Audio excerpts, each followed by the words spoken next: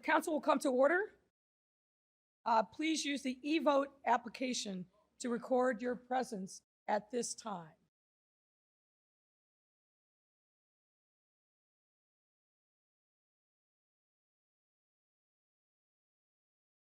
If you need some help logging in, raise your hand, and the clerk staff will come and assist you. But we need to get started.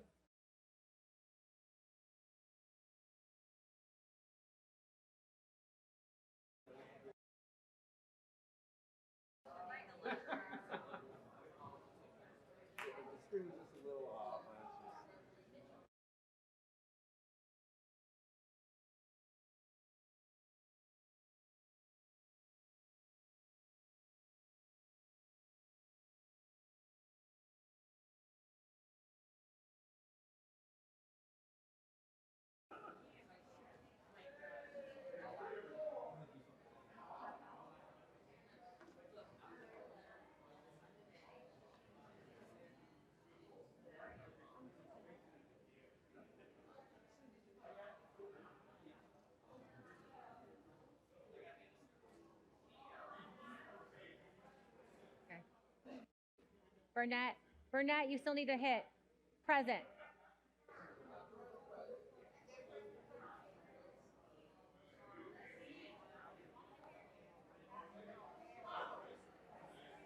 Harrison's not popping up. Okay, go ahead.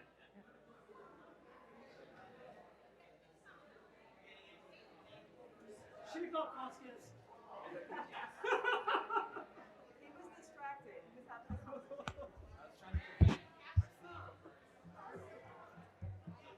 Remember to hit confirm your vote. Cast your vote, please.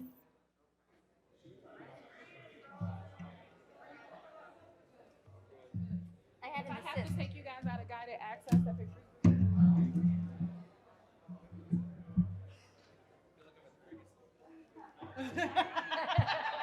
Hey! that is rough. It was kind of funny though.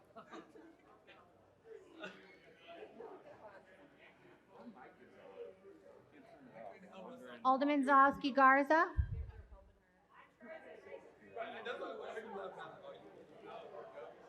Alderman Lopez, can you please cast your vote for present? Did you hit cast your vote?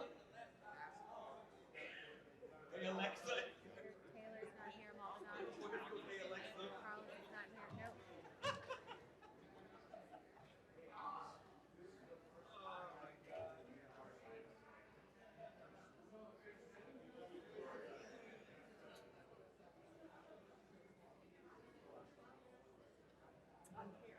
Everyone but Riley. This is like Jurassic Park, the municipal government version. I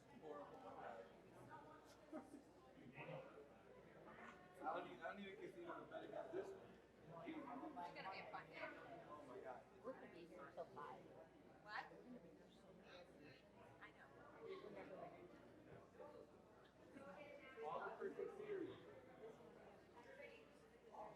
The vote is now closed.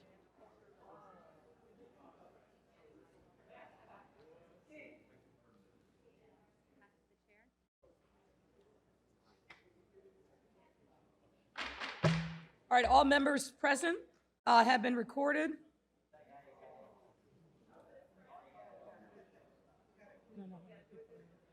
Hey, Peter, I don't know how many people are here.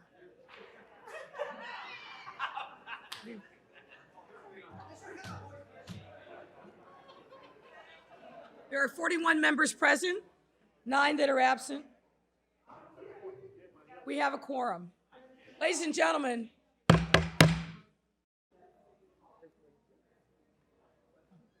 Alderman Coleman, I will mark you for the record. all right, Alderman Taylor's all coming.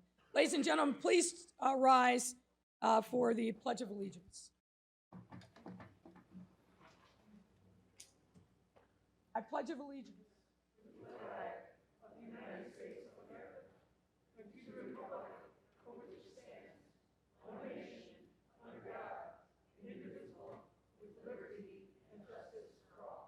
Please remain standing. And the invocation will be delivered this morning by Pastor Reginald Sharp of the Fellowship Missionary Baptist Church. Pastor, the floor is yours. Well, good morning to everyone. Good morning. It is a joy to be here with you all this morning, to our mayor, to our city clerk, and to our city council, especially to the leader of our 3rd Ward, Alderman Pat Dowell, who asked me specifically not to pray too long today, and to the leader of the 17th Ward, our Deacon Alderman David Moore. So if he's not acting like a Christian, come find me.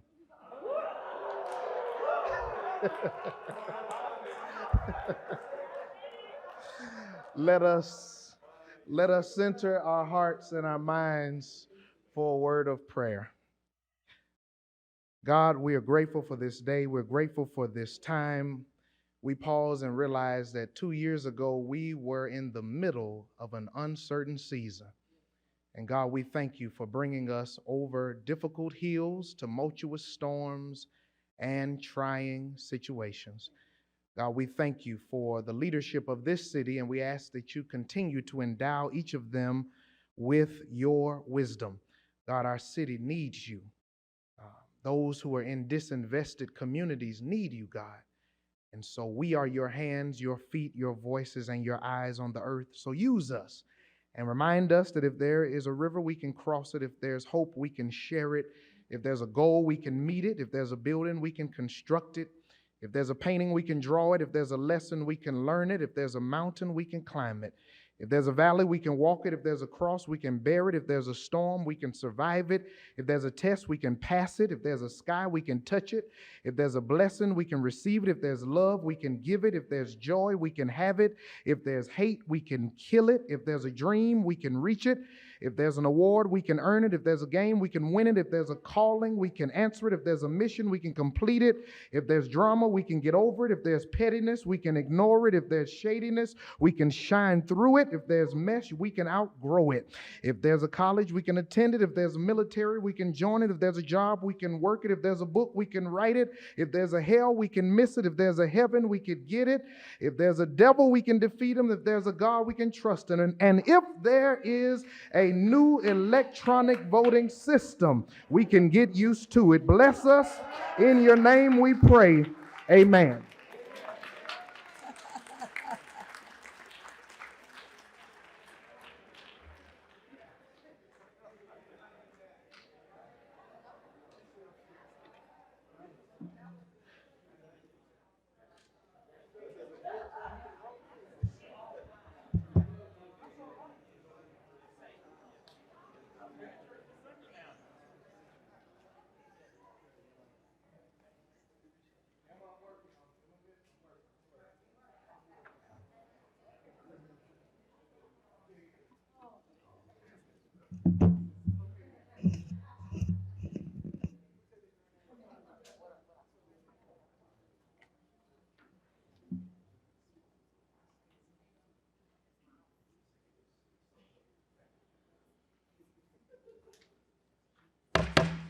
Ladies and gentlemen, it's time for public comment. The council will now begin the public comment period, which is limited to a maximum of 30 minutes. Each speaker is limited to 3 minutes. Speakers cannot yield or transfer their time to another speaker. Any written comments that have been submitted will be posted and made available for automatic review. Our first speaker is Shauna Mason L.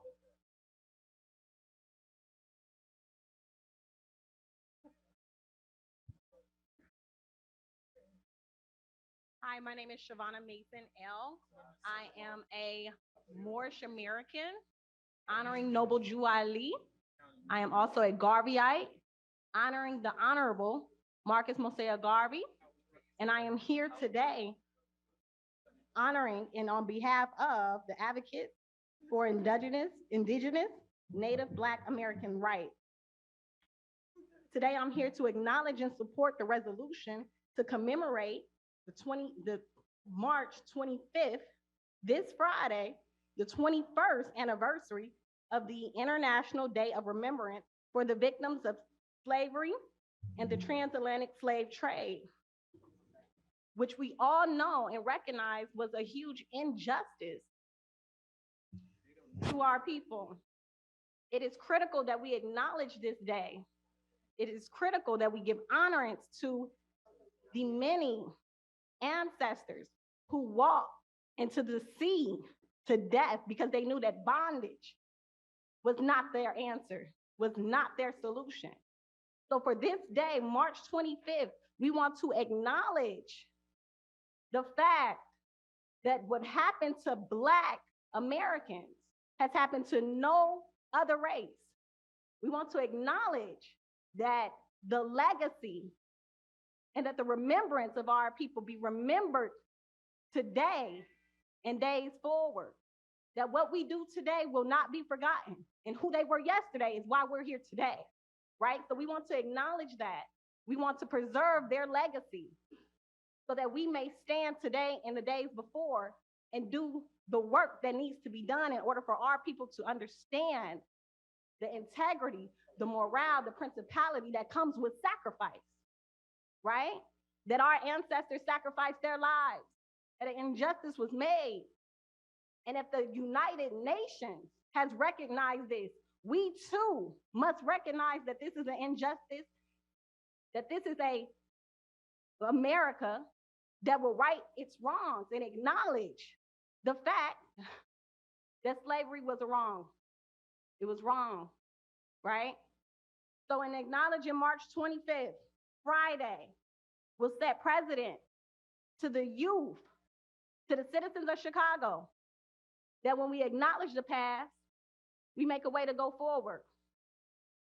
That is something that's not being taught. That is why there is so much trauma. That is why there is so much crime, poverty, because we're not acknowledging the past. We're not acknowledging the legacy that took place. But when we commemorate what happened on March 25th, that the United Nations acknowledge that. Thank you, Ms. L., for your comments. Our next speaker is Minister Robert Plum.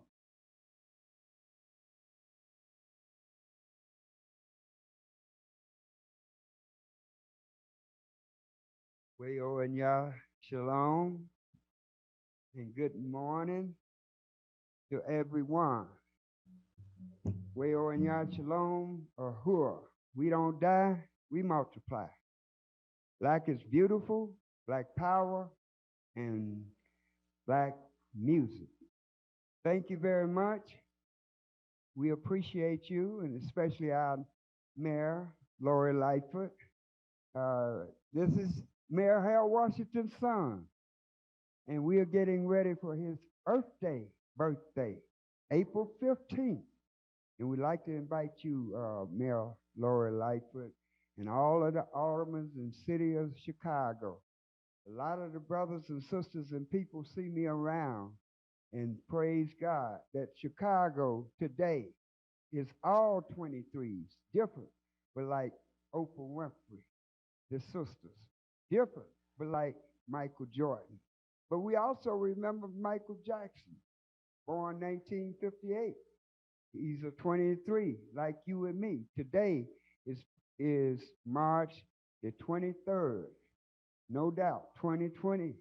And we're going to be in Harold Washington Park all day. And we're inviting everybody to come on by. Harold Washington Park at 51st and Hyde Park to 53rd. And that's my daddy, y'all.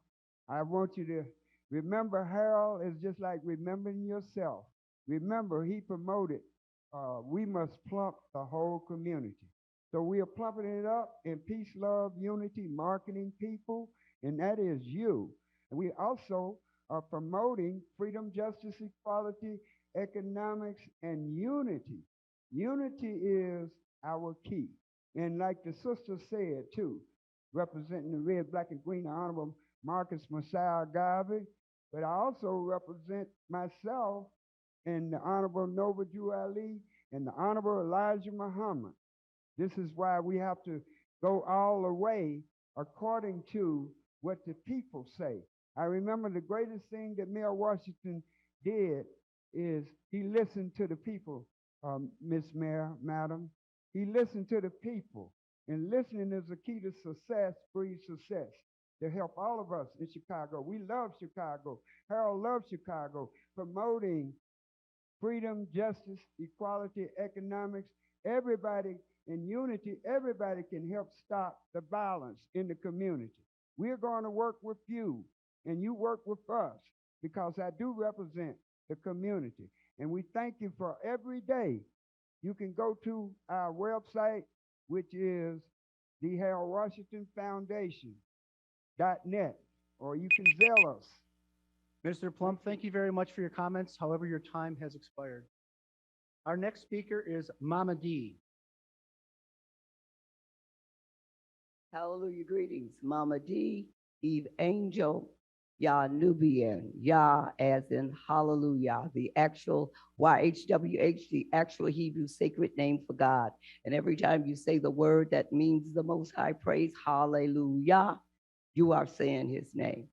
I am here as an advocate for Indigenous Native Black American rights in support of the resolution for commemorating March 25th, the 21st anniversary of the International Day of Remembrance for the Victims of Slavery and the Transatlantic Slave Trade. This day was established on August 31st, 2001, when the United Nations voted slavery a crime against humanity, said it always has been, and recommended reparations for descendants. In addition to that, they said that the world community needed to honor the memory of the victims of these tragedies. And so for 21 years, the world has been commemorating this day, except for the United States of America. When that vote was taken and reparations was recommended, Clayton Powell, representing the United States, and a person from Israel, they walked out of the meeting. And for 21 years, they have refused to join the world community and honor the memory of the victims of these tragedies. In addition, 2015 to 2024 was designated as a decade to rectify the police killings of Black men and boys, massive school closings, and disproportionate arrests. They have hearings. The United Nations had hearings at Chicago State University to condemn these things. It has been 8 years, no elected official, no talk show host, no civil rights leader or organization has honored that decade. And it's been 8 years already. So we are here to say, and they also said that they needed a more permanent memorial. So they established the Ark of Return at the headquarters of the United Nations to commemorate the victims of the slavery and the transatlantic slave trade. We are not like everybody else. What happened to us did not happen to other people. Other people came by choice. They from countries. They are immigrants. We came in chains, stolen from a continent. We are crimes against humanity descended. And I say a man can't ride your back. Ms. Mamadi, thank you very much for your comments. However, your time has expired. Our next speaker is George Blakemore. Yes, I'm here. I'm still here. I listened to you, Mama D, when you said the only people that was enslaved in America was Black people. I listened to you when you said the Jews, Israel, and America did not recognize this. I'm asking all of you, why didn't they? Why didn't America recognize? Why didn't the Jewish people recognize that? Why? That's the big word question. Why didn't they? Racism. Racism. And I also listened to you, Mama D. You said we're the only people that was enslaved in America. Was the Hispanic enslaved in America? No. Was the white Irish enslaved in America? No. Was the Asian enslaved in America? No. No. The only one, only black people and the audacity for the United States of America to walk out. And Israel also to walk out, not to recognize this. Yes, you owe us reparation. But when do we want it? Now. When do we want it? Now.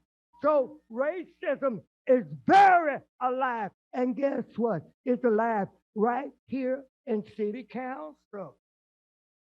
These white folks run this council. Even the Hispanic got more power. Where's black power? White power. White lives matter. White lives matter. Hispanic lives matter. And the audacity that I had to come down here and see all these white policemen. Where are the black policemen? You got the right one. You got the right one, Mama D. You did your thing. Now Mr. Blakemore gonna do his thing. Old, poor, and black. Don't have a pot to piss in and one to throw it out. But I am somebody. Why didn't America recognize this day? Why didn't the Jewish people recognize this day? They talking about the Holocaust in Germany. The black Holocaust was enslaved in America. You hear me, you see me, and the ancestors appreciate me. Mr. Blakemore, thank you very much for your comments. However, your time has expired. Our next speaker is Rochelle King.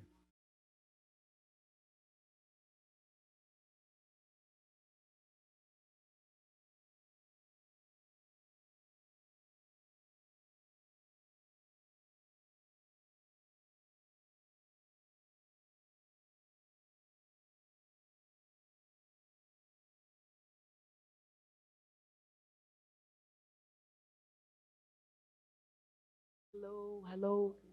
Okay. Hi, Madam Lori Mayor Lori Lightfoot. How are you?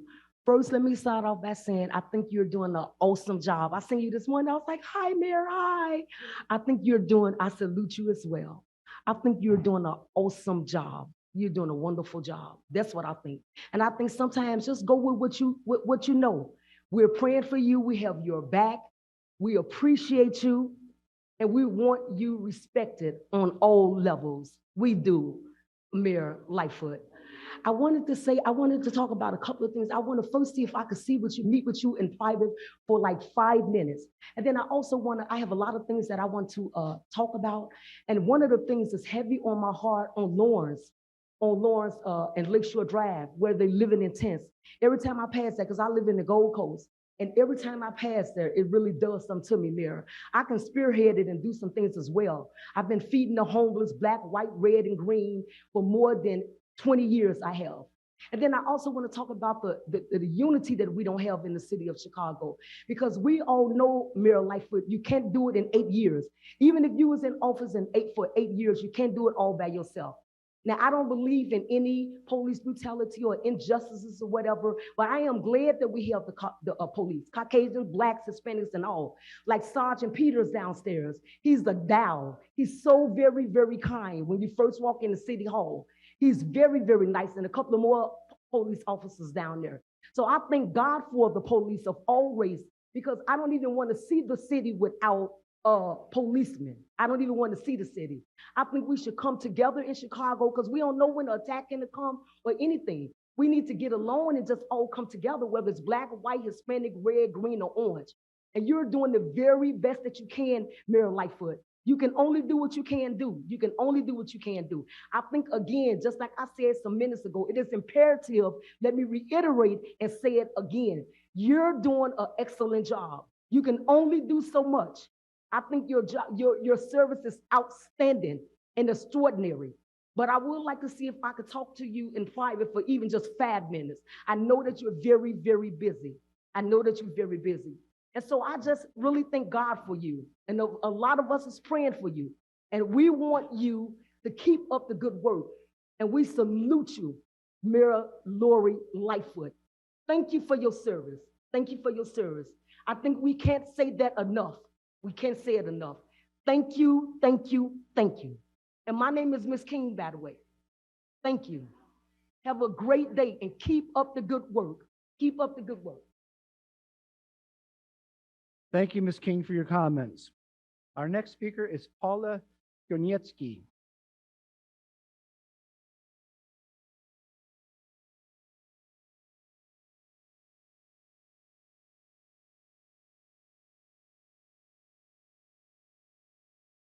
Ms. Goniecki, are you there? Please press star 69 to unmute.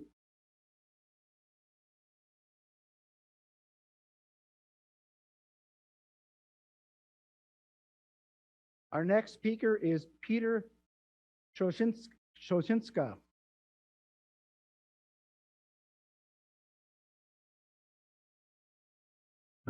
In early September of 2021, the council became aware of Alderperson Gardner's aberrant behaviors. It took the Cook County Democratic Party 6 weeks to write a letter rebuking Gardner's actions. After 6 months and a timid CYA Gardner non-apology, the combined efforts of the Board of Ethics, the Office of the Inspector General, the City Council Committee on Ethics and Government Oversight, and the City Council itself have produced nothing. As a reminder, here is the text of the Cook County Democratic Party letter rebuking Gardner's behaviors. The Cook County Democratic Party has undertaken an appropriate inquiry. It has taken into account media reports, social media postings, and committee person Gardner's public remarks and written response regarding his conduct. The party has confirmed that he has employed misogynistic, homophobic, and obscene language and engaged in verbal harassment against a colleague, a staff member of another, and his own constituents.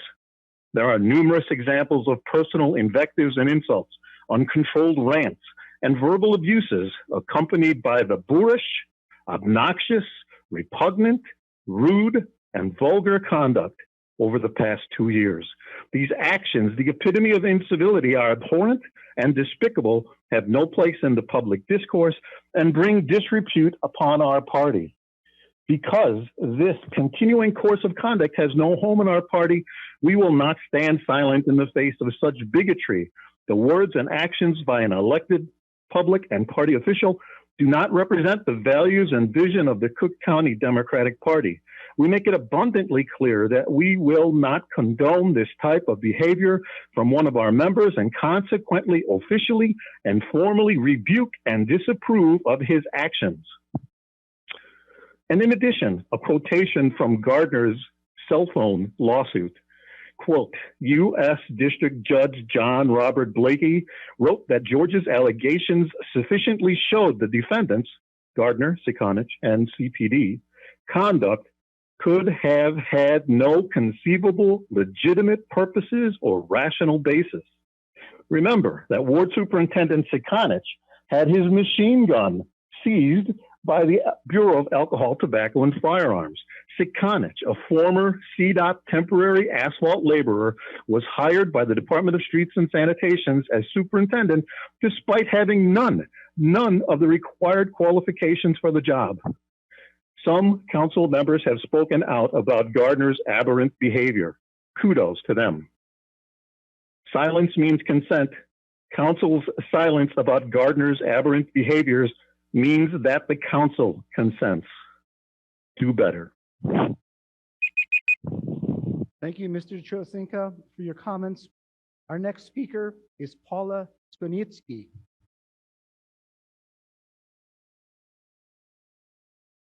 Paula, please press star 6 to unmute.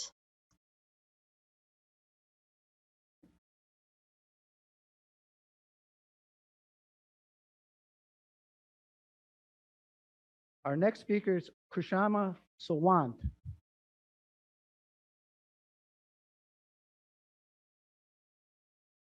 My name is Shama Sawant. I am a member of Socialist Alternative, and I am currently the longest serving member of the Seattle City Council. I am calling to urge the Chicago City Council to vote yes on the resolution in solidarity with Starbucks workers in Chicago and across the nation who have launched a courageous campaign to unionize. By voting yes on this resolution, Chicago elected officials would call on Starbucks Corporation to accept card check neutrality, which is recognizing a union when a majority of workforce signs union cards. If Starbucks workers in Chicago unionize, the resolution further urges Starbucks to bargain a fair contract. I want to thank Alderman Byron Siccho Lopez, who, like me, is a member of the Democratic Socialists of America and an independent working class representative, for originally bringing this resolution forward and speaking at an incredible Tri-City press conference last month alongside Starbucks workers in Chicago, Minneapolis, and Seattle.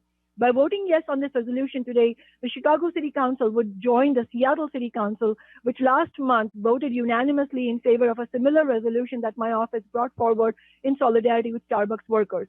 Workers at more than 150 Starbucks stores in 27 states have announced their intent to unionize. Yesterday, I was proud to attend the union election by workers in the first Starbucks store to win their union election in Seattle and on the West Coast. There is huge support for the union effort, but we are up against a giant corporation with 9,000 stores nationwide and a brutal union busting track record. When workers in Buffalo, New York first announced their union drive last year, the company sent an army of more than 100 managers as part of an intimidation campaign. Starbucks has threatened workers, closed down stores, slashed hours in shameful attempt to force pro-union workers to quit, and blatantly fired pro-union workers in retaliation. Last year, former CEO Kevin Johnson got a 39% pay raise to over $20 million, and the company's revenue increased by 24%. Instead of paying their employees a living wage and providing full affordable health care to all employees, Starbucks is spending as much as $132,000 per day on union-busting lawyers. The company's top legal counsel receives a salary of over $5 million. Just last week, Starbucks brought former CEO Howard Schultz out of retirement. Schultz, who incidentally resides in District 3 in Seattle, the city council district I have been elected from, is a notorious union-busting billionaire. When Schultz bought Starbucks in 1987, Seattle workers had unionized and signed the first contract, winning crucial gains that included health care for part-time workers. In his first act as CEO, Schultz set about destroying the union, and the only reason he is back again is to carry out a similar ruthless campaign. Workers cannot rely on the bosses or their political representatives, but on working class solidarity and escalating the union movement and having a fighting approach to win the union and a good contract. Socialist Alternative and union members will join Seattle Starbucks workers at a public rally April 23rd, demanding a starting wage of $20 an hour. I urge City Chicago workers to also do that. Thank you for your comments. However, your time has expired. Our next speaker is Romeo Dixion.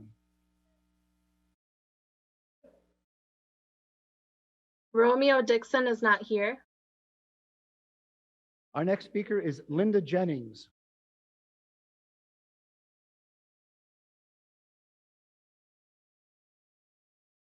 Linda, please press *6 to unmute. Good morning, Mayor Lightfoot and Alderman. My name is Linda Jennings, and I'm a member of the South Shore Community Obama CBA Coalition. I've lived in South Shore since 1958 and a lifelong resident of Chicago with a love for my community. Thank you for allowing me to speak at today's City Council meeting. We have very critical issues engulfing our city. Our South Shore community is in the footprint of the Obama Center in Jackson Park. While we're excited about its creation, we're concerned about the renters, condo, and homeowners in our community. Our concerns stem from gentrification and displacement. Our current residents want to continue to live and thrive in the South Shore community. South Shore is over 50% renters and an elderly and condo owner population. The median income in South Shore is $26,000 with an elderly population on fixed income. The median age demographic is 35 years old. South Shore community has the highest voucher holders in Chicago. We need safeguards to stop the purging and displacement of our community. The South Shore CBA Coalition is asking Lightfoot, Alderman Harrison, Alderman Greg Mitchell to ensure protections for South Shore residents by enacting following demands: enact the Choose to Own Homeowners Program, Real Estate Acquisition Program, affordable housing on vacant land, and which will set aside some city-owned vacant lots for affordable housing. Private developers will seize more opportunities to acquire and develop properties, increasing rents, which will increase market value. Number 5, long-term homeowners improvement grants. Condo owners can be costly due to rising assessments to maintain aging structures. Structure maintenance is costly. 3 out of 10 homeowners struggle with mortgage, rising assessments, and property taxes. Home and condo owners need funds to maintain their properties directly. Some of our members have resided in South Shore for over 50 years. Our hallmark life experiences were lived in South Shore. We want to continue to experience our life forces in our community. We are standing up against displacement and high rent exploitation. We have other solutions too long to include. Again, thank you for the opportunity to address the council. Thank you, Ms. Jennings, for your comments. Our final speaker is Paula Skiniecki.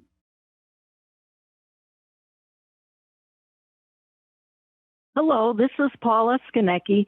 Sorry for previously because I was informed to press #6 instead of *6. Yes, hello, Mayor Lightfoot, Alderman Greg Mitchell, 7th Ward Alderman, Susan Sedlowski Garza, 10th Ward Alderman, and City Council members. I am a parishioner from St. Michael the Archangel South Shore Church in the 7th Ward at 8237 South Shore Drive, Chicago, Illinois, 60617. I am a 4th-generation parishioner of the church, and I want to landmark the interior and exterior of the church. Our church was recently closed, and the deconcentration of the church is imminent. When these churches are closed, they can be landmarked without the owner's permission. The church was built in 1892 by Polish immigrants that left Poland to come to the United States to build a better life. They worked hard at U.S. Steel Mill, which was in the neighborhood, and U.S. Steel donated the steel to build the church. The church is a beautiful cathedral of Roman Catholic. It is like cathedrals that you find in Europe, such as St. Peter's in Rome, Italy, and Notre Dame in Paris, France. Chicago is fortunate to have its own landmark-worthy cathedrals. St. Michael the Archangel is such a cathedral, and it should be landmarked of the interior and exterior. It has the largest stained glass windows in the city of Chicago, along with beautiful wooden altar and communion rails. The exterior is made of all brick. The architect was William Brickman, which was well known of an architect. The church welcomed parishioners of Polish, Mexican, African American descent. Please, we need your help to landmark St. Michael the Archangel Church in South Shore of the interior and exterior of the church. Interior and exterior. We want it to remain a Catholic sacred space. Thank you for all of your help. We appreciate it. Thank you. Thank you, Ms. Skiniecki, for your comments. Your Honor, there are no other speakers who have timely signed up for the public comment period. Concludes the public comment period. Next up, we have 4 resolutions today. So I'm going to just remind folks in advance, there are 4. We want to honor them and get through them. So we're going to begin with a resolution suggested by Alderman Silverstein of the 50th Ward to honor Chicago Police Department members involved in the arrest of an assailant charged with multiple hate crimes in the 50th Ward. Will then be followed by a congratulatory resolution for Dr. Ngozi Ezike, the former director of the Illinois Department of Public Health, a resolution in recognition Women's History Month, which will be led by Alderwoman Hairston, and then a resolution honoring the centennial birth of Harold. The chair recognizes Alderman Mitchell. President, I move for the temporary suspension of the rules for the immediate consideration of these resolutions. Hearing no objection, so ordered. Again, in the interest of respecting people's times, we will forego the formal reading of these resolutions. The first is a congratulatory resolution for members of the Chicago Police Department. The chair recognizes Alderwoman Silvers. Thank you, Madam President. I rise in support of this resolution. In January, we commemorated International Holocaust Remembrance Day, when people all over the world came together to say never again to bigotry and anti-Semitism. Tragically, just days after the world took a stand against hatred, it reared its ugly head in my community. In the last weekend of January, multiple anti-Semitic incidences struck the 50th Ward. Windows were smashed at places of worship and Jewish-owned businesses, and swastikas were drawn on synagogues and schools.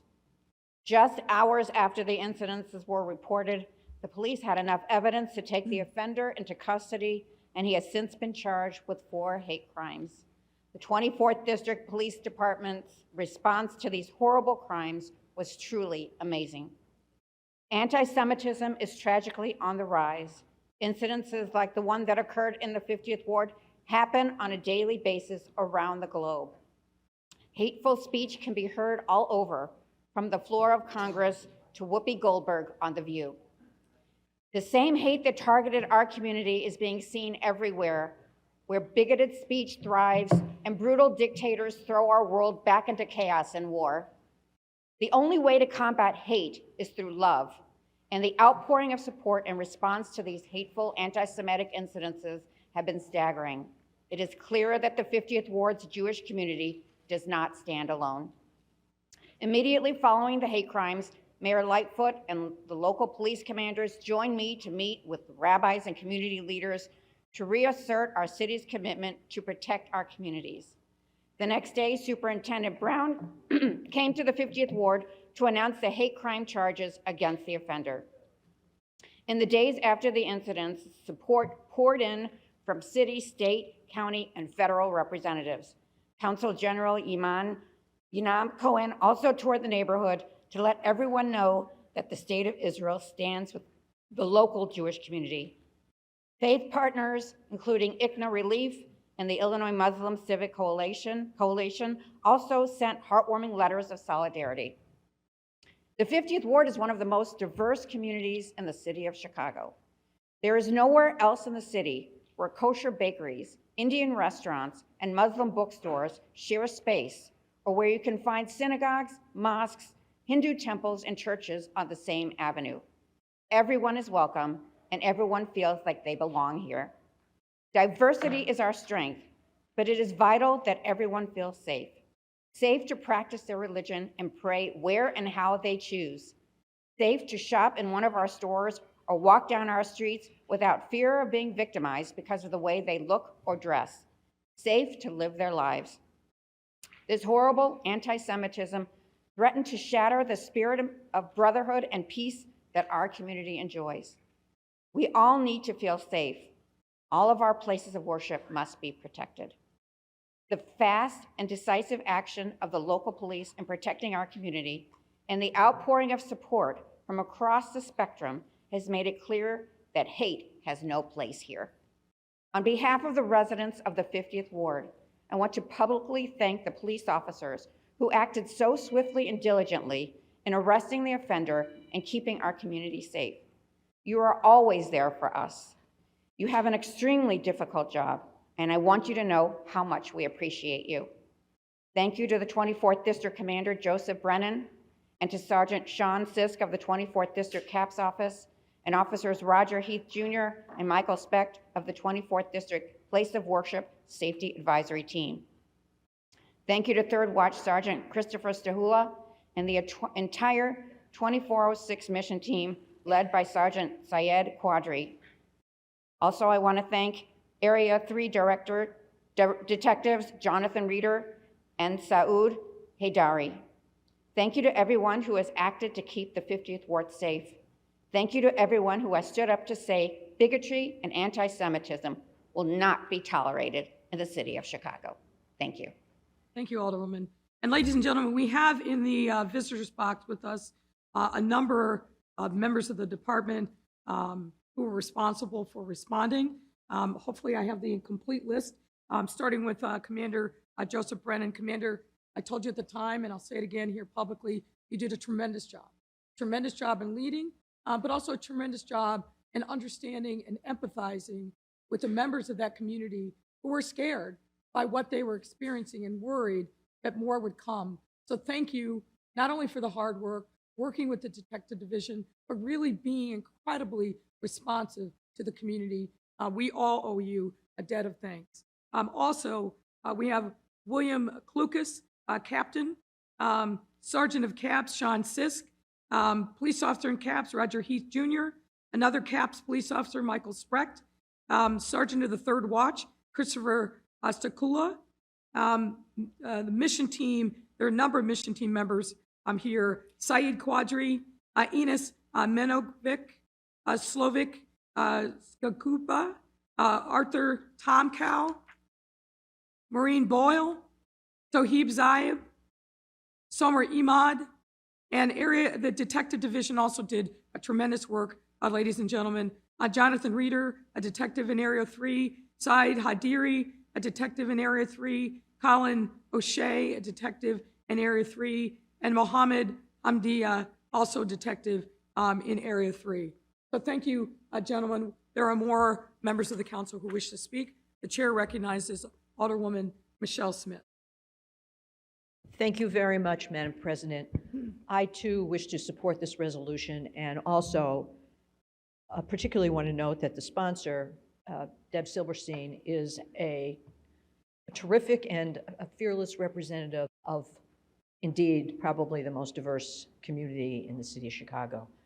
But today is a day I really want to thank you for performing a key part of your mission, which is to make us all feel safe in places that are important to us, our homes, our places of worship, and of course, our local businesses. Your heroism and kindness, I feel from the bottom, I want to thank you from the bottom of my heart. At my synagogue, we have special plans that we have in case we're attacked. There have been drills, there have been lectures, and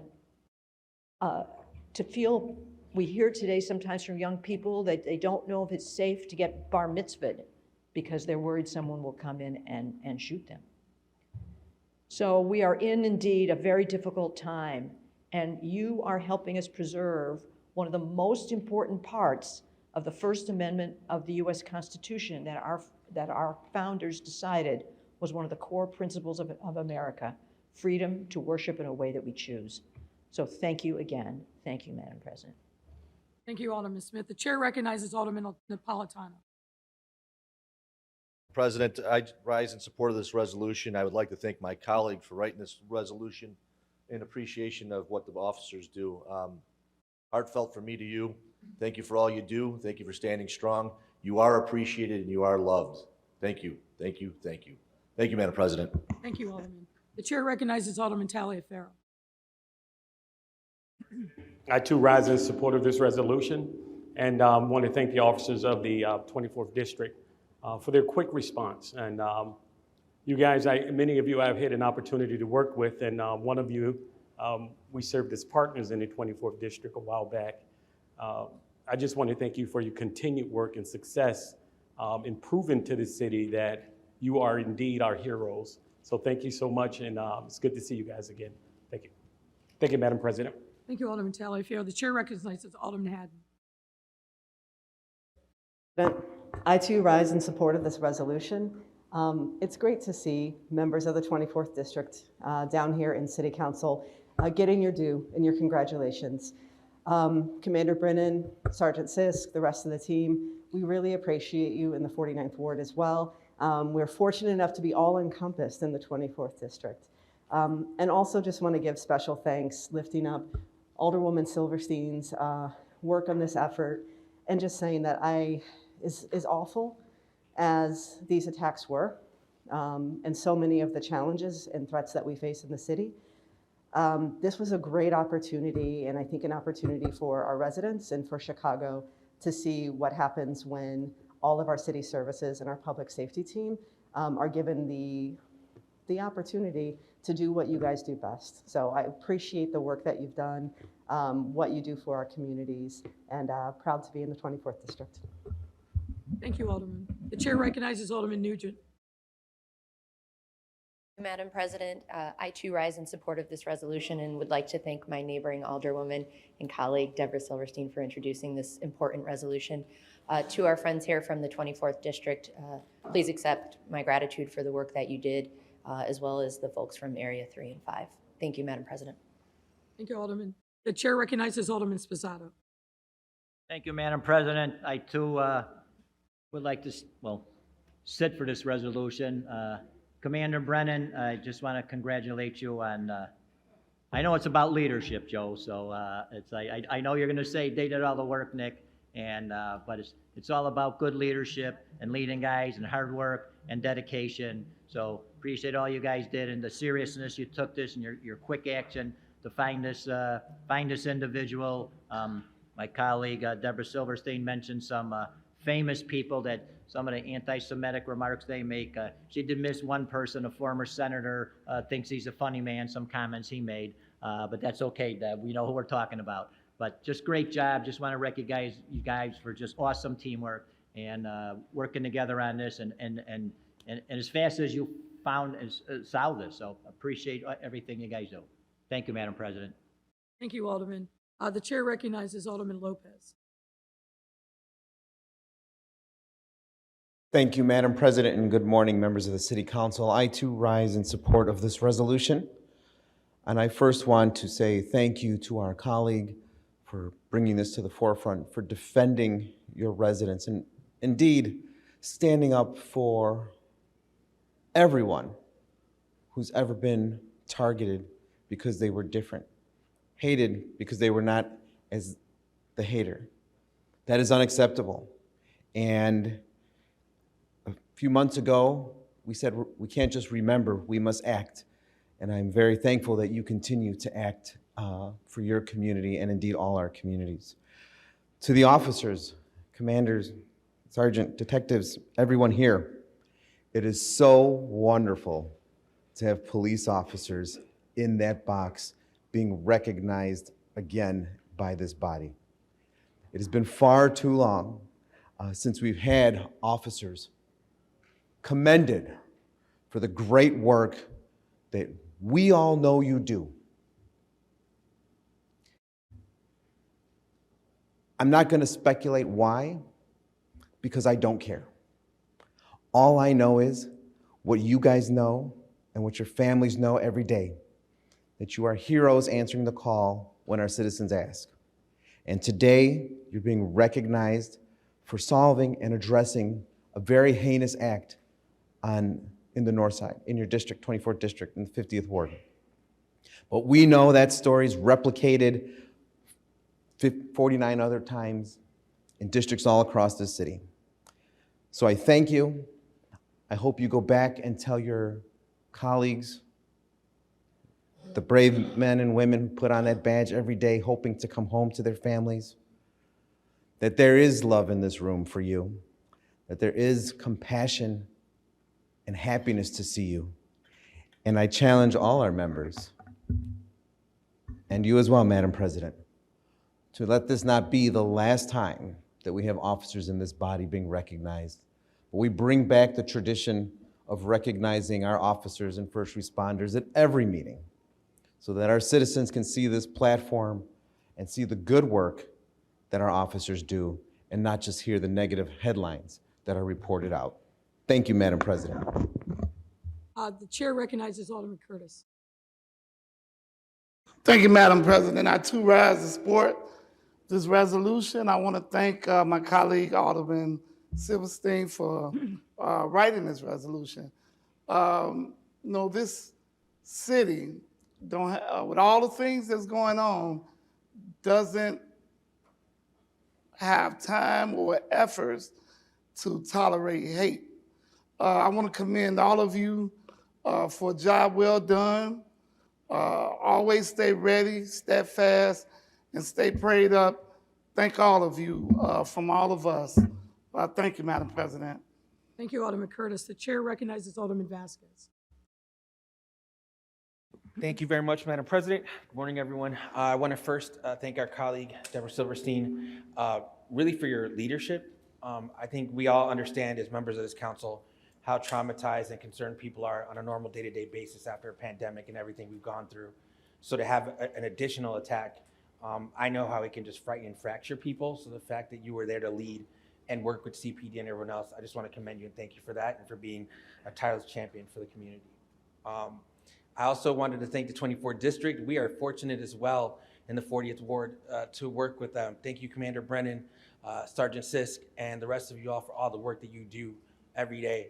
I also share that prior to being elected, Sergeant Sisk is one of the people that really taught me more nuance about law enforcement and figuring out a balance. So when we talk about accountability, we also think about the sacrifices people make in the role. And so I wanted to thank you and everyone on the force for what you do.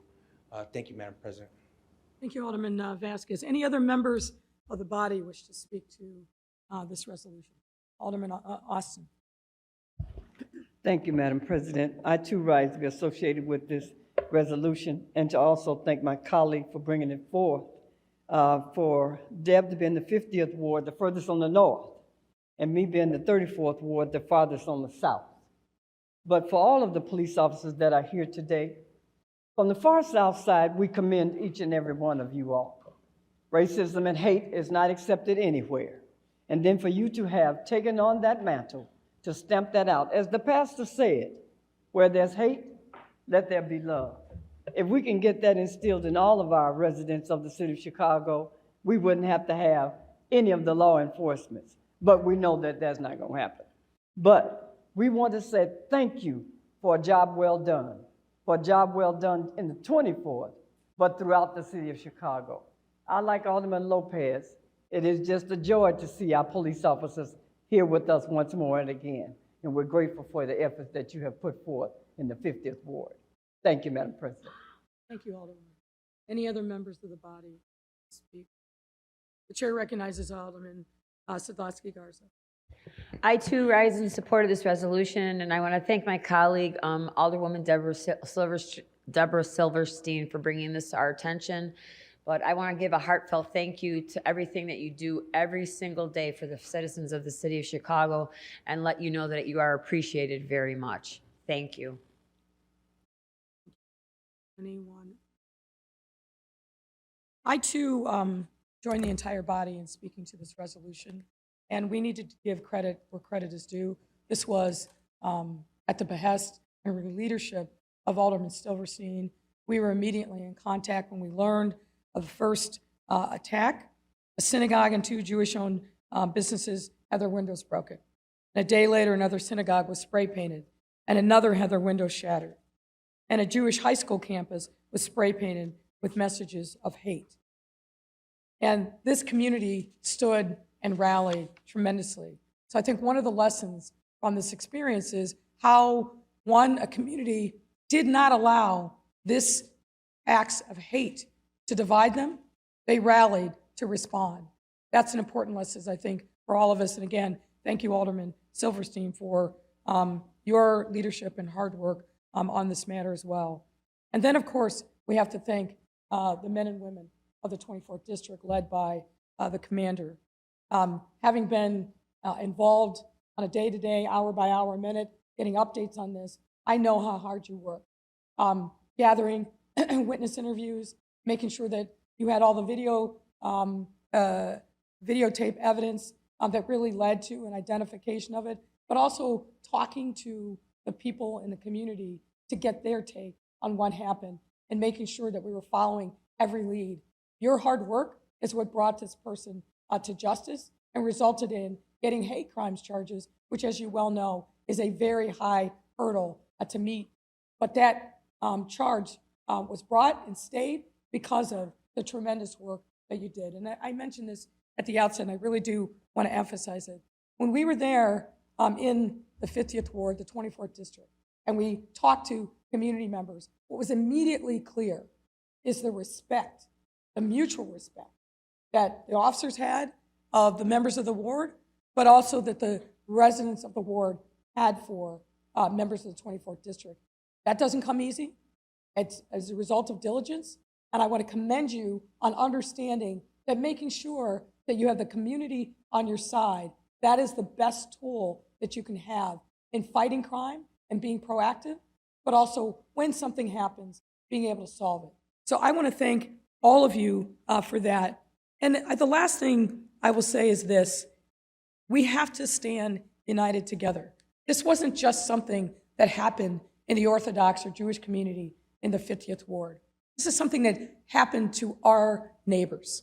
And anytime it happens, no matter where you live in the city of Chicago, we've got to stand up and stand united and say, not in our time, not in our city. We will not tolerate this because, yes, it happened in the 50th Ward, but it could easily happen any place else in our city.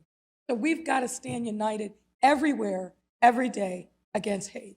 So, ladies and gentlemen, men and women of the 24th District, we honor and salute you. We call this resolution first so you could get back to your daily duties, but know, as you've heard from members of this body, that we do honor and support you in this body. And really importantly, you need to know across our city. And people know this, but every single day, members of the police department are doing the Lord's work. They are heroic in putting themselves in the line of fire and truly in danger to make sure that we are safe.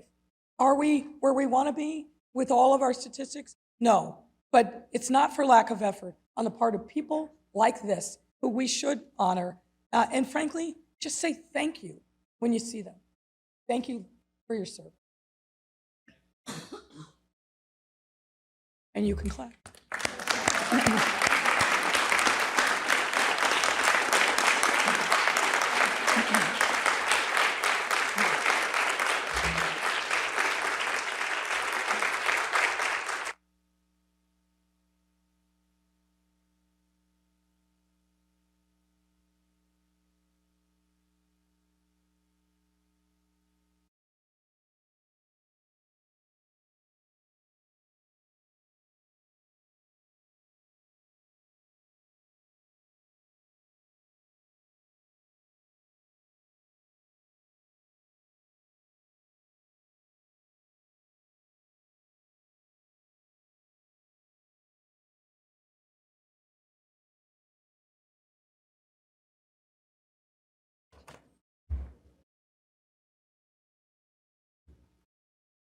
All right, next up on our resolutions as we have this transition is a resolution honoring Dr. Ezike, the recently departed head of the Illinois Department of Public Health, who has done, in my view, an incredible job in service of the people through this pandemic. She is transitioning to a new role, but we wanted to take this opportunity to make sure that we showed her praise. And we'll wait for Dr. Ezike and her family members to get in the box.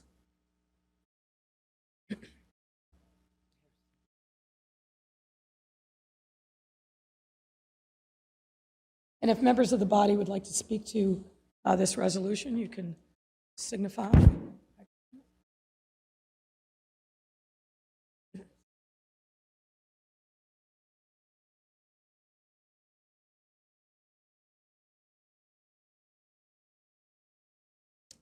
All right, the chair recognizes Alderman Hairston. And I should say, before you speak, joining Dr. Ezike in the box are Carla Tressler, Lori Sanders, Alu Orionrena, Jenna Ford Jackson, Gary Mitchell, and Justin DeWitt. Chair recognizes Alderman Hairston. Thank you, Madam President. I rise in support of this resolution. Not only are we honoring an awesome woman during Women's History Month, but someone that really changed the face of the state of Illinois, and for little girls everywhere to see the TV every day, somebody that looks like them. And let me tell you, during those dark days of COVID, when we didn't know what was going on, I would always look for your face. I would wait for your report. That was the highlight of my day, whether or not you were delivering good news, bad news, or even worse news. We all looked up for you, we counted on you, and you did not fail. And I remember the first time you stepped before the podium and you were going to speak, and I'm thinking, okay, this is just gonna be a regular, political speech or somebody just running out some numbers, and you did not do that. You dignified it, you put a face to it, you put a name to it, and you made it relevant to the people. And you made us feel like we were a part of something all together. And that is what I think we were able to make the movements that we made. I have to say I was taken aback the first time after you gave your report, and then you busted out in Spanish. And I was like, all right. So, and I waited for that too every day. COVID impacted so many of us in so many different ways. And you were the one bright spot, the one person that we could trust in getting the information to us. So I want to thank you for your service, your dedication, and for just being real and keeping it real with the people, because that went a long way. Thank you, Madam President. Thank you, Alderman Hairston. The chair recognizes Alderman Wagasback. Thank you, Madam President. I too just rise in recognition of Dr. Ezike, and just reiterate what Alderman Hairston said, that I would often turn on the TV and watch you basically spreading the word about what had needed to be done, basically save lives in our city, our state, and throughout the country. And I noticed in the resolution that you were appointed in January of 2019. Dr. Arwady was appointed in, I believe, September of 2019, and who would have known that you would walk right into one of the most epic crises that this country has ever faced with the pandemic. But the way that you handled it was incredible. I think the way that you approached it with your staff says a lot about how you are, or who you are. I'm sure that it was difficult for your family as it was for everyone else, being at the front, being in lead, being out there all across the state trying to save lives, and we thank you for that. And it's also fitting that we recognize you today during this Women's History Month as you led through the pandemic on these health issues and life, so you lead with issues of equality, justice, and all those opportunities that all women strive for. So thank you very much for all your hard work, and we appreciate everything you've done. Thank you, Madam President. Thank you, Alderman. The chair recognizes Alderman Espada. Thank you so much, Chair. Very proud to stand also in recognition of this resolution, but also of your service to our state. I remember the places where I was when I learned of some of the hard things that were happening in our city and our state. When I learned that we weren't going to be going back into the office on Monday, when we weren't going to be going out to eat on Saturday.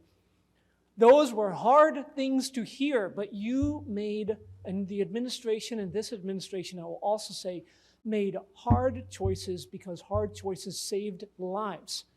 There are thousands of people in Illinois who are alive today because of the decisions that you made, because of the information that you put out there. And that is a level of courage that few people in this state have to muster. And I think that is why we have this resolution today, and why probably even some people in this room are alive today to stand and say thank you. So thank you so much for your service to all of us and to everything that's coming ahead of you. Thank you. Thank you, Alderman. The chair recognizes Alderwoman Mitz. Thank you, Madam Chairman. I too rise in supporting this resolution. Dr. Ezike really stood out in a time when we really needed her, and speaking a language that everyone could understand. Very critical. Remember every day wanting to catch that press conference so I could learn how to help to keep people safe when we didn't even know, Dr. Ezike, you put your head down and you held up Illinois. But I wanted to recognize that I wasn't aware that you were the director over at the Austin Health Center for a while. I learned that through this presentation. And being the first Black to hold that seat certainly is an honor, as my colleague Alderman Harrison put it, during Women's History Month, to know that women still have opportunity to open these doors that have been shut for many, many years. And I'm certainly glad to know that you spent a dedicated time during the COVID, but I do understand that that must have been very tiresome at the same time, giving that message every day, seeing the life. I felt the pain sometime as you were speaking of the number of deaths that you were reporting of life lost. It was felt in your speech. And it's a concern that we have today. You made us be reminded that all life truly do matter. We want to thank you for your service and wishing you well in your next endeavors. Thank you. Thank you, Alderman Metz. The chair recognizes Alderman Moore. Thank you, Madam President. I definitely rise in support of this resolution. One thing about serving, anybody can serve, but there are certain people that's called to serve. And you were not only called to serve, but you were called for this appointed time. God knew what he was doing at the foundation. And when people are called, there's a trust level that people have in those people that are called. Some people were sent and some people just went. You were sent. And so what I appreciated most is what I heard from the residents in Inglewood, in Auburn Gresham, in Chicago Lawn. As the world was saying, what is Dr. Fauci saying? My community said, what did Dr. Ezike say? And that's what they were saying, really, I'm telling you. And so that's that trust factor. And so I want to thank you for being just a genuine person where our community can trust you. But even more, I want to thank you and your family, because your family had the sacrifice. Your family had the sacrifice. And with your family having the sacrifice, that was a burden on you, I have no doubt. And as I talk to you all in the hallway, the fact that you had a circle of friends around you, thank you all so much for being, because you all were there with her that we couldn't see, to help lift her up so that she could carry on each and every day of the week. So thank each and every one of you for being that support system for her. And thank you, and I just want you to enjoy yourself, like you said, spend that time with your family, and then let God lead you wherever he may lead you. God bless you, and I appreciate you so much. Thank you, Alderman Moore. The chair recognizes Alderman Garza. Thank you, Madam Chair, Madam President. I just wanted to stand up, Dr. Ezike, in support of this resolution and tell you thank you. And holy moly, what a strong woman you are. I admire you so much, and I too, like my colleague Alderwoman Hairston said, I would wait for you to be on TV every day. You brought a sense of calm to me, to let me know that everything was going to be okay, because your leadership and your voice and your confidence, I knew that we were in good hands with you driving the bus. I want to thank you for leading the state of Illinois through some of our worst moments all of us have ever seen, but without you, we would have never made it. And I mean that from the bottom of my heart. I want to thank you to your friends and family for sharing you with us. I know this has been very taxing on you and your family. You deserve a well-deserved 7-year vacation. But I just want to say thank you very, very much. And you really helped get me through this. And I know a lot of other people appreciated you as well. So thank you very, very much for all the work that you've done. Thank you, Alderman Garza. The chair recognizes Alderwoman Haddon. Madam President, I too rise to be associated with this resolution. Dr. Ezike, thank you for letting me snap the photo and be a fangirl over there very briefly. I don't know that I have much else to add to what my colleagues have said. I'll plus one that. From the 49th Ward, the residents of the 49th Ward deeply appreciate your service. I'll say personally, I appreciate the servant leadership model that you have been demonstrating for the last several years. And as you move on to the next step, I continue to look to you as a model, as a peer, and as someone to continue to demonstrate what that looks like as you move to your next step of leadership and show what it looks like to recover as well. You've had to make so much space and hold so much, and your compassion has shown through every day of this pandemic. So I hope that you have time for yourself to refresh, to re-energize, and as we sit here giving you all these kind words, I was thinking we probably should have did this like a year ago before you left as well, because I know it takes so much to hold that kind of space. So from the bottom of my heart, from the residents of the 49th Ward, thank you so much for your service. Thank you, Alderman Haddon. The chair recognizes Alderwoman Dow.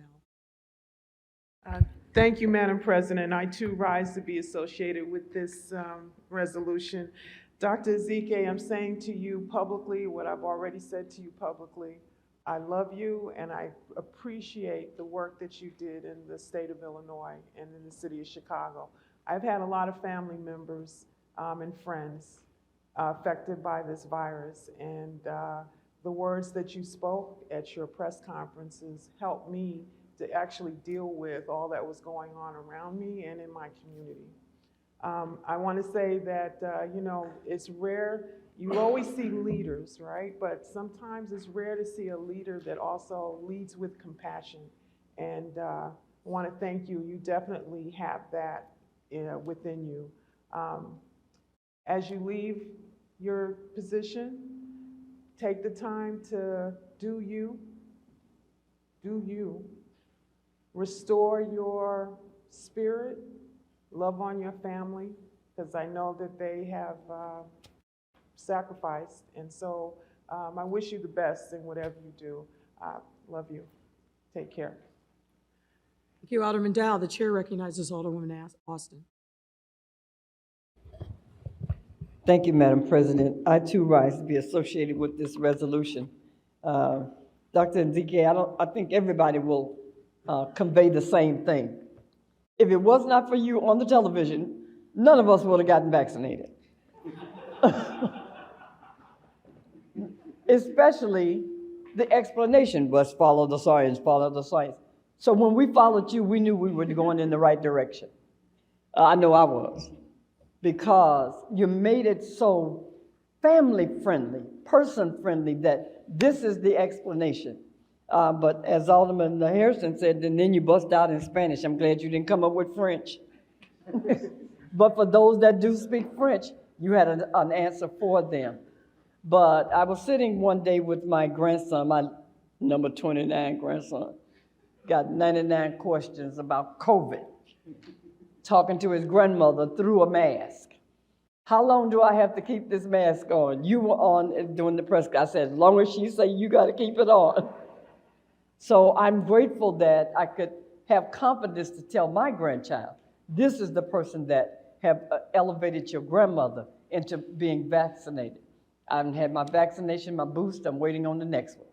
So maybe I can get him to take another one too, but I am always grateful for the knowledge that you have bestowed upon this public, but especially to me, to understand what this virus has done to us as a city and throughout the United States. For those that did not get it, those that are on the fence, they need to crawl on over, because it affects all of us in some way, some form or fashion. Multitudes have died. I always say, for a hard head, make a soft behind. So multitudes have died because I don't want to do this. I saw one day on the television when they were talking about individuals that had passed away. It was a young man who went to the beach in Florida somewhere. He was 23 years of age and he had gotten COVID. He told the nurse before he died, try to convince everybody to get vaccinated. But his life was over with then. But maybe perhaps from someone passing away in your family, you'll see that this is nothing to play with. We've had diseases and things throughout our lives. This is one we should pay attention to because it's not gone. And this is something that we, the leaders of this council, have to convey to our public. As all have said, enjoy your time off. We know you're not going to stay down. We know you're going to be in some other form or fashion, but we are grateful for what you've given to the city of Chicago and the state of Illinois. Thank you, Madam President. Thank you, Alderman. The chair recognizes Alderman Sawyer. Thank you, Madam President. I also rise in support of this resolution. I want to echo all the statements that my colleagues have made today. It's just phenomenal that I had an opportunity to watch you do great things in a tragic time in our lives where we had a lot of deaths and you maintained your composure, but at the same time, you exposed yourself to the world and to us as Illinoisans. And I think that was one of the greatest things that you as a doctor, as a phenomenal woman, could do for all of us. As chair of the local health committee here, I too found myself every day watching you, and you had become my trusted advisor. No, we're not really familiar with each other formally, but you were my advisor, one of my number one advisors when we talk about COVID, and again, the Trust to Science initiative. That was extremely important to a lot of people in making determinations whether they were going to receive a vaccination or not. And I think you personally, like everyone else said, were a convincing ingredient in that, making sure that people got vaccinated and boosted. And in effect, you've saved a lot of lives. So I want to thank you from the bottom of my heart, from our residents in the 6th Ward and the entire city of Chicago. Thank you. God bless you. Thank you, Madam President. Thank you, Alderman. The chair recognizes Alderman Irvin. Thank you, Madam President, and also to echo the words of my colleagues here today. The work you did saved many lives, and there's no other way to put it. As a public health professional, it's your job to communicate the nuances of medicine and the nuances of disease to people who may not even be able to read. And you did that job with excellence, you did it with compassion, and you did it in such a way that moved everyone in a position, as Chairman Austin stated, to get vaccinated. While some of us are still a little hard-headed, I think that the work that you have done has tremendously cut, especially in the Black community, to see someone of your caliber, of your stature, of your education, educating us in a way that would save our lives is to be commended. Now, I know you were the first of many, but this is the first of first in your life, and I know that you will be the first in other professions, and not other professions, but in other work in this particular profession. And again, we just wanted to just take this opportunity to thank you for all that you've done, for the lives that you've saved, for the lives that you have touched. And I understand that you are, I don't know if you're a glutton for punishment, you want to come back to the West Side and work. But again, your work in Austin and also your potential future work back on the West Side. But again, if you're looking for a vacation, that's not the place to come. But nonetheless, your work is appreciated. And let's be frank. What you did, really saved lives for a lot of our members of our communities, not just on the South and West Side, but across this state. So thank you very much. All right. Thank you, Alderman Irving. The chair recognizes Alderman Spizzato. Thank you, Madam President. I too support this resolution. Doctor, thank you for all the work you did. I know there's also some people behind the scenes that had a lot to do to help you, so I also want to recognize them. I'm just guessing that these 3 years put about an extra 10 years on your life, so what a terrible time to be the doctor for the Illinois Department of Health. But I just want to wish you well in your future endeavors. Thank you all you did for the state, the city, everywhere, the county. We appreciate you so much. God bless you and everybody who helped you in all the work you guys did. Thank you. Thank you, Madam President. Thank you, Alderman. The chair recognizes Alderman Vasquez. Madam President, I proudly am fortunate to be associated with this resolution as well. Thank you, Dr. Ezike. In a room that's usually invites a lot of hyperbole. I mean no exaggeration when I thank you for saving our lives, our state, and our city. You know, we're all past this, those of us that are still here. And sometimes it feels removed when the pandemic started and people couldn't see their own family members when they were getting sick and weren't able to put people to rest. When we saw our whole country, our whole world get shaken and got to witness national embarrassments like Florida and how they would look at science. To have you here leading us as a strong Black woman, I can't thank you enough.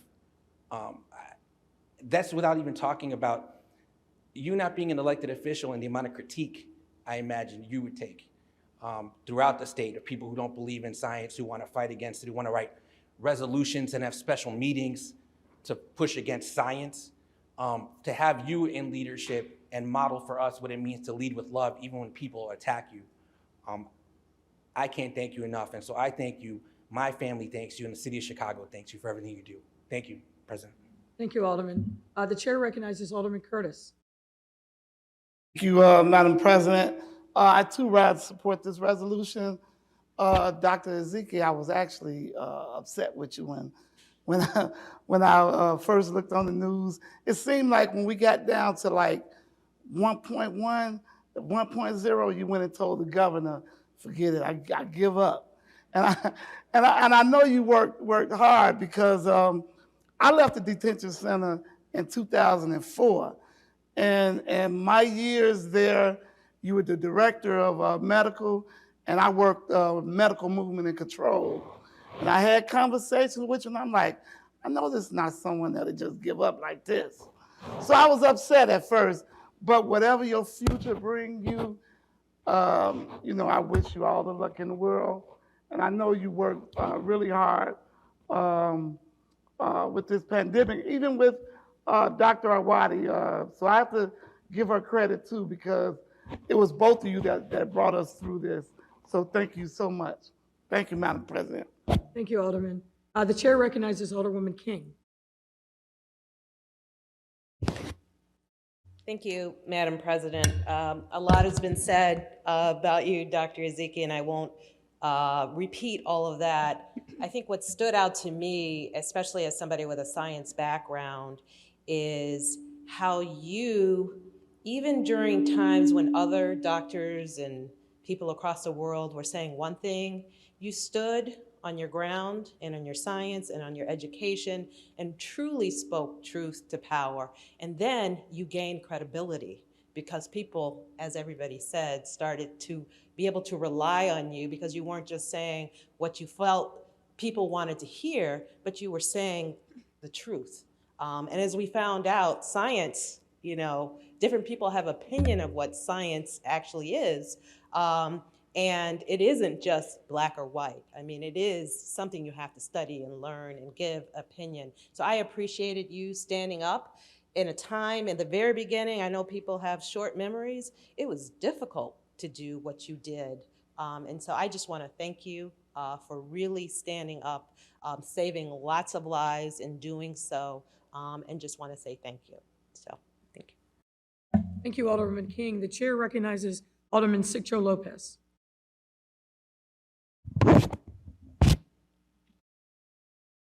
Thank you, Madam Chair, and I also like to be recognized as a sponsor of this resolution. On behalf of the 25th Ward residents, I'd like to thank Dr. Ziki for their dedication and, more than anything else, their continued support to communities like ours during very difficult times. I can attest of the work that Dr. Ziki has done directly in our community, attending meetings with the 25th Ward stakeholders, providing critical information to address the hesitation of vaccination that was widespread, especially during the early periods of the pandemic. I also like to thank Dr. Ziki for the continuous efforts to partner with the ward to have vaccinations events, especially in the most vulnerable areas of our ward. It is through your leadership that we continue to fight vaccine hesitation and misinformation in our communities. So I want to thank you and encourage all of us to follow suit and continue with these efforts in our communities. And I want to thank you for your example and your service to the state of Illinois and the city of Chicago. Thank you again. Thank you, Alderman. The chair recognizes Alderman Burnett. Thank you very much, Madam President. I also like to stand in support of this resolution, and I'd like to concur with everything that my colleagues have said. And I just want to commend not only yourself, but I want to commend the governor for allowing you to be in charge. And I must tell you, you made him look real good, and you made the state of Illinois look good also. And I'd be remiss, Dr. Ezike, if I, being a fashion person myself, I would be remiss if I did not say you were sharp on TV, sister. You know, you were always sharp. Some of those outfits, man, I never seen before. You were very sharp. So whoever helped you with your wardrobe, they hooked you up, man, you know. So, but you really made us proud. Being an African-American woman, you encouraged a lot of young ladies to want to get into the science. So I commend you for that. You made us proud, and you represented not only the African-American community, but you represented our state. And I would imagine that people from other states from across this country was looking at you and what you said. So I just want to say thank you. Thank you for saving people's lives in this state. Thank you for encouraging people to do the right thing. God bless you and wish you well on whatever you're going to do after this. Congratulations. Thank you, Alderman. The chair recognizes Alderwoman Coleman. I undoubtedly rise in support of this resolution to my devastating diva sister of the Delta Sigma Theta Sorority Incorporated. You know, in addition to your impeccable resume and your degrees from Harvard and Rush, only God could have ordained a Black girl from LA to lead over 12,812,508 Illinoisans in the worst time in history. I can't thank you enough for coming to the 16th Ward during one of the most challenging times as an alderman, but challenging in our communities as African Americans were dying at rapid pace. And when you and the governor came to Access Health, and you just made it so easy and did it so effortlessly. And I remember seeing the little girls in the audience looking up to you, admiring you, and you made it cool. As the real fashionista of City Council, Uncle Walter, I don't know what he wears sometimes, but you made it so cool and inspired so many of us. I want to thank your circle. I want to thank your family for being that support. We did get a chance to talk about that and being there for you in such a challenging time. If I spoke Spanish, I'd say muchas gracias. If I spoke French, I'd say merci beaucoup. If I spoke Swahili, I'd say asante. And if I spoke Portuguese, I would say obrigada. Thank you so much. And I hope you get to play some tennis in your new assignment in whatever role that will be. God bless you. Thank you, Alderman. The chair recognizes Alderman Villegas. Thank you, Madam President. I also stand to be associated with this resolution. At one point, Belmont Cragen had the highest positivity rate. One in three people there had COVID because they were essential workers, home essential workers. And it was your message of ensuring people that they do get vaccinated and trust the science that really put us in a position to go from the most affected to the most vaccinated. And it was your partnership with the Department of Public Health and the city's Department of Public Health that we were able to get over 10,800 people vaccinated at Steinmetz College Prep. And that partnership was really key. So I just wanted to say thank you for saving our lives. And thank you for taking on the biggest challenge that this country has faced in over 100 years, and then really succeeding on it. So thank you to your family. Thank your family and your friends for sharing us with you. This state owes you a debt of gratitude. Thank you and congratulations. Thank you, Alderman. The chair recognizes Alderman Rebollos. Thank you, Madam President. I too stand in support of this resolution. Dr. Ezike, I think the most beautiful thing is the message that you did every day en español. Te queremos mucho, la oímos bastante y aprendimos mucho, y que Dios la bendiga. Thank you, Madam President. Any other members of the body wish to speak to this resolution? Dr. Ezike, this is bittersweet for me. We spent a lot of time together over the last couple of years, and I look back and think about maybe the first time that we met, coming over to the governor's press conference room, and we were all flying without a net in those early days. But I echo and support the words that you've heard from the other members. You were a beacon of strength and stability. And I particularly appreciate the partnership that you formed with Dr. Arwady, who also, frankly, is a hero through this pandemic. And that partnership between the city and the state was absolutely crucial. You know, and we all saw what happened in other states when elected officials and public health officials were at war with each other. And I know, I speak for myself, and I know the governor believed the same, that we determined that we would be united. Because the people of this state, the people of this city, deserved our teamwork, our truth, and our transparency. And you helped give them that and more. You were called to this moment, as we all were, and you rose to the occasion magnificently. And we do owe you a debt of thanks, because there's no question in my mind, because of your insistence that we follow science, that we lean into the data, that we saved lives. And you've heard from members of this body talk about the fact that you came to the city in their wards with them to help support the efforts that they were trying to uplift, to make sure that we educated our residents, that we got them testing, and then when the life-saving vaccine came, that you were also a champion for making sure people got vaccinated, and particularly people of color, and I'll say Black folks.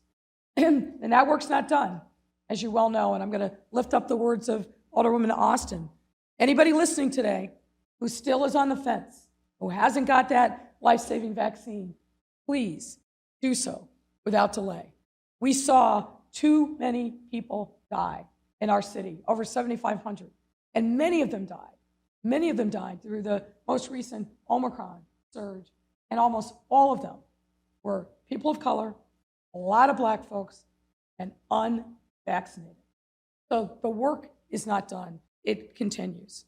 And folks, I want to share a couple little personal anecdotes with you about Dr. Ezike. First of all, she's a supreme athlete.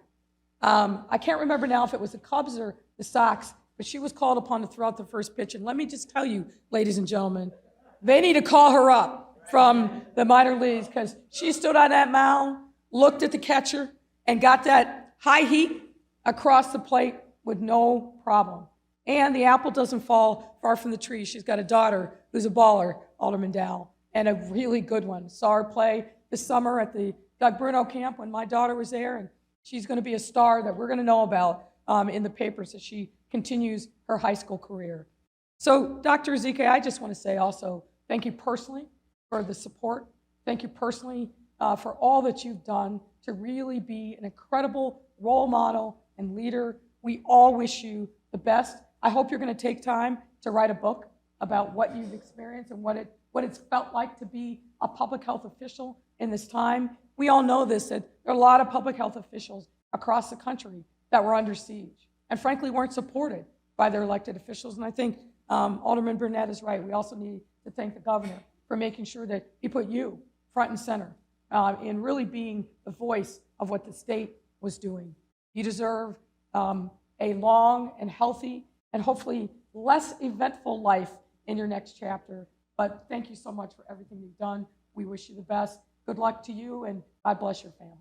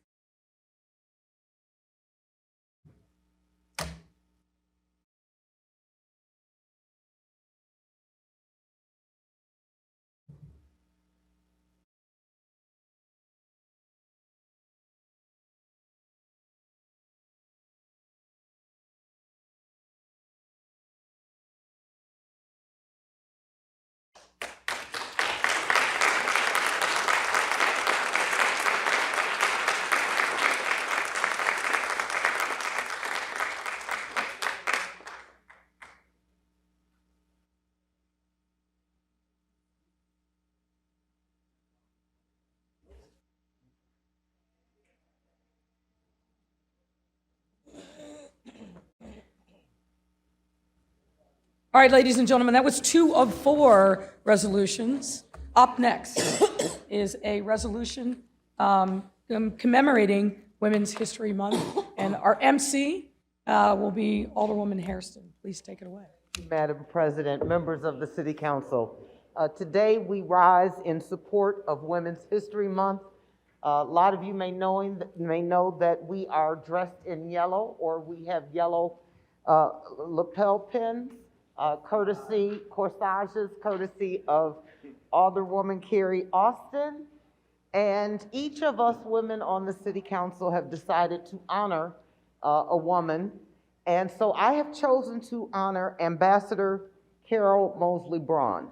She brings more than 30 years of experience as a trailblazing public servant and over a decade of private sector entrepreneurial success. Highlights form the ambassador's long list of career accomplishments include serving as U.S. Ambassador to New Zealand from 1999 to 2001, pioneering membership for women and minorities in the U.S. Senate from 1992 to 1998, and founding an organic food and beverage company in 2005. Ambassador Braun is a product of the Chicago Public Schools. She earned a Bachelor of Arts degree in political science from the University of Illinois. She holds 11 honorary advanced degrees and has participated as a Harvard Kennedy School Fellow. She taught government at Northwestern University. After graduating from the University of Chicago Law School, Ambassador Braun became Assistant U.S. Attorney for the Northern District of Illinois. Her work in housing, health policy, and environmental law earned her the Attorney General's Special Achievement Award. She was elected to the Illinois General Assembly as a Democratic state representative in 1978, a position she held for a decade. In 1992, Ambassador Braun became the first African-American woman ever elected to the U.S. Senate, out of 1,944 senators since 1789, serving for 6 years. She became the first woman to serve on the Senate Finance Committee and earned a reputation as a champion of women's rights and civil rights. She also co-introduced the Brownfields Remediation Act, legislation that encouraged the cleanup and reuse of urban and rural brownfields across the country. In 1999, President Bill Clinton appointed Braun the U.S. Ambassador to New Zealand and Samoa. Her ambassadorship was confirmed by the Senate in a 98-2 vote. Ambassador Braun ran for the Democratic nomination for president in 2004, becoming just the second female African-American major party candidate for U.S. president. After returning to the private sector, Ambassador Braun founded Good Food Organics, a premium certified organic food and beverage company. The company was in business for 11 years before it closed. Today, she continues to serve the community as a board member for several foundations and grassroots organizations. She enjoys modest French fluency and has traveled extensively in Europe, Africa, and Asia. She is a mother and a member of St. Paul and the Redeemer Church, and she is a proud Fifth Ward resident. Thank you, Madam President. Who's up next?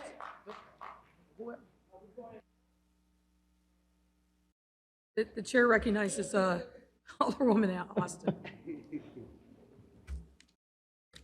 Thank you, Madam President. I am honored to be associated with this resolution.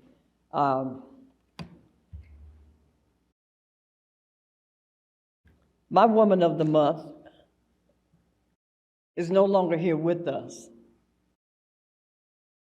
Had she survived, she would be sitting in the audience with some of the other ladies, and that's none other than Dr. Yvonne Wilson. I would have to say with my own pastor, but along with Dr. Wilson, set my path on seeking God first. I was seeking politics first. But when I became acquainted with her, that's the wrong path, Carrie. Because no matter what, Man might fail you, but God never will. And that's what she told to me. So on a couple of weeks ago, on her way home from church, she was T-boned, and her and her husband lost their life. But I can say that was the best way that she could pass, because she had her long life companion, which was her husband, along with her. But I'm grateful that I can bring some kind of joy to this body regarding this outstanding woman. So on behalf of Alderman Beal, Alderman Harris, and myself, we love and recognize Dr. Yvonne Wilson for this day, because she has been in the lives of so many. Jesus.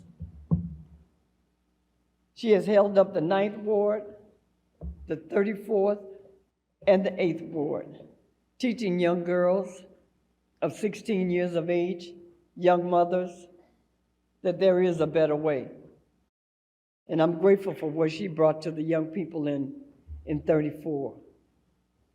I know that Alderman Harris will have others that she will recognize, but I want to also put my 2 cents on a young lady who was very instrumental in my life as I was the alderman, and that's Miss Felicia Davis Blakely. Thank you, Felicia, for always giving to me, morning, noon, or night, whenever I call. Thank you for helping me understand the building department. You were so explanatory. I think I got a degree. But thank you for all that you put forth, and we love you for it.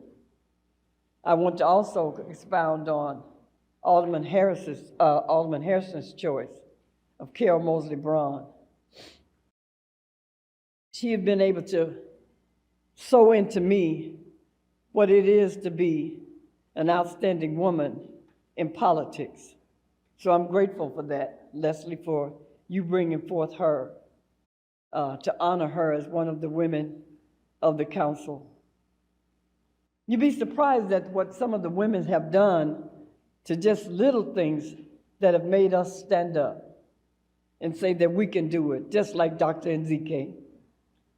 And I'm grateful for what all have given to me, especially to you. But I'm grateful for her telling me that God will never leave you nor forsake you.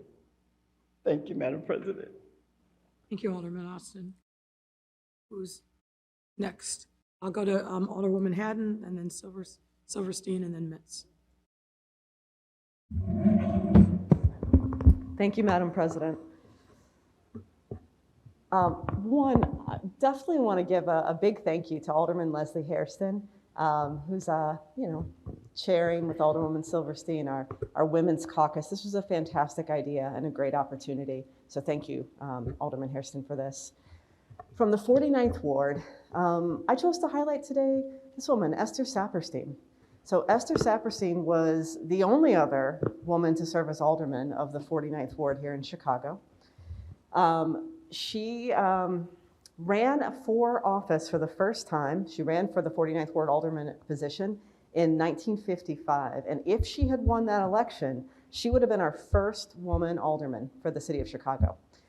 She didn't win that election, but she gave the Democratic Party such a run for their money. So she ran as an independent. She gave the party and the machine such a run for their money and organized such a strong grassroots campaign that newly elected Mayor Daley then said, hey, we need to know who this woman is. We need to get her involved. We need to work with her. She went on to serve as a state representative and then a state senator. Was a leader on the ERA for us, right, for women's rights here in the state of Illinois. And she eventually did become alderman of the 49th Ward, elected in 1975. She served for one term until 79. She passed away the year of my birth, 81. Esther Saperstein started her activism at the school PTA level, rose through the ranks, decided she loved politics, got involved, was a strong member of her community, remained civically engaged, and ended up actually being one of the co-founders also of the City of Hope, where some of the top breast cancer research in Los Angeles and in our country still happens today. When I decided to run for alderperson, I did a lot of research onto who had served before and was surprised to see that I was only potentially going to be the second woman to do so. And I certainly have big shoes to fill, considering the legacy that Esther Saperstein left for the 49th Ward in the city of Chicago. So I'm happy to honor her today. Thank you, Madam President. Thank you, Alderman Haddon. The next up is Alderman Silverstein. Thank you, Madam President. Women's History Month means different things to different people. To the trailblazing women of the past who fought for equality, it is a victory, a recognition that we have the same rights and privileges as men and equal protection under the law. To the brave activists of today, it is a reminder that the battle is not done. We continue to fight for equal pay, equitable access to health care, and the right to control our own bodies. As an alderwoman of the 50th Ward, it is a humbling realization that I have the ability to help bring those visions into line, to work with the City Council to build a society that truly reflects our values of equality and inclusiveness of all. I have selected Golda Meir, the first female Prime Minister of Israel. I see her name every day on the honorary street signs in front of my office, but I don't stop nearly often enough to reflect on her significance to the Jewish people, to my own life, and to women everywhere. Born in Kyiv, Ukraine in 1898, then raised in Milwaukee, Golda Meir emigrated in 1921 and was a pioneering figure among her people until her death at the age of 80. She was a strong and compassionate leader in a region of the world that did not often value the contributions of women. Golda Meir's legacy is inspiring, but I have to give a big shout out to the greatest inspiration to me during Women's History Month, and that is my own mother. She has always set an example for me of self-confidence and pride. I only hope that I am able to set a similar example for my daughters. Thank you. The chair recognizes Alderwoman Mitz. Thank you, Madam Chairman and members of the City Council. It gives me great honor to be able to recognize this young lady, Dr. Elizabeth Lockhart, who is my hero for Women's History Month. Dr. Lockhart is an acclimated West Side, Chicago-based civil and spiritual activist, professional speaker, and a local entrepreneur. She is the executive director of the Arthur Lockhart Resource Institution, a civic non-for-profit focused on providing African Americans, veterans with resources and referrals for housing, employment opportunities, and mental health service. And named in honor of her late father, who was the Reverend Dr. Arthur Lockhart, was the former pastor of the Healing Temple Church of God in Christ. She is also the entrepreneur and a business owner of a local personal cleaning service. Dr. Lockhart has started a Say No to Drugs parade for over the last 20 years, led down Chicago Avenue. She held the Breast Cancer Awareness Month. She feeds the needed in the community. Dr. Lockhart also serves as the chair of the 37th Ward Executive Committee, a multifaceted group of local community residents and leaders who provide civic inspiration, counsel, and support for key initiative development projects, such as our new under construction Joint Public Safety Training Academy, and neighborhood issues within the 37th Ward. She is a dynamic woman and purpose of a vision who is progressive, committed champion for civil rights and advocate for racial justice, veterans, and women's rights. I am pleased today to be able to honor her for all the hard work that's been done throughout her entire career. She is a woman of the month. Thank you. Thank you, Alderwoman Mitz. The chair recognizes Alderman Harris. Today I rise to support Betty Porter. Betty Porter, an 8th Ward resident for as long as I can remember. I met Miss Porter almost 40-something years ago when she moved into the neighborhood and her children were up in her backyard. She has this beautiful yard and she's raising her kids, and I would often stop by her house because she never saw someone that she didn't want to talk to. So on behalf of Greg Mitchell and I today, we both picked Betty Porter as our choice. Wife, mother, grandmother, active member of Compassion Church in the 7th Ward, local school council member at CVS High School, community leader where she works and many times chairs by herself the Calumet Heights Homeowners Association. She's raised 3 wonderful children that all went to CVS High School, but the anomaly is that each one was the valedictorian of their graduating class. So she's the block club president, and she's an amazing woman and a mentor. She finds time for all of us, all the time, to mentor us, to help us, to give advice. The one thing I love about her, she often calls me at 6:30 in the morning and says, "Did I wake you up?" But that's her regular, and I love her for it. And there's never been a time she's not been there just to support the community in any way possible, to build and bridge communities and build and bridge relationships between the 7th and the 8th Ward. So today, I'm grateful for Betty Porter to be my Woman of the Year. Thank you, Alderman Harris. The chair recognizes Alderwoman King.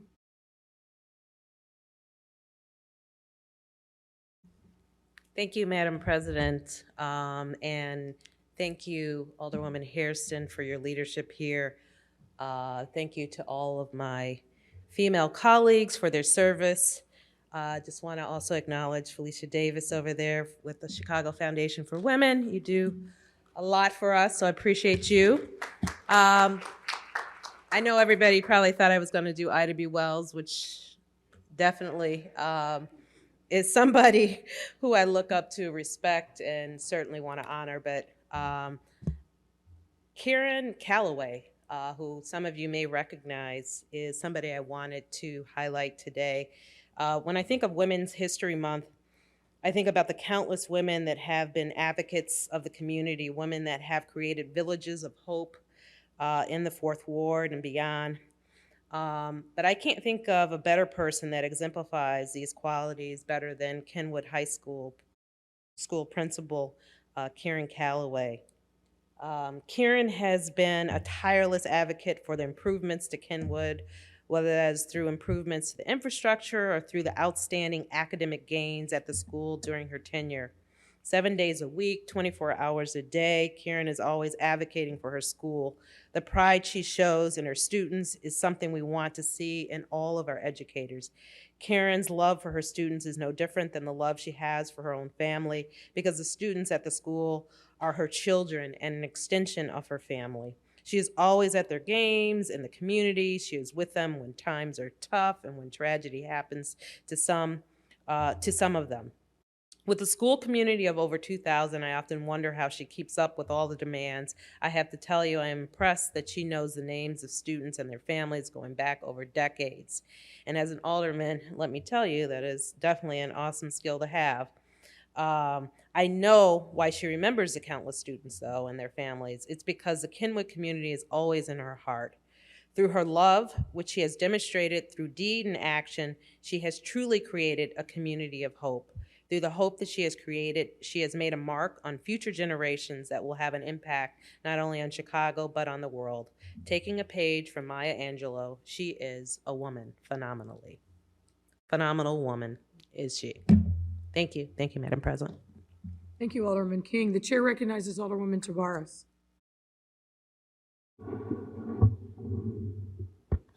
Thank you, Madam President. Today I rise in support of Women's History Month with Jean Franchek, who was the epitome of a community activist in the 23rd Ward. She was elected president of the Garfield Ridge Civic League numerous times. She volunteered her services as a member of many different community advisory groups, including ones that helped control the noise and air pollution in the area. Jean also started a program to award federal EE bonds to local students showing extraordinary potential. She has great success in providing paramedic operations throughout her Southwest Side area. She also directed her efforts to help secure a new drugstore, the Walgreens, on the corner of Archer and Central Avenue. Jean Franchek was recognized in a city council proclamation in 2003 and was honored with an honorary street sign shortly after on the 5100 block of South Laurel Avenue in Garfield Ridge. During this Women's History Month, the 23rd Ward honors Jean Franchek, and I'd like to thank Robert Bachuchek, who is president of the Clearing Ridge Historical Society, for his help and research in bringing to our attention Jean. Thank you. Thank you, Alderman. The chair recognizes Alderwoman Rodriguez Sanchez. Thank you, Madam President. I would love to introduce all of you to Irma Aragon. This woman is a pillar in our community. She lost her son to gun violence. He got shot about 6 blocks away from his house. And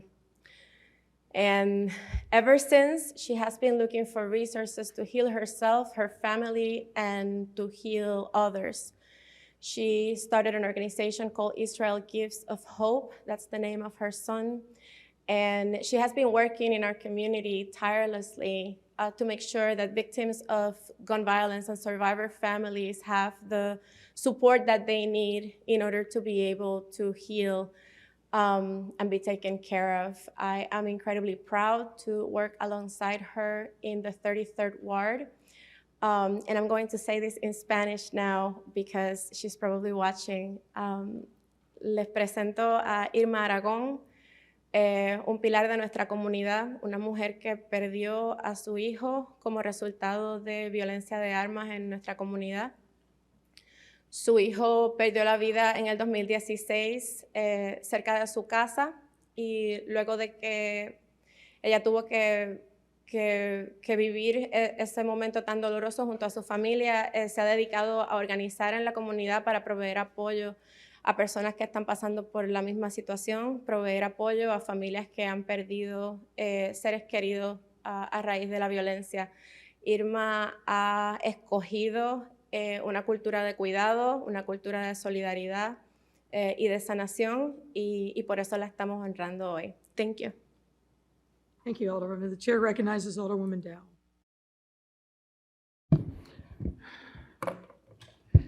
Thank you, Madam President. I first want to thank Alderman Leslie Hairston for her leadership in making this happen, and also Alderman Coleman for spurring me on because I did not follow the rules. But I took my cue from my mentor, which is Shirley Anita St. Hill Chisholm. She was the first African-American woman in Congress in 1968. She's been an inspiration for women, for many Black women all across the country, including our state's first Senator, Carol Moseley Braun, who met her in Springfield and was one of the people that encouraged Carol to get into the race for senator. She was also the first African American to seek the nomination for President of the United States. She was a fierce advocate for women and for minorities during her 7 terms in the House of Representatives. She grew up in Brooklyn, New York. I grew up in Queens, New York. And as an 11-year-old, when she was first making that run, it was all the news, big news in New York about this woman who was seeking to become a congressperson from the state of New York. And that's where I first become aware of her. She was a teacher in the early years of her life. She graduated from Columbia University with a master's. And in Congress, she was a fierce advocate for women's rights, health care, education, and social services. She truly believed in the use of social services to uplift communities. And she really believed that government was a place where people could expect that their life would get better because government would be supportive of their dreams. She retired from Congress in 1983, and she died in January 2005 after a series of strokes. This is a great woman right here, and I wanted to recognize her with today for Women's History Month, and I want to say a quote from her, and then I will take my seat. When I think of Shirley Chisholm, I think of, I want to be remembered as a woman who dared to be a catalyst of change. Thank you. Great pick. The chair recognizes Alderwoman Taylor.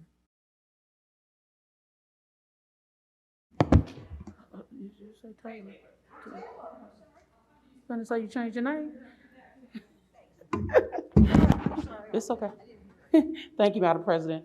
I want to honor Barbara Muse. Barbara Muse is a 23-year retired firewoman of Truck 42, Fire Prevention, Internal Fire Division, Engine 104, and was a firefighter and EMT. She also spent a year at CPD and 15 years as a security guard. She also served 16 years on the Board of Options of Exchange. Ms. Muse, when I met her knocking doors, told me, what you gonna do different than Willie Cochran? You gonna go to jail too? And so what I love about Ms. Muse is she supports the community even in her retirement. I love and respect this woman because she holds people accountable. She's never cared about male or female being in office. She's always been to a service. And in the words of Shirley Chisholm, the rent you pay on earth is service to others. Thank you, Madam Chair. Awesome. Thank you, Alderman Taylor. The chair recognizes Alderman Smith. Our picture isn't up. I don't know why not. But I'm here to honor Dawn Clark Netsch is our pick for Women's History Month. There she is. She was the first woman to be nominated by a major political party to run for the governor of Illinois in 1994, which doesn't seem that far away. But she was so much more than that. She had a long career in public service, beginning almost right after she graduated from law school in 1952 as the only woman in her law school class at Northwestern University. She then had a long, long career working for Adlai Stevenson for president and eventually becoming an Illinois state senator from 1972 to 1990, and then comptroller of the state of Illinois from 1991 to 1994. Also a delegate to the Illinois Constitution when our current Constitution was drafted in 1969 and 1970. What I really admire her for, among her many, many accomplishments, is her unwavering commitment to excellence and to ethics and honest government. When she was in the state Senate, she was a member of a group together with Abner Mikva, Paul Simon, and Anthony Scariano, which was called the Kosher Nostra, which was of clean, independent Democrats in the General Assembly who were a thorn in the side of both Republican and Democratic machine politicians for years. Although she lost her primary for governor, although she lost her election, she won the primary for governor in 1994. She remained active in liberal Democratic politics for years and years and years. She was a longtime resident of the 43rd Ward in Old Town, living in the home, designed by her husband, architect Walter Netsch. She was an active member of our community, and you saw her all the time at personal PAC events, Planned Parenthood events, and government reform events, and she is missed. Thank you. Thank you, Alderwoman Smith. The chair recognizes Alderwoman Coleman.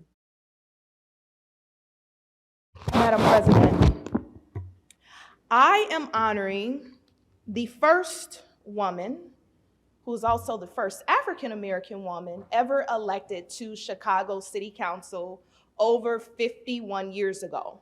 Now, I'm a little outspoken, so I don't know how Alderman Lankford did it.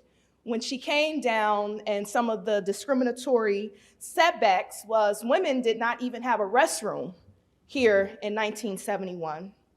She would have been the first woman elected alderman in 1967, but she lost her election by 75 votes. Now, I'm gonna let you all in on something. I lost my election by 76 votes in 2015, and I just got over that. She was succeeded by a lady that gave me birth, Shirley Coleman, who served for 4 consecutive terms. One thing about Alderman Lankford, I had the honor of going to her house on 62nd and Bishop and visiting her and always seeing her growing up. She turned her tragedy into triumph. She was biracial, and her father died when she was a few months old, and her mother was white. And when she went to the hospital to visit her mother, the hospital dismissed her and her siblings because they would not allow African Americans into the hospital. And when they transferred her mother died on the way to the next hospital. That was the reason why she became a civil rights attorney. In the 50s, it was unpopular for women to be an attorney. As a matter of fact, she was not even allowed to rent an office in downtown Chicago. So she went over to the 6th Ward in Park Manor just to rent a Chicago office to practice law. I stand on the shoulders of some strong women, and Alderman Lankford, Lorraine Dixon, Carrie Mae Alston, Dorothy Tillman, Emma Mitz, Leslie Harrison, Michelle Harris, and Pat Dow. I want to thank you all as I honor Alderman Lankford, but to recognize the women whose shoulders I stand on, who have served in this council and continue to serve and lead their wards and prospective communities, and showing us how women should lead and serve and being moms, sacrifices that we've made, that you all have made. And I want to thank you all. And I want to thank Alderman Anna Lankford for being resilient, for being a fighter, and for being a woman of integrity in the greatest ward in the city of Chicago, and that's the 16th ward. Thank you, Madam President. Thank you, Alderman Coleman. The chair recognizes Alderman Sidlatsky-Garza. Thank you, Madam President. I'm here today honoring Beatrice Lumpkin. I heard an O from the background. Many of us know Beatrice Lumpkin here. Beatrice Lumpkin was born August 3rd, 1918 in New York in the Bronx. Her first job was in 1933 at the age of 14. She lied about her age so she can get a 15-cent an hour job assembling radio tubes. Soon after that, at the age of 16, she wrote her first flyer titled, "Are You Satisfied?" She actually helped organize African American laundry workers in Harlem, and she succeeded by organizing 30,000 laundry workers to form a union at the age of 16. She also organized under Roosevelt to instill Social Security, something that all of us benefit from today. What brought Bea to the Southeast Side was Wisconsin Steel. Her husband, Frank Lumpkin, worked there. The workers showed up one day and the gate was locked. Her husband had worked there for almost 34 years and the gate was locked and he lost his pension.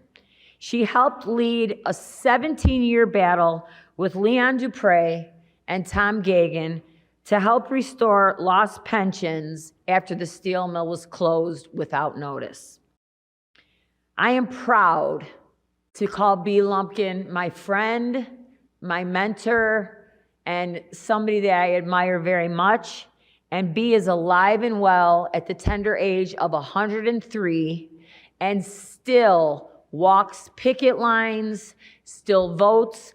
Some of you might have seen her on the cover of the New York Times during the last election, casting her mail-in ballot with a hazmat suit on. So I honor Beatrice Lumpkin. Thank you. Anyone else who wishes to speak to this resolution? Chair recognizes Alderman Spizzato. Thank you, Madam President.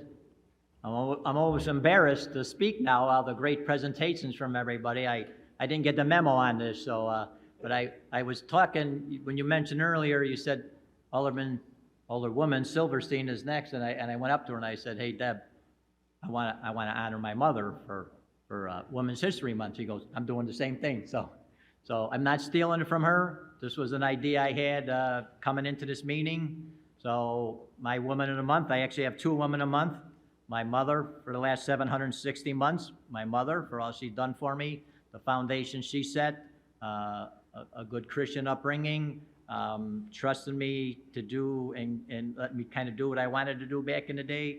And I never got in any real trouble. But thanks, Mom. Thanks for all you did for me. And I'm just probably speaking for everybody. Everybody could say they want to recognize their mom. Everybody in this whole room here, because most of us wouldn't be here without the loving care of our mother. And then, of course, my wife for the last 485 months. My wife for all she's done, all the times I was out working, busting my ass to make a good life for my family. She was a stay-at-home mom for about the first 15 years of our marriage. So I also want to recognize her. So my mother and my wife, thank you for all they've done for me, and thank you for letting me recognize them, Madam President. Thank you, Alderman. The chair recognizes Alderman Taliaferro. Thank you, Madam President. I want to rise, Madam President, to be associated with the great work of the ladies of this council and the ladies of this body. And thank you so much for your leadership in reminding us the great work of the women that you have brought before this council, the great work of the past, the present, and the great work of the future as well. So thank you so much for reminding us of the great work of the women that you've brought before this council. Thank you. Thank you, Alderman. The chair recognizes Alderman Irvin. And you know you better recognize your wife. Well, I'll say this. We have some amazing... She's probably downstairs listening. That's the funny part. I'll just say this. We have some amazing women in this building. We have, some of the most feisty, some of the most loving, and some of the most caring women in this body, in this council. This is the first time we've had all 3 of our citywide electeds that are women and also women of color. And if you grow up in a black household, you know who is in charge. It's not the husband, it's generally the mother is in charge, and none other than mine. It was before, it is today, and I'm okay admitting it as a man. But again, the work that you all have done to keep this country moving, keep our neighborhoods moving, keep our families moving. Really, 1 month is just not enough to celebrate all of the hard work and effort that women have done to create what we have here today. So I just want to commend each and every woman and women of this council for your hard work, our clerk, our mayor, and of course, our Madam Treasurer. We just want to just thank you. And again, just, it said we give people their flowers while they're here, but just thank you all for everything that you've done, especially the women that I have in the Automatic Black Caucus, those that love me, those that beat on me. I appreciate each and every one of you. I know, thank you, Leslie. You haven't thrown anything at me lately, so I think I'm doing much better. But again, just thank you guys for your hard work and the path that you all have laid for us all. Thank you guys. Thank you, Madam President. Thank you, Alderman. The chair recognizes Alderman Moore. Thank you, Madam President. So much has already been said, and I really wasn't going to say anything, but as I continue to look over in this box, Mayor, I saw the diversity that you put here, which made me think of even going back in my life. And first of all, I want to commend all these women that are sitting here for the work that they're doing. And especially as, Reverend Evans used to say, if a church, you got too many babies in a church, that's not good because they're not getting wisdom. And if you got too many old people, that's a dying church. And when I see both wisdom and some youth in here, it makes a difference because that means this city is not a dying city, and that we have young people that's going to be reaching other young people to help grow them, and especially other young women throughout our community. But I'm reminded as I look here, and not only going back to church when you had my Sunday school teachers who were female, but when I look at the diversity, I look at my first job out of college.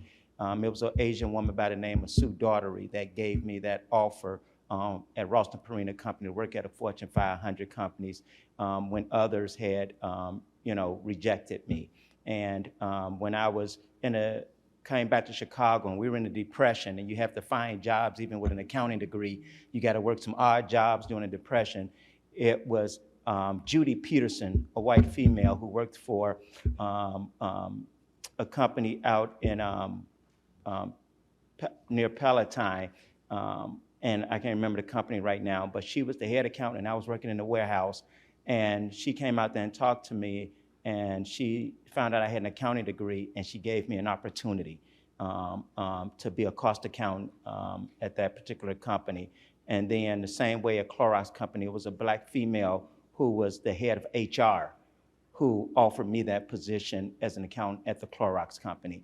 And I say all that to say that women play a major role in advancing and making sure that there's equity, believe it or not, within our city, but also within our private sector. So thank you all for the service that you're doing, and I commend you, Mayor, for selecting a diverse group of people, because it was a diverse group of women who made a difference in my life. So thank you so much. Thank you, Alderman Moore. The chair recognizes Alderman Vasquez. Thank you, Madam President. I am just honored to see the presentation from our colleagues and sisters here in the council. It's rare that council members know how to execute on a plan and get something done without the rest of the council knowing. You all executed finally and are examples for the rest of us. It's true. I also really appreciated all the different women you all showcased. Everything they've had to fight for and fight against in order to be in leadership. And then hearing how recent it is to the time we find ourselves in now is something that just we should be ashamed of, and I'm glad we're pushing forward on it. For my own personal thanks, I wanted to thank a lot of the organizers. When I first became a community organizer, they were all women. They don't often get credit as organizers when they run most of the organizations that get things done. So I wanted to thank Marta Papadiak. I wanted to thank Amanda Weaver. Jackie Kaplan-Perkins is with us, as well as someone who's taught us a lot recently, and that's our sister, Elise Mallory, who passed recently. I wanted to make sure that she was recognized for the work she's done for the community, and as something that's been so recent and touched a lot of us, I wanted to make sure that she was mentioned. Finally, there are plenty of times that we may not agree with you, Mayor, but I want to give you your credit, because I don't believe any mayor in our city has gotten the hand that you were dealt, and having to lead through a pandemic, civil unrest, and understanding the kind of world where women's leadership gets undermined daily and by the minute. The fact that you all have the resilience to push us forward when we get every bit as hard-headed as we can get is greatly appreciated. So thank you, Madam President. Thank you to the ladies of the council. Thank you, Alderman. The chair recognizes Alderman Tunney. Madam President, I want to rise in support and add a couple footnotes to some of the awardees. Number one, a shout out to Senator Carol Moseley Braun, in her Ambassador Braun as her title. I was with her in 1992 on the campaign, and in the Year of the Woman. It was the Year of the Woman, 1992. And I believe at that time there was only one senator, Barbara Mikulski, at the time. And with that election, I think we added 7 or 8 more, of which Carol was certainly the star in Madison Square Garden. And guarantee you, it was great to be there that evening. The second, I was talking with Alderman Michelle Smith and with Dawn Clark-Netsch, who I shared an opera box with for a number of years, and I still never appreciated it like she and Walter would instruct me on. But we forgot to mention she was a great pool shooter. I mean, nobody mentioned that. I mean, she almost won the campaign just on that commercial. But she was obviously a very much a Renaissance woman and a scholar. And then lastly, it was not mentioned, but you talked about yourself, Mayor, and I compliment you as a leading woman of our country, but not to forget Mayor Jane Byrne was the first female mayor, and unlike her one term, we hope you have a second term mayor. I'll just leave that. So congratulations to all the awardees. Mm-hmm. Thank you. The chair recognizes Alderman Villegas. Thank you, Madam Chair. Of course, right when I'm going to talk, I lose my page. 1 second. Yes, I am. Thank you, Madam President. I didn't get the resolution in time to be added to this, and I want to thank Alderman Hairston for bringing this resolution forward. I stand in full support of it. But I wanted to also add to this great list of women that were identified today, Jeannie Castro, who is the first female president of Local 1 in its 100+ years of existence. And she made it from the bottom to the top. And I think that when you take a look at the labor movement, you don't see enough women in leadership. Chicago's home to many of the Local 1s, whether it be Unite Here Local 1, which is represented by Karen Kent, and SEIU Local 1, which is represented by Jeannie Castro. I think it's important that we acknowledge these leaders and the great work that they've done. So I just wanted to make sure that I highlighted her, especially during Women's History Month. Thank you, Madam President. Thank you. Any other members of the body that wish to be heard on this resolution? Ladies and gentlemen, let me first belatedly introduce the people who are in the box. Many of you have already referenced them because they are well known for the great works of their organizations, but also in their own right. We have Sharita Ellens, President and CEO of Women Employed. We have Felicia Davis, who many of you know, who's through the years held many roles, particularly in city government, but importantly now as President and CEO of Chicago Foundation for Women.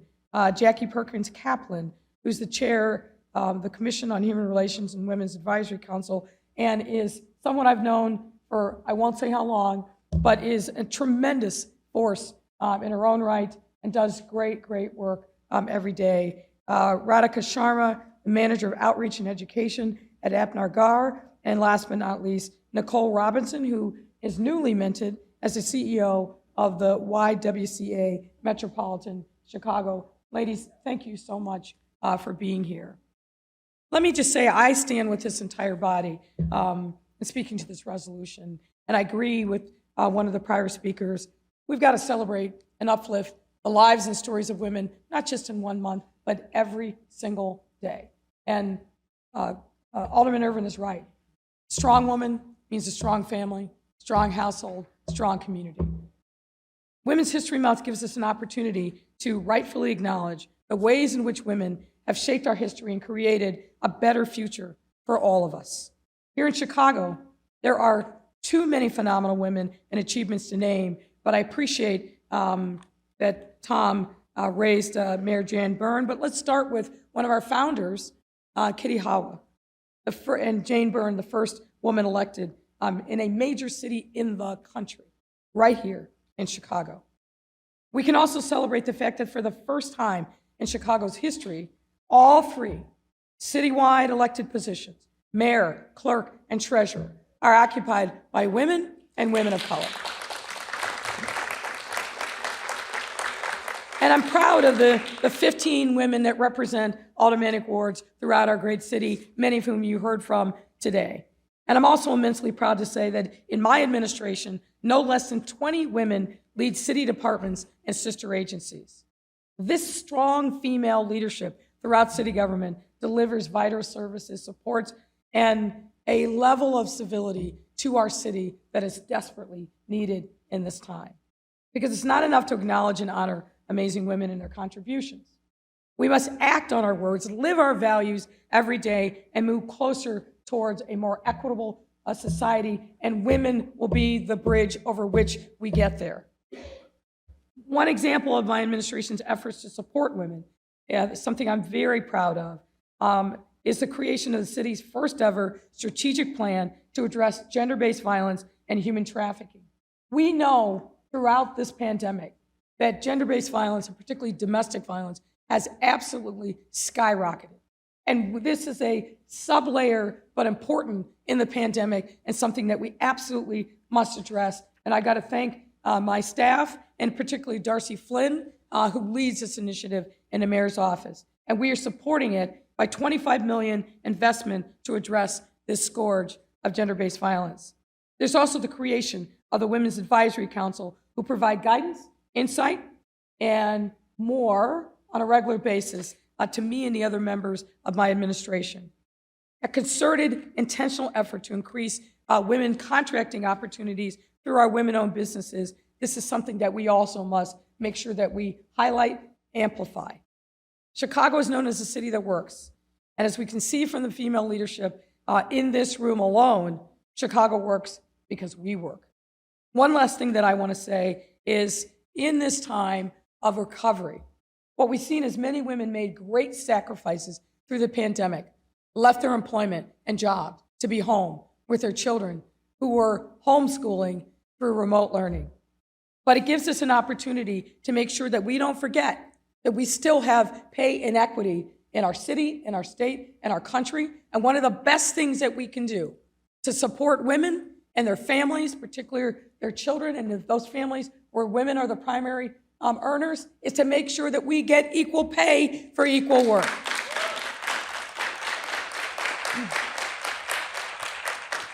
So I want to thank you, ladies, for everything that you do and who you represent, the constituencies, to keep us moving forward and making sure that we don't ever lose sight of the fight for women's rights continues every single day. Thank you all. Thank you to Alderman Hairston and the Women's Caucus for this lovely, lovely, lovely commemoration of Women's History Month. Thank you all.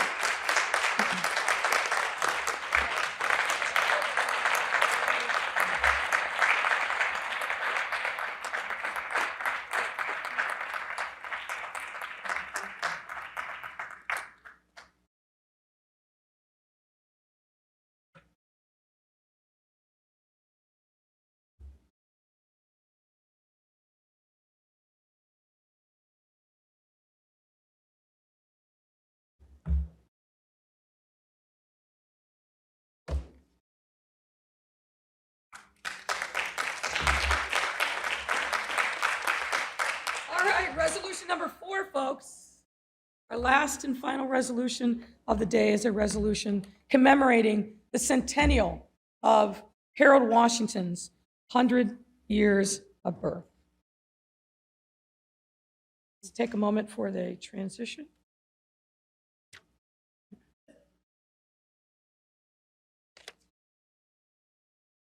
And are there any members of the body who wish to speak?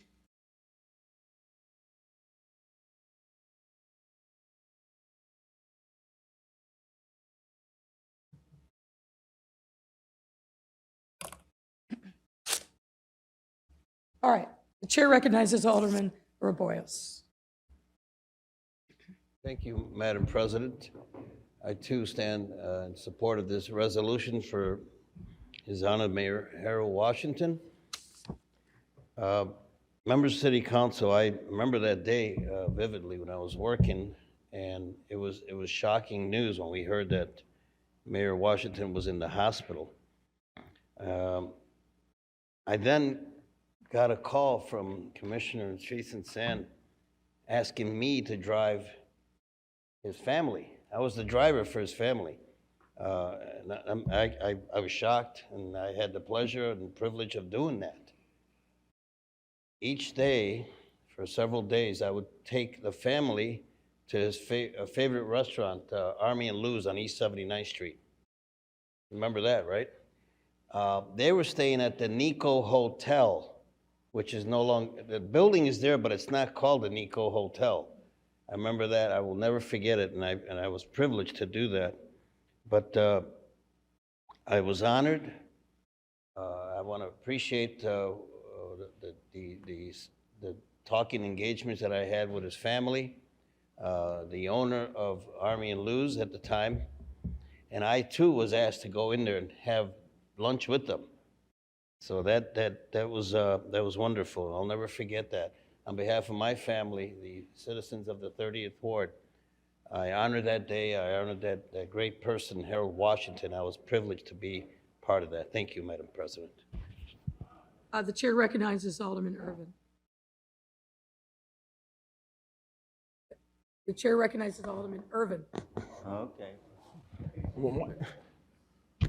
Thank you, Madam President. I think that this resolution to commemorate one of the leaders of not only of Chicago but of our nation. When Harold Washington was elected mayor, I think that all of us knew where we were, just as we did when he passed that Thanksgiving week back in the late 80s.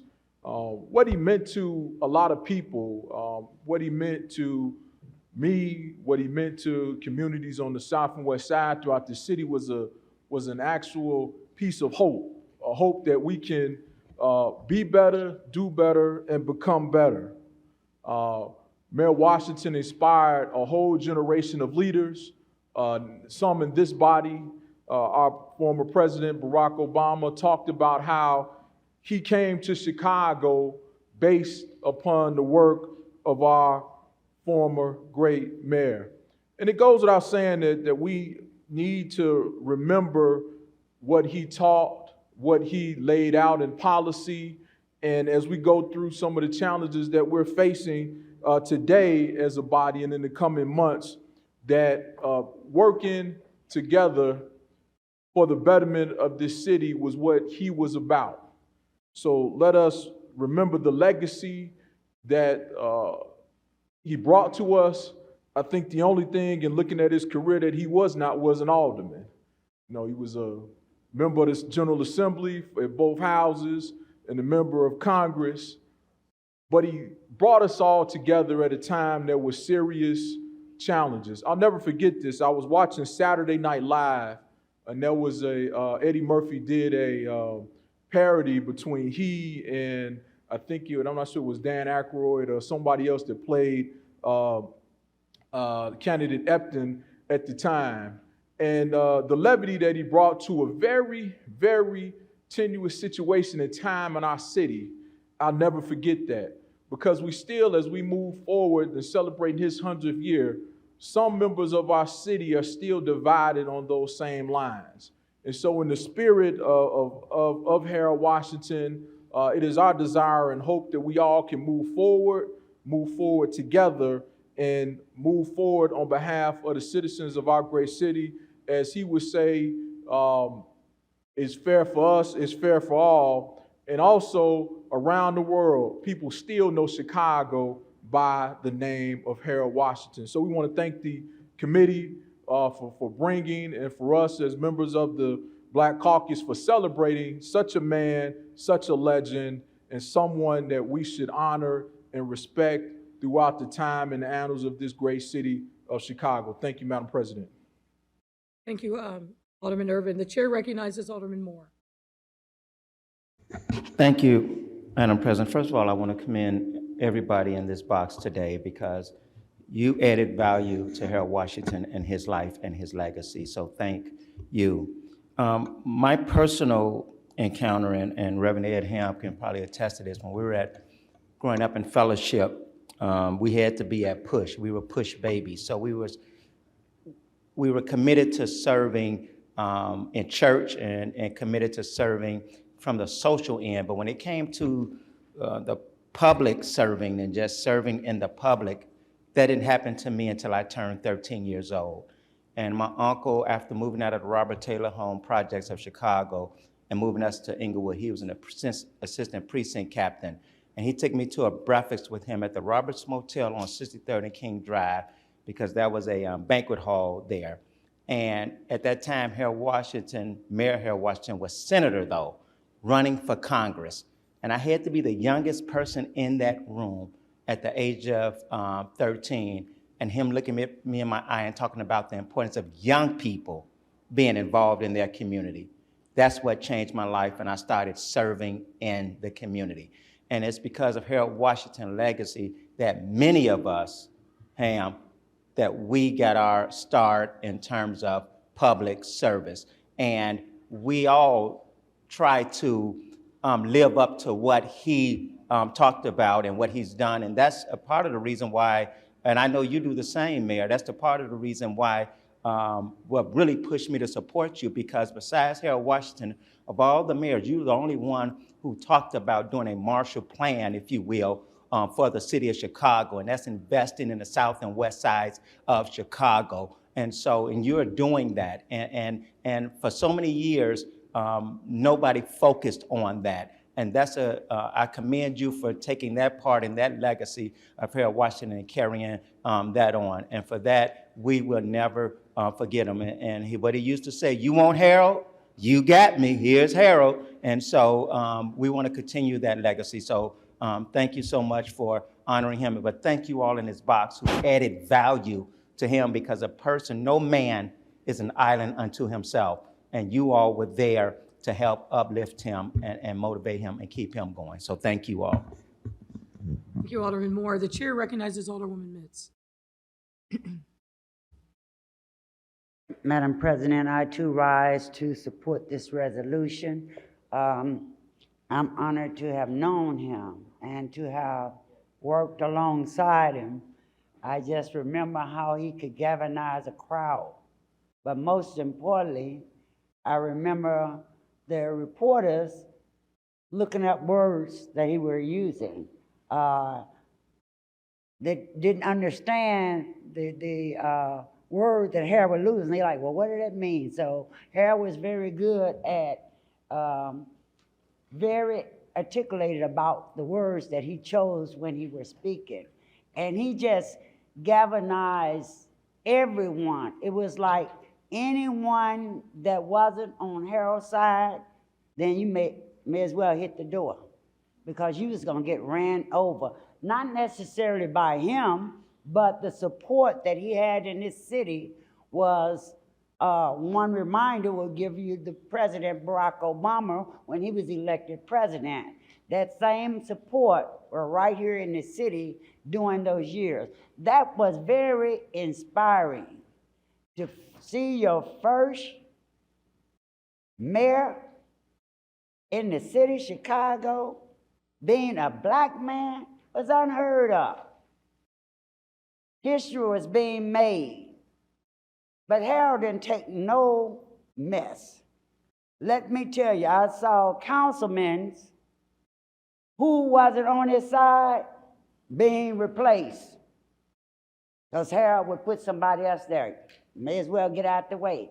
I saw the council wars that was right here in the city council, and I don't have to tell you about 29-21. I'm gonna say it because it's history. 29-21 was history. And that meant, same as today, the people who are not receiving the service wasn't getting it then, and Harold recognized it. So he wanted to do something about it. This is a city that should be inclusive of all race. There shouldn't be not one white, not one black, not one Hispanic, not one Chinese. It is a city of all race, inclusive of everyone. And that's the city of Chicago, and that's what makes Chicago great. Thank you, Madam Chairman. Thanks to Harold Washington. Thank you. Madam. The chair recognizes Alderman Hairston. Thank you, Madam President, members of the City Council. I too rise in support of this resolution honoring great Fifth Ward resident Harold Washington. I probably would not be standing here today if it were not for Mayor Washington. If it had not been for the energy and the exuberance and the opportunity to be a part of history to be a part of the movement and to turn 18 during that time and become interested in politics because he was. And I gotta acknowledge Josie Childs over there, that who I would call at night. And Josie, what can I do? I wanna get involved. I mean, this was a movement to be a part of, and it sparked something in me, and I worked hard, and I organized out of state. The people from the city of Chicago that were at school at the University of Wisconsin-Madison, the absentee balance. Later in law school, I was able to be a part of the lawyers committee. You know, that was really, really exciting for me. And, you know, I took it, it was like I took an oath. And I remember the nights being in other parts of the city, having the windows of my parents' car smashed in, right? Because we were working that night and there was that much tension here in the city. But, you know, we pushed through it.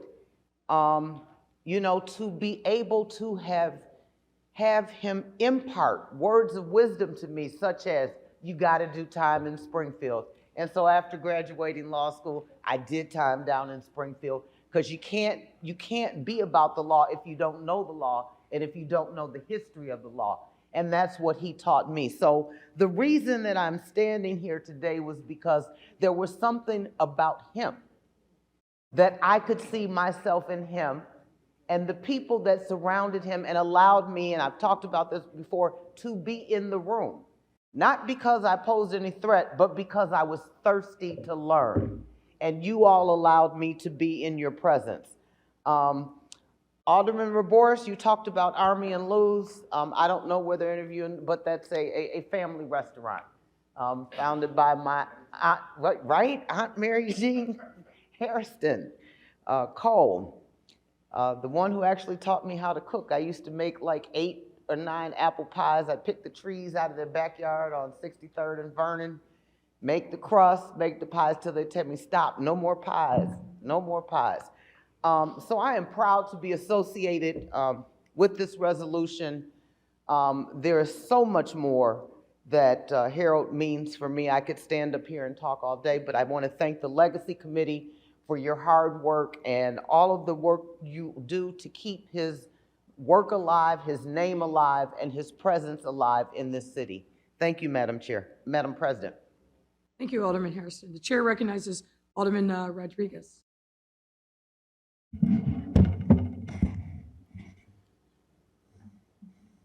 So forgive me, I'll be speaking behind this pillar here.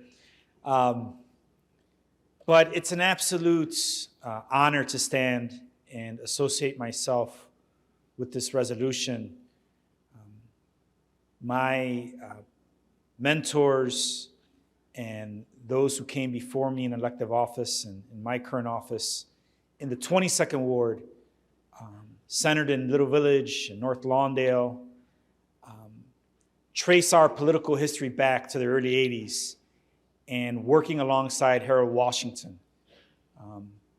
I would be remiss to not mention the names of Lupe and Rudy Lozano, Queenie and Ron Mustin, Evelyn and Jesus Garcia, who all got their start working on the campaign of Harold Washington for mayor of the city of Chicago. He has left a legacy that is not just felt in the corners of our city, but all over our city. And represented in my office, where no less than 3 pictures of the great Harold Washington remain up in honor of such a tremendous legacy that he's left. And, you know, we feel it on the southwest side of Chicago, and we continue to feel that on the southwest side of Chicago because we know what Harold stood for. He stood for bringing people together. He stood for unity. He stood for fighting the good fight. And we believe in those values, and we will continue on in those values. And last, but certainly not least, I'd like to say, que viva Harold. Que viva Harold. Que viva Harold. He lives in our hearts and in our memories. Thank you, Madam President. Thank you, Alderman Rodriguez. The chair recognizes Alderman Scott. Thank you, Madam President. I too rise in support of this resolution. You know, my father was lucky enough to work with Harold Washington in his administration. But to Alderman Rodriguez's point about Harold Washington being someone that brought folks together, my father was not on his side when he initially ran for office. And, you know, as he was canvassing the west side of Chicago, trying to bring folks together, you know, there were a lot of African-American preachers and folks on the west side that said, hey, you know, Michael, why are you supporting someone else? And, you know, my father had given his commitment prior to Harold Washington jumping into the race. And so my father wanted to be a man of his word. And because he was a man of his word, Harold Washington saw the ability that my father had to bring the west side together, and then came to him and asked him to then work for his administration. And, you know, the folks that are sitting over there in the box did great work with the administration along with my father. And I just feel so very privileged to be able to stand up. One of my colleagues, I think Alderman Harrison said, she doesn't think she would be here if it were not for Harold Washington. I know that I would not be in this position had not Harold Washington brought my father under his wing and allowed him to work and matriculate through city government. And so the Scott lineage owes so much to Harold Washington and the things that he did. And so I am just so proud to be able to stand up here and see men like Mr. Ham and Mr. Jenkins to continue the legacy that Harold Washington created here in the city of Chicago, and continue to work and try to foster and bring folks together. And so, you know, I just want to say, if there is something that we can do as a body to kind of help elevate and continue his legacy, please do not hesitate. You can always count on me as a friend and a supporter. Thank you, Madam President. Thank you, Alderman Scott. The chair recognizes Alderman Villegas. President, I want to thank Chairman Irvin and Black Caucus for bringing this resolution forward. When I saw that the resolution was on the docket, I texted my mom, because she had the privilege of working for Harold Washington during his administration and actually completed 30 plus years with the city of Chicago. She talked about how at that time, Harold Washington and a coalition of the Young Lords put forward an effort to organize and recruit people to get them registered to vote. And as a part of those efforts of that Black-Brown coalition, 100,000 new voters were registered ahead of the Harold Washington election, which ultimately put him in a position to win. I think those efforts are still attainable, and I think that open and honest dialogues about discussions are important. And Harold Washington was a great leader because he understood about diversity, he understood about parity. You take a look at some of the legislation that he's put forward during his administration, which still exists today in it, the Welcoming City Ordinance that this body strengthened, the MBE Ordinance, which this body has created and really strengthened it to increase minority and women participation on publicly funded contracts. Those are efforts that Harold Washington led and that this body continues to expand on. So I want to thank Chairman Irvin for bringing this resolution forward and just want to congratulate his family for his accomplishments. Thank you. Thank you, Alderman. The chair recognizes Alderwoman Dow. Thank you, Madam President. I wanted to speak to this resolution on the life and legacy of my mayor, Harold Washington. I was one of those individuals buried in the bureaucracy when he was elected. I was working on alternative fuels, not something that I had really been trained for. I was a social worker, a city planner, interested in community development, but was buried in the Department of Planning and Development. And when the mayor was elected, he hired Liz Hollander as his planning commissioner. And through her work, I began to get assigned to different projects. And I was at some point plucked to work in the mayor's office. I worked with Al Johnson and Rob Meir on economic development work. And it was there that, you know, my juices began to flow. And I was very proud of the time that I spent working for the Washington administration. I want to acknowledge Ed Ham and Jane Ramsey and Josie Child, who I see over there in the box. It was electric working in that administration at that time. Lots of accomplishments, as Alderman Villegas has talked about, lasting accomplishments. And I will have two memories of the mayor, which I take with me always. Never let them see you sweat. He would call you in his office, and I would go in there with Rob Meir on occasion, Al Johnson on occasion, the young person on the team. And I would be nervous, right? Because Mayor Washington was the type of mayor that you never knew what he was going to ask you, how he was going to ask you. He was sharp. And I learned that from him. I think the second thing I take away is a quote, which is, if you don't know where you're going, any road will get you there. And I think it's important to always acknowledge the fact that as we move through our lives and through the city, that we need to be intentional about what it is that we want to leave as our legacy.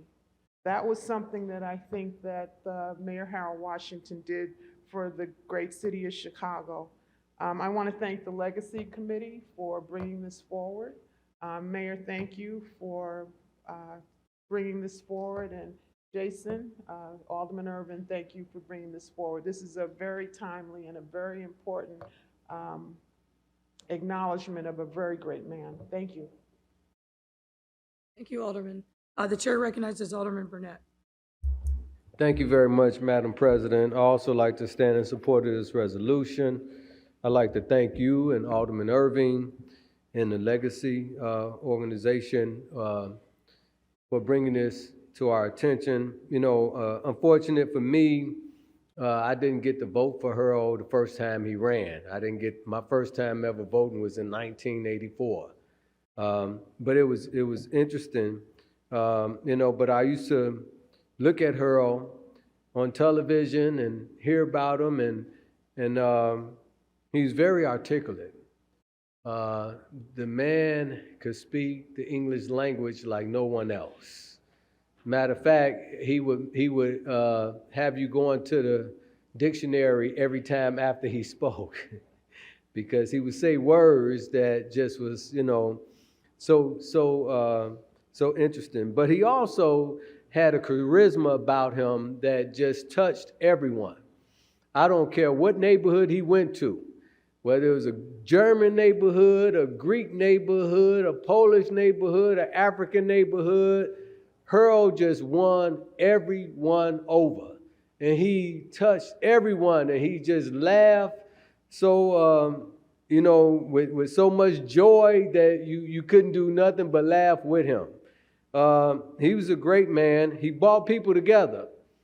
You know, right now we're going through a thing with our maps. If someone was like Harold was here, it wouldn't be going on, because folks would be working together, trying to make sure this thing get done. He made sure that the people who didn't have an opportunity to advance themselves. They had an opportunity to get jobs. Folks had an opportunity to work for the city who never would have in their lives had an opportunity to work for the city, because Harold opened the doors. He went against the grain. Coincidentally, I was with an organization when I started out. I was with an organization who wasn't with Harold the first time, which was the 42nd Ward Democratic Organization under George Dunn. But I really got my feet wet in politics when George Dunn decided to go with Harold Washington. I was a draftsman for the Cook County Highway Department, working upstairs. And they called me down and they said, Mr. Dunn getting ready to have this big meeting, and he want to see you this evening. we need to draw some signs that says vote for Harold. So I had to draw all the signs in the organization meeting that said vote for Harold. And that was my debut to really getting involved with the organization in his second campaign. And it was so exciting. Everybody was so happy. You know, even though our organization wasn't with Harold, when he first ran, everybody from Cabrini Green voted for Harold, you know, anyway. So, I mean, because that's just how it was. It was just so exciting being in his presence, being around him. He encouraged Mr. Dunn to become the chairman of the Democratic Party again. And it was just, you know, I just had so much hope. I was so shocked and stunned working on the county side when the word got out that Harold Washington passed. Everybody in the building, you know, was in mourning. Everybody in the building was in shock. All types of innuendos and rumors went on about that situation. It was just so unbelievable that this would happen. But I would say this, that man, he left a mark. He not only left a mark on the city, on this county, on this state, he left a mark on this country. So many mayors after Harold, African American people got elected to mayor around the country. So many groups came together and worked together after Harold Washington. He was a great man. He left a good legacy. He opened up a lot of doors in the city of Chicago, changed a lot of policies. I would be remiss. I am proud to say that I'm a member of Phi Beta Sigma, for which Harold Washington was a member of Phi Beta Sigma. He was a strong Sigma man, and he believed in charity. He believed in service, just like our organization believed. So I just want to say it's an honor to be here to celebrate 100 years of Harold Washington. Thank you very much. Thank you, Alderman Burnett. The chair recognizes Alderman LaSpada. Plug, they say, shameless plug. I'm very proud to stand and rise in support of this resolution. There's such impassioned, fascinating words from our colleagues who were here to live, to see, to serve during that time. I wish I could share in the same way. I was in second grade when our dear Mayor Washington finished his time in office.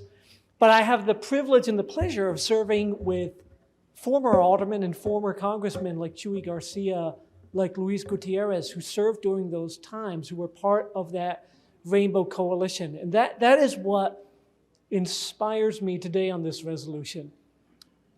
Because you can be a presence and be a leader, and certainly Harold Washington was, but you can point the way by yourself, but you make the way in coalition. You make the way together. And there is a path, as we talked about, what is the road that we want to walk on together? There's a road to healing and equity and justice for this city that is only going to go through that Rainbow Coalition. And I look forward to seeing it, and I hope that I'm here to serve on it. But thank you again for a mayor who pointed that vision, who showed us who we could be. Thank you. Thank you, Alderman LaSpada. The chair recognizes Alderman Sawyer. Thank you, Madam President. I too rise in support of this resolution. I want to thank you for bringing it forward today. I want to thank Chairman Irvin for spearheading this. And I really want to thank the Legacy Coalition for keeping Harold's name present and alive. I particularly want to give great thanks to Josie Childs,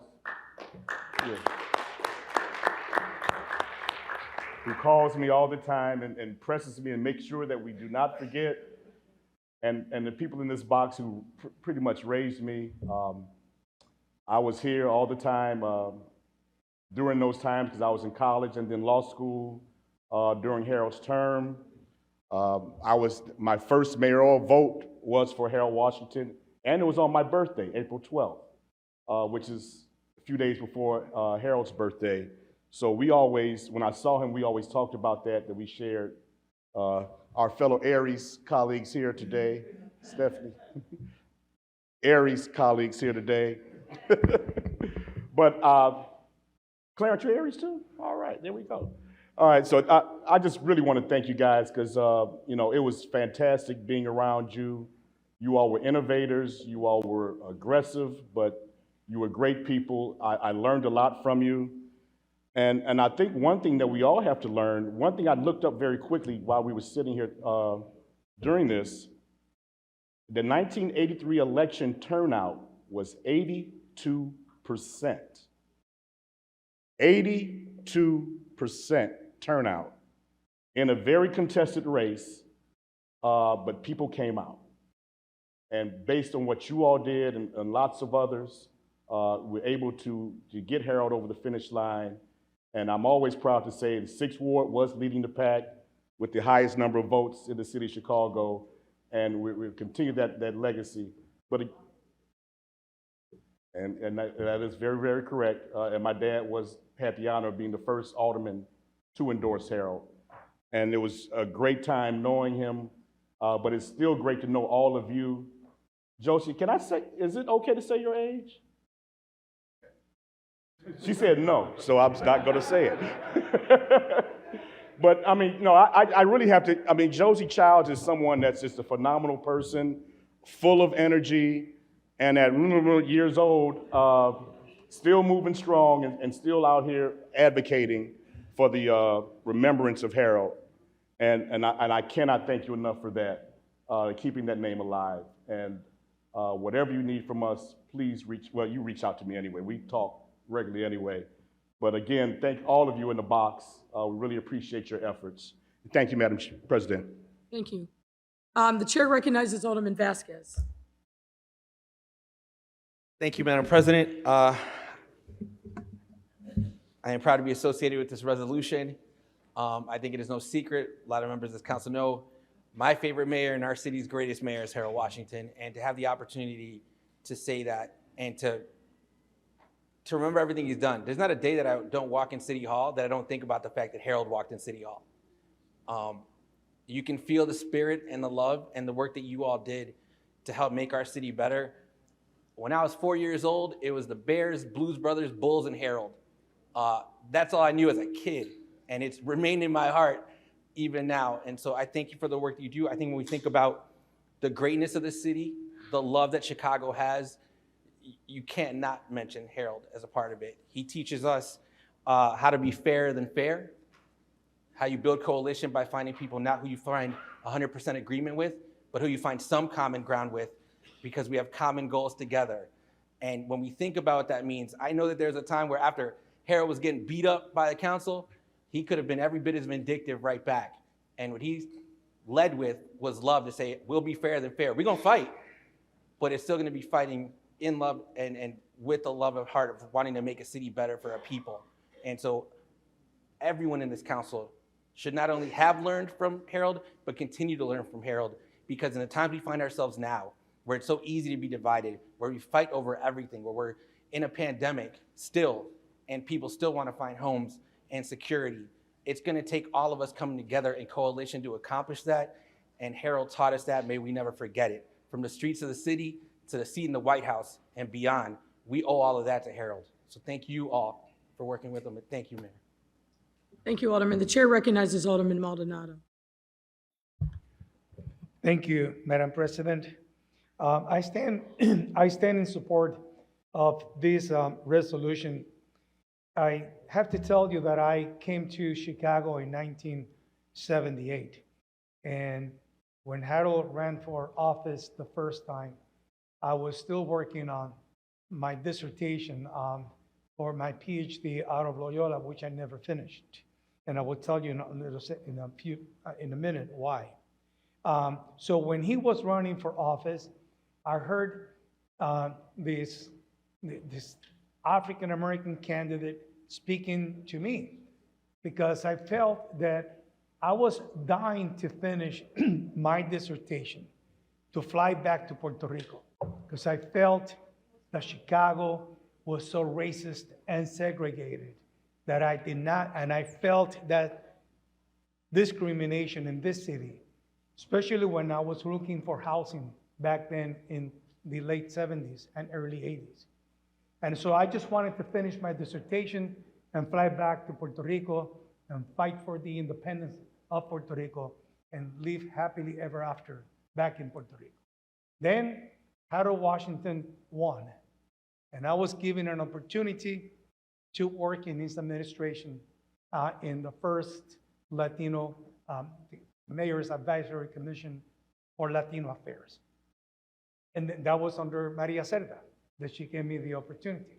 And then she went into the Mayor's Office of Employment and Training, and she brought me along with her. And I had the opportunity to meet in person Harold Washington in vetting for that position that she appointed me to. And for me, he was the first progressive, truly progressive mayor that we had in our city. And he truly believed in giving the people power and influence in the local decisions in the neighborhoods. I remember, and I still have a picture, walking with Harold along Division Street when sidewalks down there were still bolted sidewalks. And thanks to him, we were able to build new sidewalks on Division Street so that our community would not fall through the cracks that we had for decades along Division Street. Those are one of the very little small things that I know that thanks to him happened in our community. But the overall and broader policies that he believed in being inclusive, being fair, because all I wanted in this city is to be given an opportunity, and I will do the rest. Just give me an opportunity, a fair chance, and I will take it upon myself to do the rest, to be successful in the city. And that was the little crack, the little door I give credit Harold Washington to grant me so that I could be fairly successful in this city. Because of that, I never finished my last 3 chapters of my dissertation because of him, because I've got involved in government and politics and business, and I never looked back to finish my last 3 chapters to become a psychologist that I didn't want to do anymore. So thanks to Harold, I'm here. Thank you so very much. Thank you, Alderman Maldonado. Any other members of the body wish to speak to this resolution? Let me just say, first of all, I join the body in commemorating the legacy of Harold Washington. I thank the members of the Legacy Committee who are here with us today, starting with, of course, President Josie Childs, Clarence Jenkins, Edward Ham, Jane Ramsey, Margaretto Batiste, Dr. Barbara Norman, Sharon Simmons, and Stanley Young, and so many others that I know that you represent and carry on the legacy of such an iconic and great man. I met Harold Washington exactly one time. I was a junior in college and working in Washington, D.C. on Capitol Hill, and it was right after he won for the first time. And I happened to be in a conference room in the Rayburn building, and his colleagues were congratulating him. And it was the first time I knew anything about this man named Harold Washington. Now, I had no vision that I would come to live in the city of Chicago, but as fate would have it, when I graduated, worked in Washington, D.C. for a couple of years, had the opportunity to come here for law school. I lived in Hyde Park when I first came to the city, and it was during the re-elect. And I have never in my life before or since experienced a level of energy and excitement that I saw and felt every single day leading up to that re-election. As you know, it was hard fought. Our city is in a very different place then than it is now. But I also remember the joy of him being re-elected and, for the first time, getting a working majority in city council. When we were on the precipice of passing our historic budget last fall, I took the time to read Harold Washington's last budget address. And you read those words and you know that the great man had incredible vision, incredible aspirations for the city. The budget, I believe, was passed, but then shortly after, we all learned the tragic news that he had died. That was an incredible time in our city, as you may recall.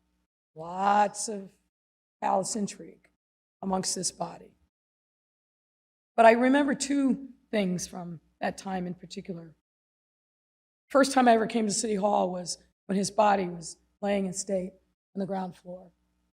And I remember walking with the thousands of mourners and feeling like something important had happened, but that we were losing something as a city. I remember that UIC forum rally, the No Deals rally, as you remember that, standing there in the very back, seeing the people that were on the stage, and also feeling again this incredible loss and that this moment had passed.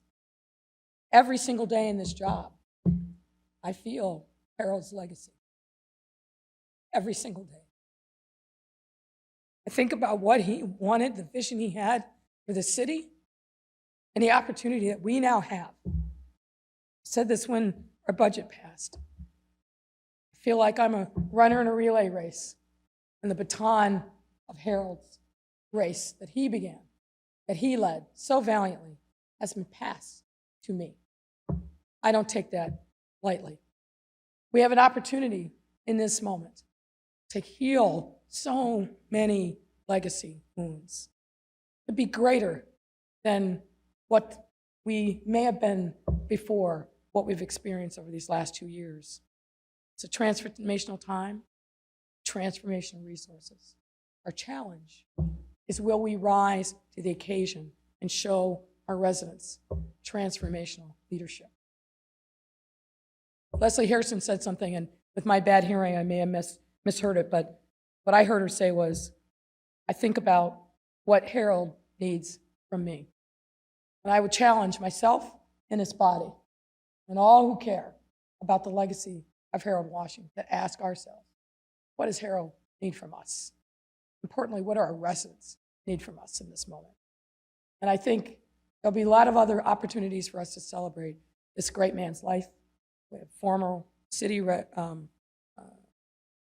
festivities and events that are planned. But we wanted to bring this here now because our next meeting will be after his birthday. But take it upon yourself to commit to some part of leading the life that Harold wanted all of us to lead. He blazed the path in a city that was deeply divided by race, deeply divided, but persevered and worried about, and I know from people who work with him, former aldermen and others, he worried about our city. He worried about the divisions that were there and worried about what he could do as a leader to bring us together. We ought to have that same worry, but that same commitment that he had to doing the right thing for the right reasons every day for our people. So, ladies and gentlemen, thank you so much for carrying on his great legacy. We can never forget, and we will never forget. Thank you.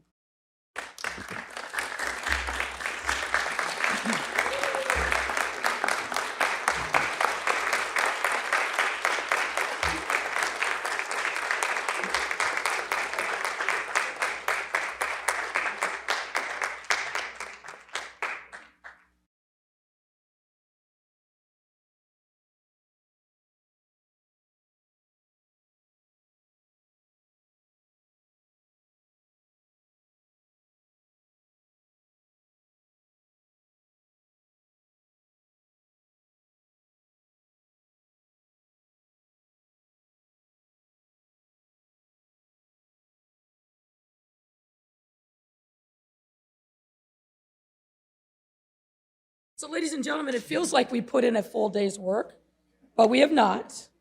There's more work to be done. So, next up, Alderman Mitchell. I move that I move passage of these resolutions in the omnibus. Hearing It's no been a long objection, day. so ordered. All right. I now move that we return to the regular order of business. So ordered. Next up, communications, Madam Clerk. For communications from Her Honor the Mayor to the Honorable the City Council of the City of Chicago. Ladies and gentlemen, at the request of the Chief Financial Officer, I transmit here with ordinances authorizing water revenue bond inducement and sewer revenue bond inducement. Your favorable consideration of this ordinances will be appreciated. Very truly yours, Lori Lightfoot, Mayor, for the Committee on Finance.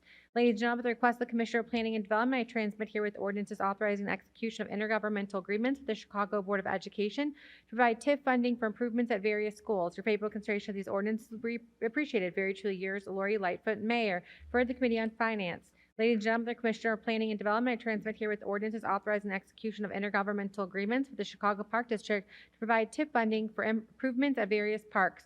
Favorable consideration of these ordinances will be appreciated. Very truly yours, Lori Lightfoot, Mayor, for the Committee on Finance. Ladies and gentlemen, at the request of the Commissioner of Planning and Development, I transmit here with an ordinance authorizing the execution of an amended Neighborhood Opportunity Fund redevelopment agreement with Ogden Washtenaw JV LLC. Your favorable consideration of this ordinance will be appreciated. Very truly yours, Lori Lightfoot, Mayor, referred to the Committee on Budget and Government Operations. Ladies and gentlemen, at the request of the Commissioner of Housing, I transmit here with an ordinance creating a preservation loan fund to assist owners of a single-room occupancy buildings. Your favorable consideration of this ordinance will be appreciated. Very truly yours, Lori Lightfoot, Mayor, referred to the Committee on Budget and Government Operations. Ladies and gentlemen, at the request of the Commissioner of Water Management, I transmit here with ordinances authorizing water supply for properties located outside of city limits. Favorable consideration of this ordinances will be appreciated. Very truly yours, Lori Lightfoot, Mayor, for the Committee on Budget and Government Operations. Ladies and gentlemen, at the request of Budget Director, I transmit here the Fund 925 amendment. Your favorable consideration of this ordinance will be appreciated. Very truly yours, Lori Lightfoot, Mayor, referred to the Committee on Budget and Government Operations. Ladies and gentlemen, at the request of the Commissioner of Housing, I transmit here with an ordinance authorizing designation of the residential development located at 8535 West Higgins Avenue as an affordable housing special assessment project. Favorable consideration of this ordinance will be appreciated. Very truly yours, Lori Lightfoot, Mayor, for the Committee on Housing and Real Estate. Ladies and gentlemen, at the request of Commissioner of Planning and Development, I transmit herewith ordinances providing for a quick take acquisition authority of properties located within the city. Your favorable consideration of these ordinances will be appreciated. Very truly yours, Lori Lightfoot, Mayor, referred to the Committee on Housing and Real Estate. Ladies and gentlemen, at the request of the Commissioner of Planning and Development, I transmit here ordinances authorizing the sale of city-owned properties. Your favorable consideration of these ordinances will be appreciated. Very truly yours, Lori Lightfoot, Mayor, referred to the Committee on Housing and Real Estate. Ladies and gentlemen, the request of Commissioner of Assets of Information and Services, I transmit here with ordinances authorizing the execution of city as a tenant office space lease agreements. Your favorable consideration that these ordinances would be appreciated. Very truly yours, Lori Lightfoot, Mayor, referred to the Committee on Housing and Real Estate. Ladies and gentlemen, I transmit here with appointments to various special service areas. Your favorable consideration of these appointments will be appreciated. Very truly yours, Lori Lightfoot, Mayor, referred to the Committee on Economic, Capital, and Technology Development. Ladies and gentlemen, I transmit here with appointments to the Chicago Community Land Trust Board. Your favorable consideration of these appointments will be appreciated. Very truly yours, Lori Lightfoot, Mayor, referred to the Committee on Housing and Real Estate. Ladies and gentlemen, I transmit here with appointments to the Chicago Low Income Housing Trust Fund Board. Your favorable consideration of these appointments will be appreciated. Very truly yours, Lori Lightfoot, Mayor, referred to the Committee on Housing and Real Estate. Ladies and gentlemen, I have appointed Sharif Walker as Commissioner of the Chicago Park District for a term effective immediately and expiring April 25th, 2024 to complete the unexpired term of Timothy J. King, who has resigned. Your favorable consideration of this appointment will be much appreciated. Very truly yours, Lori Lightfoot, Mayor, referred to the Committee on Special Events, Cultural Affairs, and Recreation. Ladies and gentlemen, I have appointed Michelle A. Lee as a member of the Chicago Transit Board for a term effective immediately and expiring September 1st, 2028 to succeed Kevin Irvine, whose term has expired. Your favorable consideration of this appointment will be appreciated. Very truly yours, Lori Lightfoot, Mayor, referred to the Committee on Transportation and Public Way. I, City Clerk Anna Valencia, hereby inform the City Council that the following documents were filed in my office relating to the respective subjects designated as follows. Notification of sale and special assessment improvement bonds refunding series 2022. Office of Inspector General's follow-up audit of Chicago Department of Transportation traffic signal planning practices. And Office of the Inspector General's report regarding evaluation of race and ethnicity-based disparities in the Chicago Police Department use of force. I, City Clerk Valencia, also informed the City Council that all those matters which were considered by the City Council at the regular meeting held on February 23rd, 2022, and which were required by statute to be published in book or pamphlet form, or in one or more newspapers or published in pamphlet form on March 23rd, 2022, by being printed in full text and printed pamphlet copies of the journal proceedings of the City Council of the City of Chicago. I also inform the City Council that the call for special meeting in the matter considered by the City Council on March 16, 2022, which is required by statute to be published in book or pamphlet form or in one or more newspapers, were published in pamphlet form on March 23, 2022, by being printed in full text, printed pamphlet copies of the journal of the proceedings of the City Council of the City of Chicago. I, City Clerk Valencia, also transmit herewith the following miscellaneous communications and reports requiring City Council action: zoning reclassifications of particular areas which are referred to the Committee on Zoning, Landmarks, and Building Standards, and claims against the City of Chicago which are referred to the Committee on Finance, and recommendation by Commission on Chicago Landmarks for designation of Seth Warner House at Ludlow Typograph Company in 2028, 2062 now North Clybourne Avenue as a Chicago landmark, which is referred to the Committee on Zoning, Landmarks, Building Standards, and recommendation by Commission on Chicago Landmarks for approval of permit application for demolish of non-contributing building at 210-218 North Aberdeen Street, and which is referred to the Committee on Zoning, Landmarks, and Building Standards. Your Honor, that concludes the reports and communications from the mayor and other city officers. Thank you, Madam Clerk. Next up, committee reports. We'll begin with the Finance Committee. Chairman Wagesback. Thank you, Madam President. Madam President, reporting for the City Council's Committee on Finance, which met on March 21st, 2022. Item number 1 is the communication recommending a proposed ordinance concerning the authority to enter into and execute an intergovernmental agreement with the Chicago Housing Authority to reallocate a portion of the city's 2022 unused tax-exempt bond volume cap to facilitate financing of affordable housing at 3030 West 21st Place in the 24th Ward and 3700 West Congress Parkway in the 28th Ward. This item received favorable approval by the committee, and if no one wishes to speak on the matter, I move to concur with the recommendation of the committee by a roll call vote. All right, ladies and gentlemen, we're Down about to to make business. history here. Madam Clerk, maybe you want to give a little more of a... Please get out your iPads, log in, and you will be able to begin voting. Please hit refresh if you do not see it. Click, and you should be able to hit refresh. And the voting is now open. The right-hand corner blue button, raise your hand if you need help. Raise your hand if you need help, and we will come around. Ian.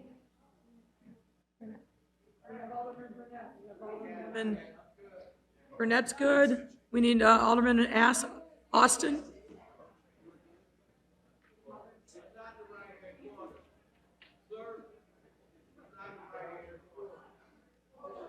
Everybody's tab is different. Yours is left. Mine's to the right. Okay. Mine's on the right. Okay. Yours is on the left for refresh.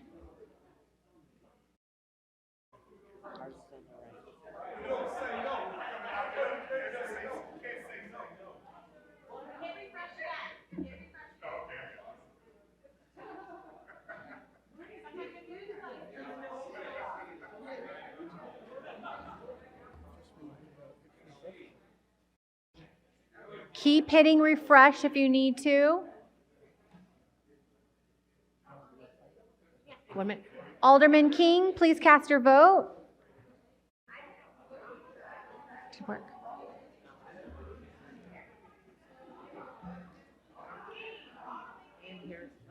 Alderman King, okay, Alderman King is good. Alderman Harrison, please cast your vote. Alderman Gardner, Alderman Lopez, please cast your vote. Alderman Gardner and Alderman Lopez.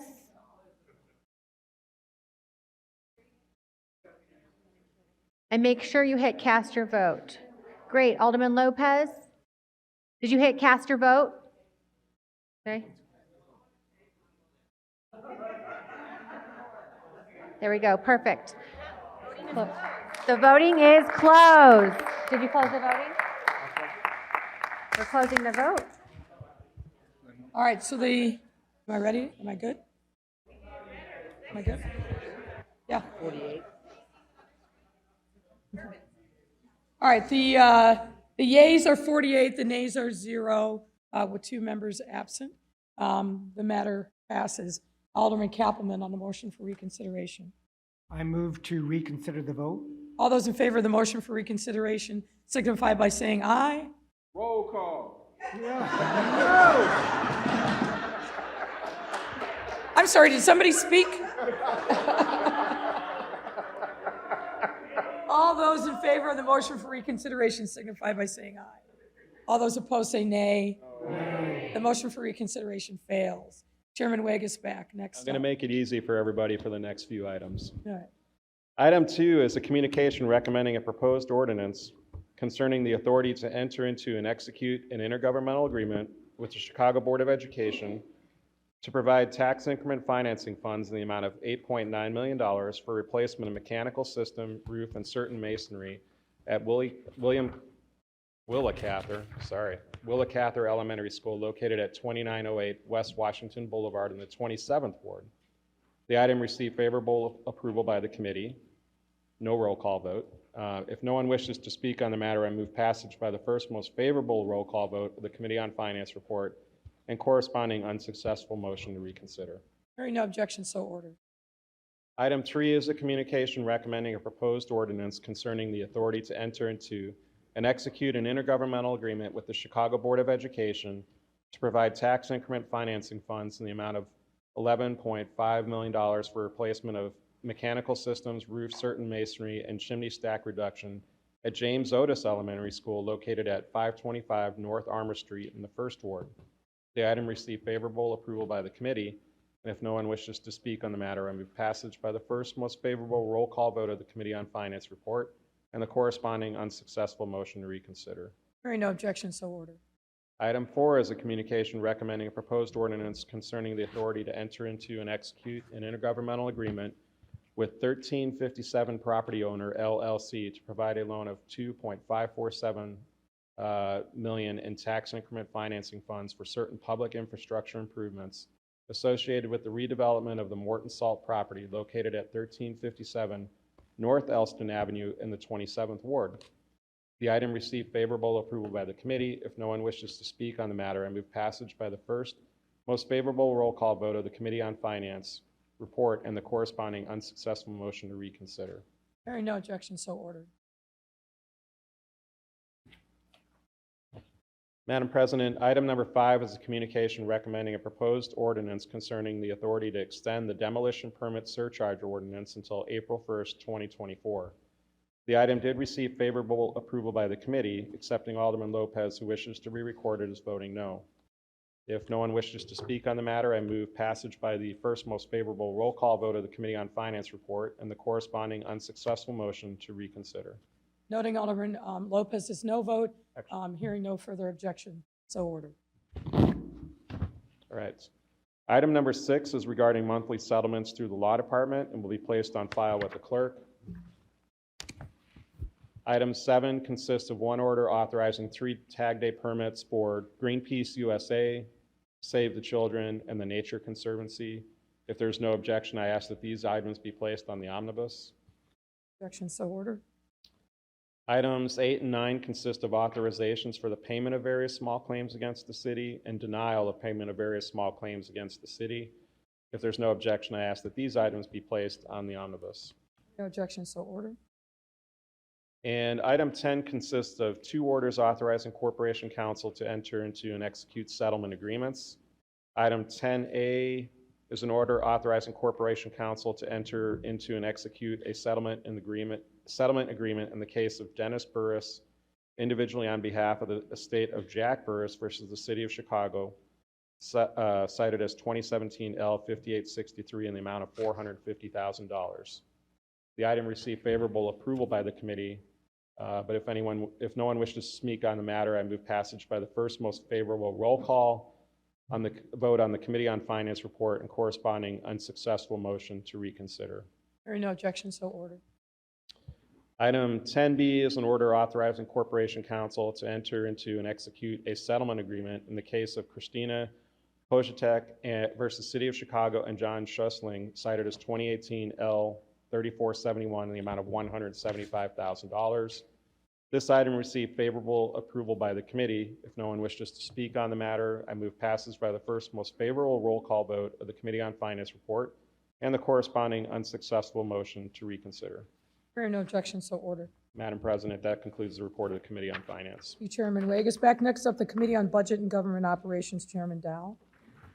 Thank you, Madam President. Madam President and members of the City Council, reporting for the Committee on the Budget and Government Operations, which held a committee meeting on March 16, 2022. The committee recommends passage of the following items. Number one, a substitute ordinance concerning an amendment to the annual appropriation ordinance year 2022 within Fund Number 925 for the Department of Cultural Affairs and Special Events and the Department of Transportation. I move passage of this item by the first favorable roll call vote of the Subcommittee on Finance and associated unsuccessful motion to reconsider. Hearing no objection, so ordered. Number two, an ordinance concerning an amendment of the Emergency Rental Assistance Program, ERAP, software contract with Uncork LLC. I move passage of this item by the same motion if there is no objection. So ordered. Number three, a resolution introduced by Alderman Dowell, Mayor Lori Lightfoot, and others supporting the Biden administration to nominate a Black woman to serve on the U.S. Supreme Court. I move passage of this item by the same motion if there is no objection. Hearing no objection, so ordered. This concludes my report. Thank you, Madam President. Thank you, Chairman Dow. Next up, the Committee on Aviation, Chairman O'Shea. Thank you, Madam President. Madam President, members of the Chicago City Council, reporting for your Committee on Aviation, which held a remote meeting on Monday, March 14th, 2022. Our committee recommends passage of the following item, Ordinance 2022-668, and an amendment to the intergovernmental agreement with the Illinois Toll Highway Authority regarding the Elgin O'Hare Western Access Project. I'd like to go off script a little bit and talk a little bit about this. This is huge for our city and our metro region. When we talk about what this will do, great connectivity, reducing traffic congestion, job creation, the start of this project by 2040 will create more than 50,000 jobs. This will save overcrowding on our highway and our local roads by more than 20%. O'Hare International Airport is our biggest economic engine. And I don't have to tell anybody in this room what we've seen during these past few years, the losses in this pandemic. 84 million passengers came through O'Hare in 2019. It's 30 million in 2020. Luckily for us, cargo has really taken off, the #1 producing airport in North America. We've got a lot to do, and we need to do everything we can in this body to support, promote, and expand what we have going on at both our international airports. I'm excited in the coming months to be bringing a lot of reports for you, a lot of votes, a lot of progress forward. Western Access is a big part of that. Madam President, this concludes my report. I assume you want to move to adopt the committee report. I apologize. I move passage of this item by the first favorable roll call vote.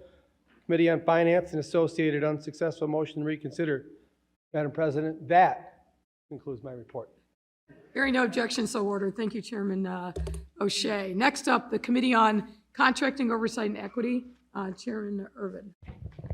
Thank you, Madam President. Madam President, members of the City Council, reporting for the Committee on Contracting Oversight and Equity, for which a meeting was held on Monday, March 14th, 2022.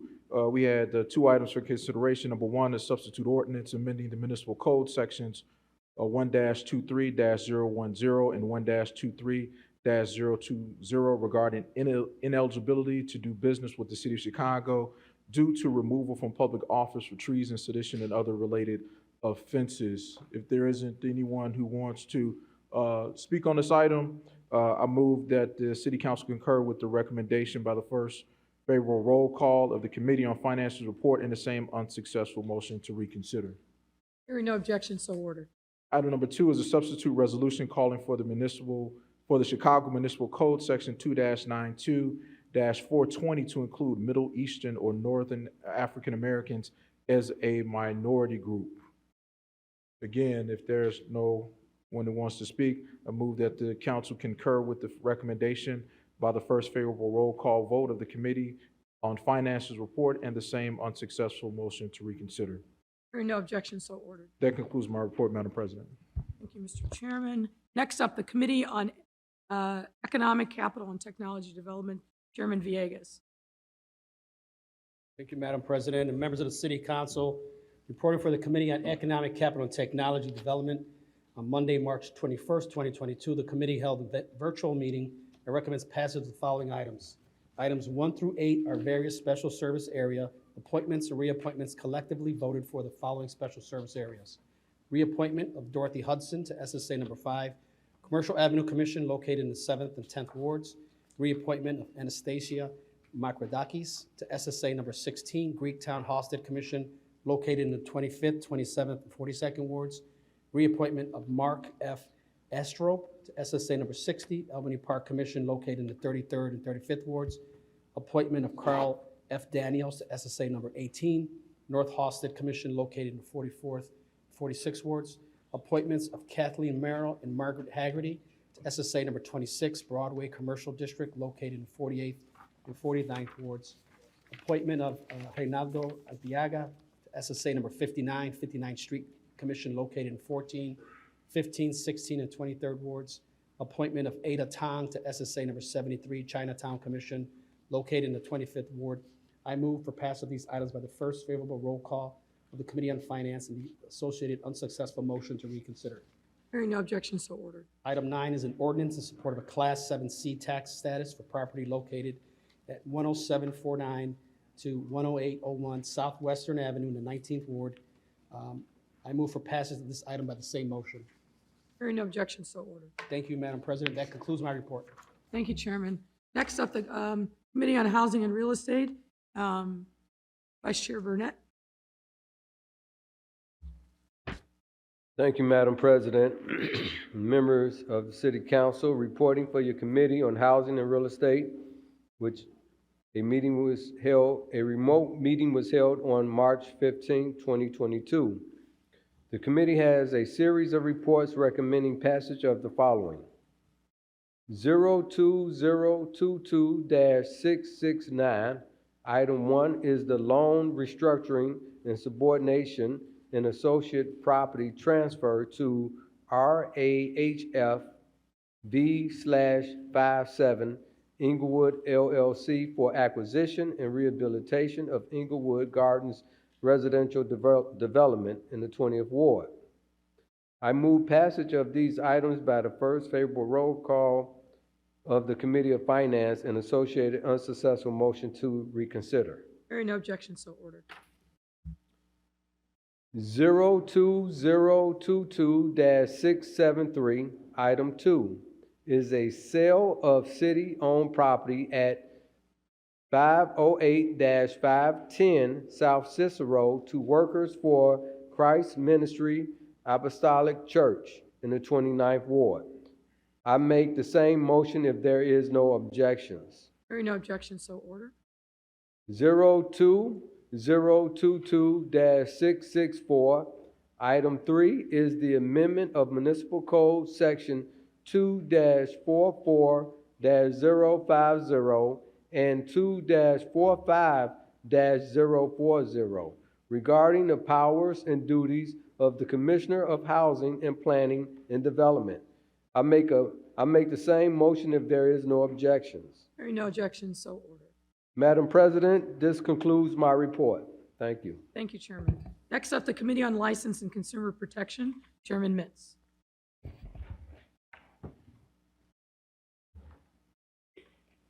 Madam President and members of the City Council, I'm reporting for the Committee on License and Consumer Protection.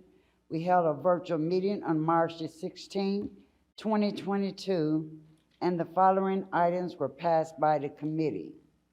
Item number 02022-273, a substitute ordinance to amend Chapter 4 and 7 of the Municipal Code of Chicago to regulate charitable food vendors in the second ward.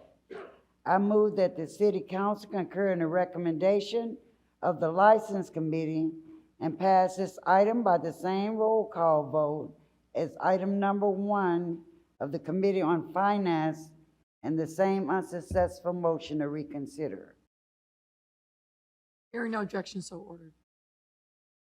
Item number 2, ARA 2021-209, a resolution calling for creditors to provide 60 days grace period before reporting late payments to credit reporting agencies, Alderman Villegas and others.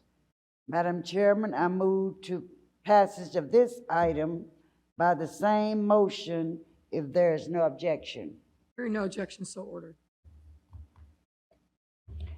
Item 3, 02022-506, a substitute ordinance renewing restricted residential zones pursuant to Chapter 4-17 of the Municipal Code in the 13th Ward. I move passage of this item by the same motion if there is no objection. Hearing no objection, so ordered. There were 7 ordinances regarding moratoriums in the 1st, 2nd, 6th, 12th, 17th, and 50th Ward. I move passage of this item by the same motion if there is no objection. Hearing no objection, so ordered. That concludes my report, Madam President. Thank you. The chair recognizes Alderman Irvin. Madam President, I wish to be recorded as no on ordinance 2022-617 and 02022-494. So reflect. Thank you, ma'am. All right, next up, the Committee on Pedestrian and Traffic Safety. Chairman Burnett. Thank you, Madam President and members of the council. Reporting for your Committee on Pedestrian and Traffic Safety, for which a meeting was held on Thursday, March 17, 2022. Before the committee, there were 138 items. There were 137 routine traffic items that passed and 1 routine traffic item that did not pass. I move passage of these items in omnibus. That concludes my report. Thank you, Madam Hearing no President. objection, so ordered. Next up, the Committee on Special Events, Cultural Affairs, and Recreation. Chairman Spizzato. Thank you, Madam President, members of the City Council. Reporting for your Committee on Special Events, Cultural Affairs, Recreation, also known as the Happy Committee, for which a virtual meeting was held on March 10th, 2022. Committee recommends passage of the following items. First item is A 2022-29, the reappointment of Juan Deese, Bob Faust, Robert Gomez, Esther Grisham Grimm, Tracy D. Hall, Aquila S. Haley, Kevin Lega Jeff, Myrna Salazar, and Vivian Tang as members of the Advisory Council on Cultural Affairs and Special Events. I move passage of this item by the most favorable roll call of the Committee on Finance and associated unsuccessful motion to reconsider. Hearing no objection, so ordered. The next 4 items are appointments as members of the Advisory Council on Cultural Affairs and Special Events. A 2022-28, Deborah Yepin Papan. A 2022-27, Karu Wananabe. A 2022-26, Edra Soto. A 2022-25, Blake Anthony Johnson. I move passage of these items by the first favorable roll call vote on the Committee of Finance and associated unsuccessful motion to reconsider. Hearing no objection, so ordered. Thank you, Madam President. That concludes my report. Chairman, I did not hear the names Tanika Lewis Johnson, Bill Michael, or Koya Paz. Were those on your list for the first item? Who did you say again, Madam President? Tanika Lewis Johnson, Bill Michael, and Koya Paz. I have Tanika Lewis Johnson, I mentioned her, and Koya Paz. I failed to mention them. Did you, I did not hear them. What about Bill Michael? Okay, I might have skipped a line here then, so you want me to go back to it? If you could. Okay, all right, I'm gonna go back to the first item, which is the reappointments, and that's A2022-29, the reappointment of Juan Dees, Bob Faust, Robert Gomez, Esther Grisham Grimm, Tracy D. Hall, Akila S. Haley, Kevin Lega Jeff, Tanika Lewis Johnson, Bill Michael, Koya Paz, Myrna Salazar, and Vivian Tang. As members of the Advisory Council on Cultural Affairs and Special Events, I move passage of this item by the most favorable roll call of the Committee on Finance and associated unsuccessful motion to reconsider. Hearing no objection, so ordered. Thank you, Chairman. Thank you, Madam President. Thank you, Jeff, for catching that. Next up, the Committee on Transportation and Public Way. Chairman Brookins. Good morning, good afternoon, Madam President, members of the City Council, reporting on your Committee on Transportation and Public Way, a meeting which was held on March 17, 2022. The following ordinances were passed by a majority of the members present. Page 2 include one ordinance for grant of privilege introduced by the local alderman of the 21st Ward. Pages 3 and 4 include 17th ordinances for miscellaneous items introduced by the local alderman from wards 2, 5, 8, 13, 19, 27 through 30, 34, 40 through 43, and 45. On page 5 includes one ordinance for transportation item introduced by the local alderman in the 41st Ward. On page 6 includes one ordinance for a subdivision introduced by the local alderman in the 3rd Ward. Madam President, if there are no objections, I move passage of these items by the last most favorable roll call vote for the Committee on Finance and the associated unsuccessful motion to reconsider. Hearing no objection, so ordered. Madam President, that concludes my report. Thank you. Thank you, Chairman. Next up, the Committee on Zoning, Landmarks, and Building Standards. Chairman Tunney. Madam President and members of the City Council, presenting a series of reports for your Committee on Zoning, Landmarks, and Building Standards, which held a meeting on March 22nd of 2022. These reports are grouped for convenience. The following items were passed by a majority of members present. Pages 1 through 8 contain various map amendments in the 1st, 16th, 17th, 18th, 21st, 24th, 25th, 26th, 27th, 29th, 32nd, 35th, 36th, 38th, 45th, and 47th wards. I move passage of these items by the last most favorable roll call vote of the Finance Committee report and associated unsuccessful motion to reconsider, noting that document number 02022-3995 for the property known as 5016 West Lawrence Avenue will be held in committee. Hearing no objection, so ordered. Page 8 contains document number OR 2022-40, the demolition of a non-contributing building in the East Village Landmark District located at 843 North Walcott.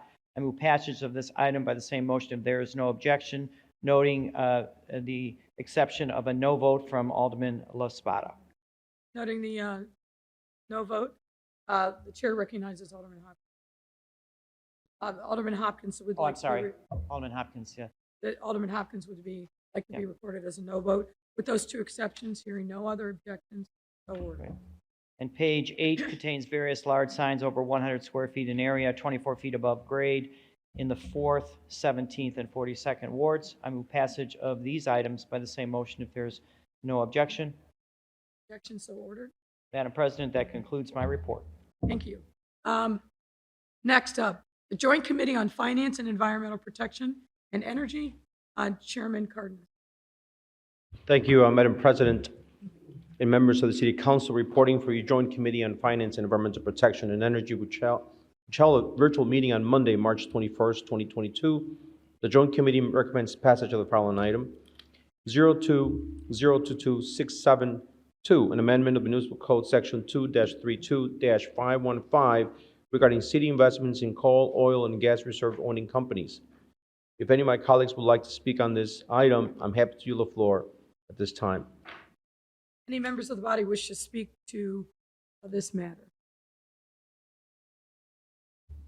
Thank you, Madam President. I believe we've had a press conference this morning. We've had plenty of comment during committee hearings.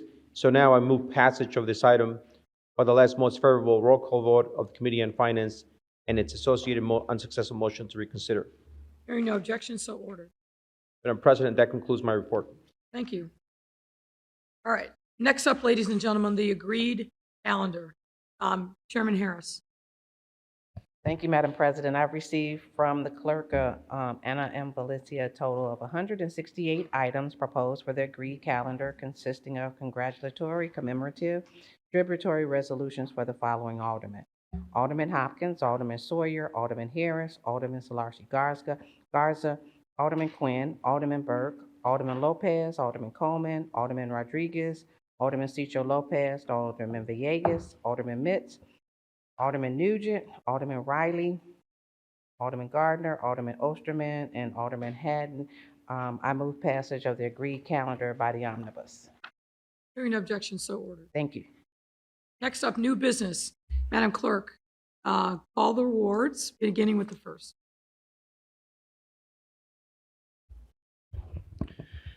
Claims, free permits, license fee exemptions, which are referred to the Committee on Finance.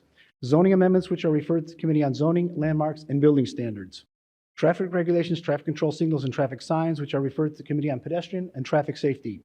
Grants of privilege on and over the public way, which are referred to the Committee on Transportation and Public Way. An exemption from physical barrier requirement for commercial driveway alley access for parking facilities, which are referred to the Committee on Transportation and Public Way. Alderman Laspada has a proposed order for the issuance of permits for signboards at 1341 North Paulina Street, which is referred to the Committee on Zoning, Landmarks, and Building Standards. Alderman Hopkins has a proposed ordinance for amendment of Municipal Code Titles 4 and 7 to regulate charitable food vendors, which is referred to the Committee on License and Consumer Protection. Alderman Hopkins also has a proposed ordinance for an honorary street designation as Rudy Malnati Jr. Way, which is referred to the Committee on Transportation and Public Way. Alderman Beal has a proposed order for an historical landmark fee waiver for the property at 11114 through 11116 South Champlain Avenue, which is referred to the Committee on Zoning, Landmarks, and Building Standards. Alderman Sadlowski Garza has a proposed ordinance for an honorary street designation as Jesus Chuy Negrete Way, which is referred to the Committee on Transportation and Public Way. Alderman Garza also has proposed ordinance for amendment of Municipal Code, Section 10-30-020, to further regulate permit requirements for installation or maintenance of telecommunications equipment on, over, or under the public way, which is referred to the Committee on Workforce Development. Alderman Burke has proposed orders for the issuance of permits for signboards, which are referred to the Committee on Zoning, Landmarks, and Building Standards. Alderman Lopez and others have a proposed order for revocation of Moscow, Russia's sister city status in Chicago's Sister City program, which is referred to the Committee on Special Events, Cultural Affairs, and Recreation. Alderman Brookins has a proposed ordinance for an honorary street designation as Louis Albert Fitzgerald Jr. Way, which is referred to the Committee on Transportation and Public Way. Alderman Rodriguez has a proposed resolution for expression of support for H.R. 5124, Manufacturing Reinvestment Corporation Act, to expand funding manufacturing development, which is referred to the Committee on Workforce Development. Alderman Tabares has a proposed order for the issuance of permits for signboards at 5320 South Pulaski Road, which is referred to the Committee on Zoning, Landmarks, and Building Standards. Alderman Tabares and others have a proposed ordinance for amendment of Municipal Code, Chapter 2-156, by modifying various sections to further regulate lobbying by elected city officials and family members, which is referred to the Committee on Ethics and Government Operations. Two committees called. The matter is referred to the Committee on Committees and Rules. Alderman Scott has a proposed ordinance for amendment of Municipal Code, Section 4-60-023, to allow additional packaged goods licenses on portions of West Roosevelt Road, which is referred to the Committee on License and Consumer Protection. Alderman Cicho Lopez has a proposed ordinance for an honorary street designation as Avenida Fiesta del Sol, which is referred to the Committee on Transportation and Public Way. Alderman Cicho Lopez also has a proposed ordinance for an honorary street designation as Mary Dolores Espinoza Maltos Honorary Way, which is referred to the Committee on Transportation and Public Way. Alderman Burnett has a proposed ordinance for approval of North Morgan Plaza re-subdivision, which is referred to the Committee on Transportation and Public Way. Alderman Burnett also has proposed orders for the issuance of permits for signboards, which are referred to the Committee on Zoning, Landmarks, and Building Standards.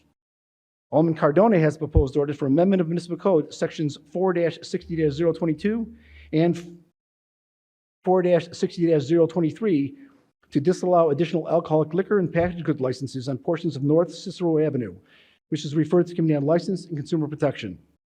Alderman Rodriguez Sanchez has a proposed ordinance for an honorary street designation as Carlos F. Pagan Way, which is referred to the Committee on Transportation and Public Way. Alderman Rodriguez Sanchez also has a proposed ordinance for an honorary street designation as John E. Byrne Way, which is referred to the Committee on Transportation and Public Way. Alderman Rodriguez Sanchez and others have a proposed resolution reaffirming of Chicago's status as a welcoming city and sanctuary for refugees fleeing violence in Ukraine, which is referred to the Committee on Immigrant and Refugee Rights. Alderman Austin has a proposed order for the issuance of permits for signboards at 801 West 119th Street, which is referred to the Committee on Zoning, Landmarks, and Building Standards. Alderman Ramirez Rosa has a proposed resolution for submission of a public question by referendum to Chicago voters at the February 28, 2023 election, proposing to change Community Commission for Public Safety and Accountability powers and duties, which is referred to the Committee on Committees and Rules.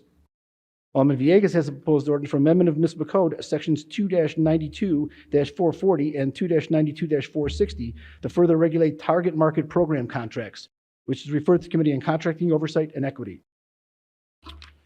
Two committees have been called. The matter is referred to the Committee on Committees and Rules. Alderman Villegas has a proposed resolution to call for elected officials to join Mayor's Monarch Pledge, aiding in conservation and growth of monarch butterfly population, which is referred to the Committee on Environmental Protection and Energy. Alderman Villegas also has a proposed resolution to call for subject matter hearings on fleet electrification implementation, which is referred to the Committee on Economic, Capital, and Technology Development. Alderman Villegas also has a proposed resolution to call on the United States Senate to confirm U.S. Supreme Court nominee the Honorable Ketanji Brown Jackson, which is referred to the Committee on Health and Human Relations. And a proposed ordinance for an honorary street designation as Honorary Sam Rosen Way, which is referred to the Committee on Transportation and Public Way. Alderman Villegas and others have a proposed ordinance for amendment of Municipal Code, Chapter 2-8, by replacing current sections 2-8-300 through 2-8-810 with new section 2-3-300 through 2-8-810 regarding redistricting of city wards, which is referred to the Committee on Committees and Rules. Alderman Mitz has a proposed ordinance for an amendment of Municipal Code, Section 4-60-023, to allow additional packaged goods licenses on portions of West Grand Avenue, which is referred to the Committee on License and Consumer Protection. Alderman Napolitano has proposed orders for the issuance of permits for signboards, which are referred to the Committee on Zoning, Landmarks, and Building Standards. Alderman Riley has proposed orders for the issuance of permits for signboards, which are referred to the Committee on Zoning, Landmarks, and Building Standards. Alderman Gardner has a proposed ordinance for amendment of Municipal Code, Section 4-60-023, to allow additional packaged goods licenses on portions of West Lawrence Avenue, which is referred to the Committee on License and Consumer Protection. Alderman Gardner also has a proposed order for the issuance of permits for signboards at 4715 West Irving Park Road, which is referred to the Committee on Zoning, Landmarks, and Building Standards. Alderman Martin has a proposed ordinance for amendment of Municipal Code, Chapter 2-78, regarding charges filed with the Chicago Police Board following discharge recommendations from Police Department and removal of disciplinary recommendations for deceased members of the Police Department, which is referred to the Committee on Public Safety. Alderman Haddon has a proposed ordinance for amendment of Municipal Code, Section 4-60-023, to allow additional packaged goods licenses on portions of North Clark Street, which is referred to the Committee on License and Consumer Protection. Alderman Haddon also has a proposed ordinance for an honorary street designation as Honorary Cunene Way, which is referred to the Committee on Transportation and Public Way. Your Honor, that concludes all the automatic introductions. Thank you, sir. Next up, approval of the journal. Alderman Mitchell. President, I am not aware of any corrections to the journal from the February 23rd, 2022 or March 16, 2022, and move that both be approved. Hearing no objections, so ordered. Alderman Mitchell, unfinished business. Madam President, I am aware of one item of unfinished business that was noticed pursuant to Rule 41. It is a settlement order for Wright versus City of Chicago, cited as 20-CV-07688. I defer to Chairman Wagerspack. Chairman Wagerspack. Thank you, Madam President. I do have one item I noticed up pursuant to Rule 41, a settlement order for Mia Wright et al. Versus City of Chicago, cited as 20-CV-07688, which was deferred and published and appears in the Journal of Proceedings of February 23rd, 2022 as Order 2022-56. If no one wishes to speak on the item, I move passage by a roll call vote. Are any members of the body wish to speak to this? Chairman Wegesbeck, I think it would be helpful to the members, since it was deferred and published, just to give a little more explanation as to what the matter is. Yes, so Madam that members President. know what they're voting on. I think this is most well known as the Brickyard Mall case or settlement. This was the case that arose from an incident that took place on May 31st, 2020, where we heard information about 5 plaintiffs who are named in this as plaintiffs in this settlement driving to the Brickyard Mall to shop at Target. They were stopped by officers. The officers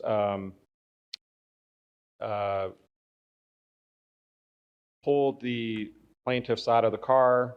They were striking the windows of the car to break them.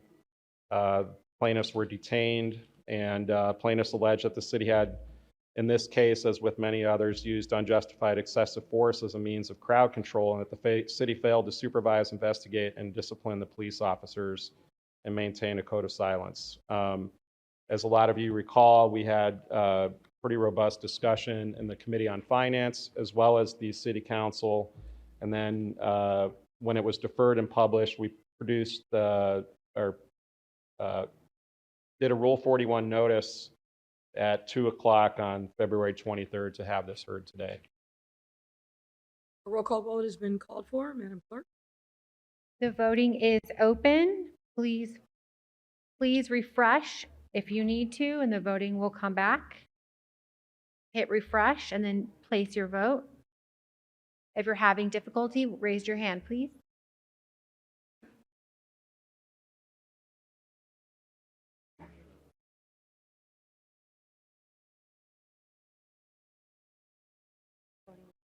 Yeah. Yeah, got it.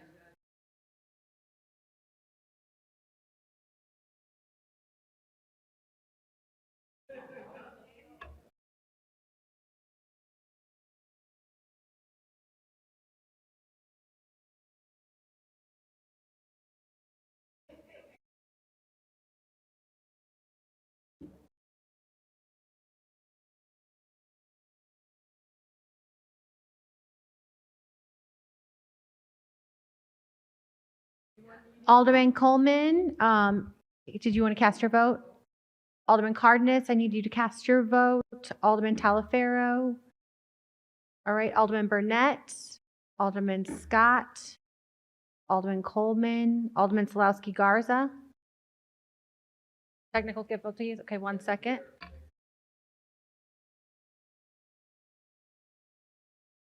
Alderman Burnett. Oh, technical. Okay.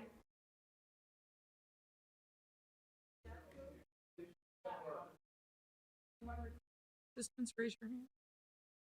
Walter, Sue. All right, those are the last two. Yeah, not here.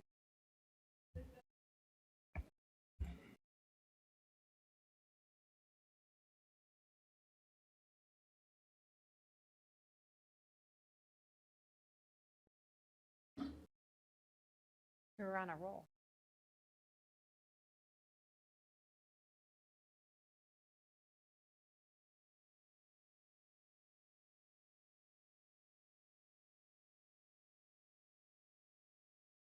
You got it? Alderman Burnett's casting now. Refresh.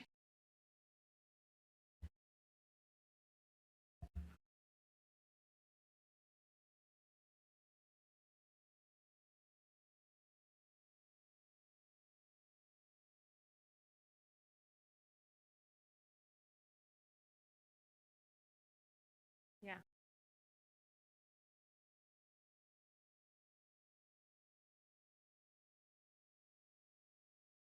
Alderman, for sake of time, if you can't get it, we can just do a voice vote for you too. Aye. Alderman Garza is aye. And Alderman Burnett, vote, you could just do a voice vote. Oh, he's voting. Okay, refresh. Burnett, yes, and Solowski is a yay. Yeah, add yes. Add, yeah. Okay, the vote, Solowski Garza. Garza is a yes. All right, the voting is now closed. Close the vote. All right, Mayor, the voting is closed. All right, the yeas are 34, the nays are 13. The matter passes. Alderman Kappelman on the motion for reconsideration. Madam President, I move to reconsider the vote. All those in favor of the motion for reconsideration signify by saying aye. All those opposed say nay. The nays have it. The motion for reconsideration fails. Chairman Wagasback, anything more? No, Madam President, I have no other items up for Rule 41. All right, Alderman Mitchell, was there any other unfinished business? I'm not aware of any unfinished business. All right. Next up, ladies and gentlemen, miscellaneous business. Alderman Mitchell.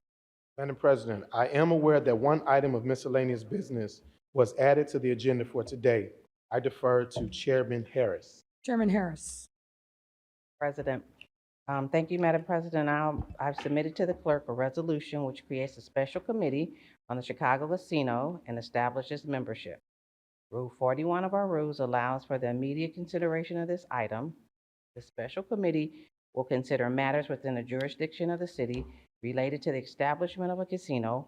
I've moved passage of this item by the first most favorable roll call vote of the Committee on Finance and the associated unsuccessful motion to reconsider. Hearing no objection, so ordered.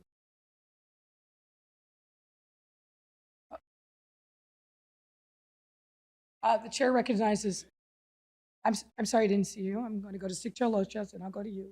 Then I'll go to, the chair recognizes Alderman Siccho Lopez. Can we have a roll call? Are you asking for a roll call, sir? Yes, sir. All right, Yes, ma'am. the roll call vote has been asked. Madam Clerk. Before the roll call, the chair recognizes, sorry, are you raising your hand? Yes, sir. Oh, thank you, Madam President. I just had a quick question. Is the termination date the date that the casino is up and running or established? I was just curious to know that when I read the resolution. I was unclear about that.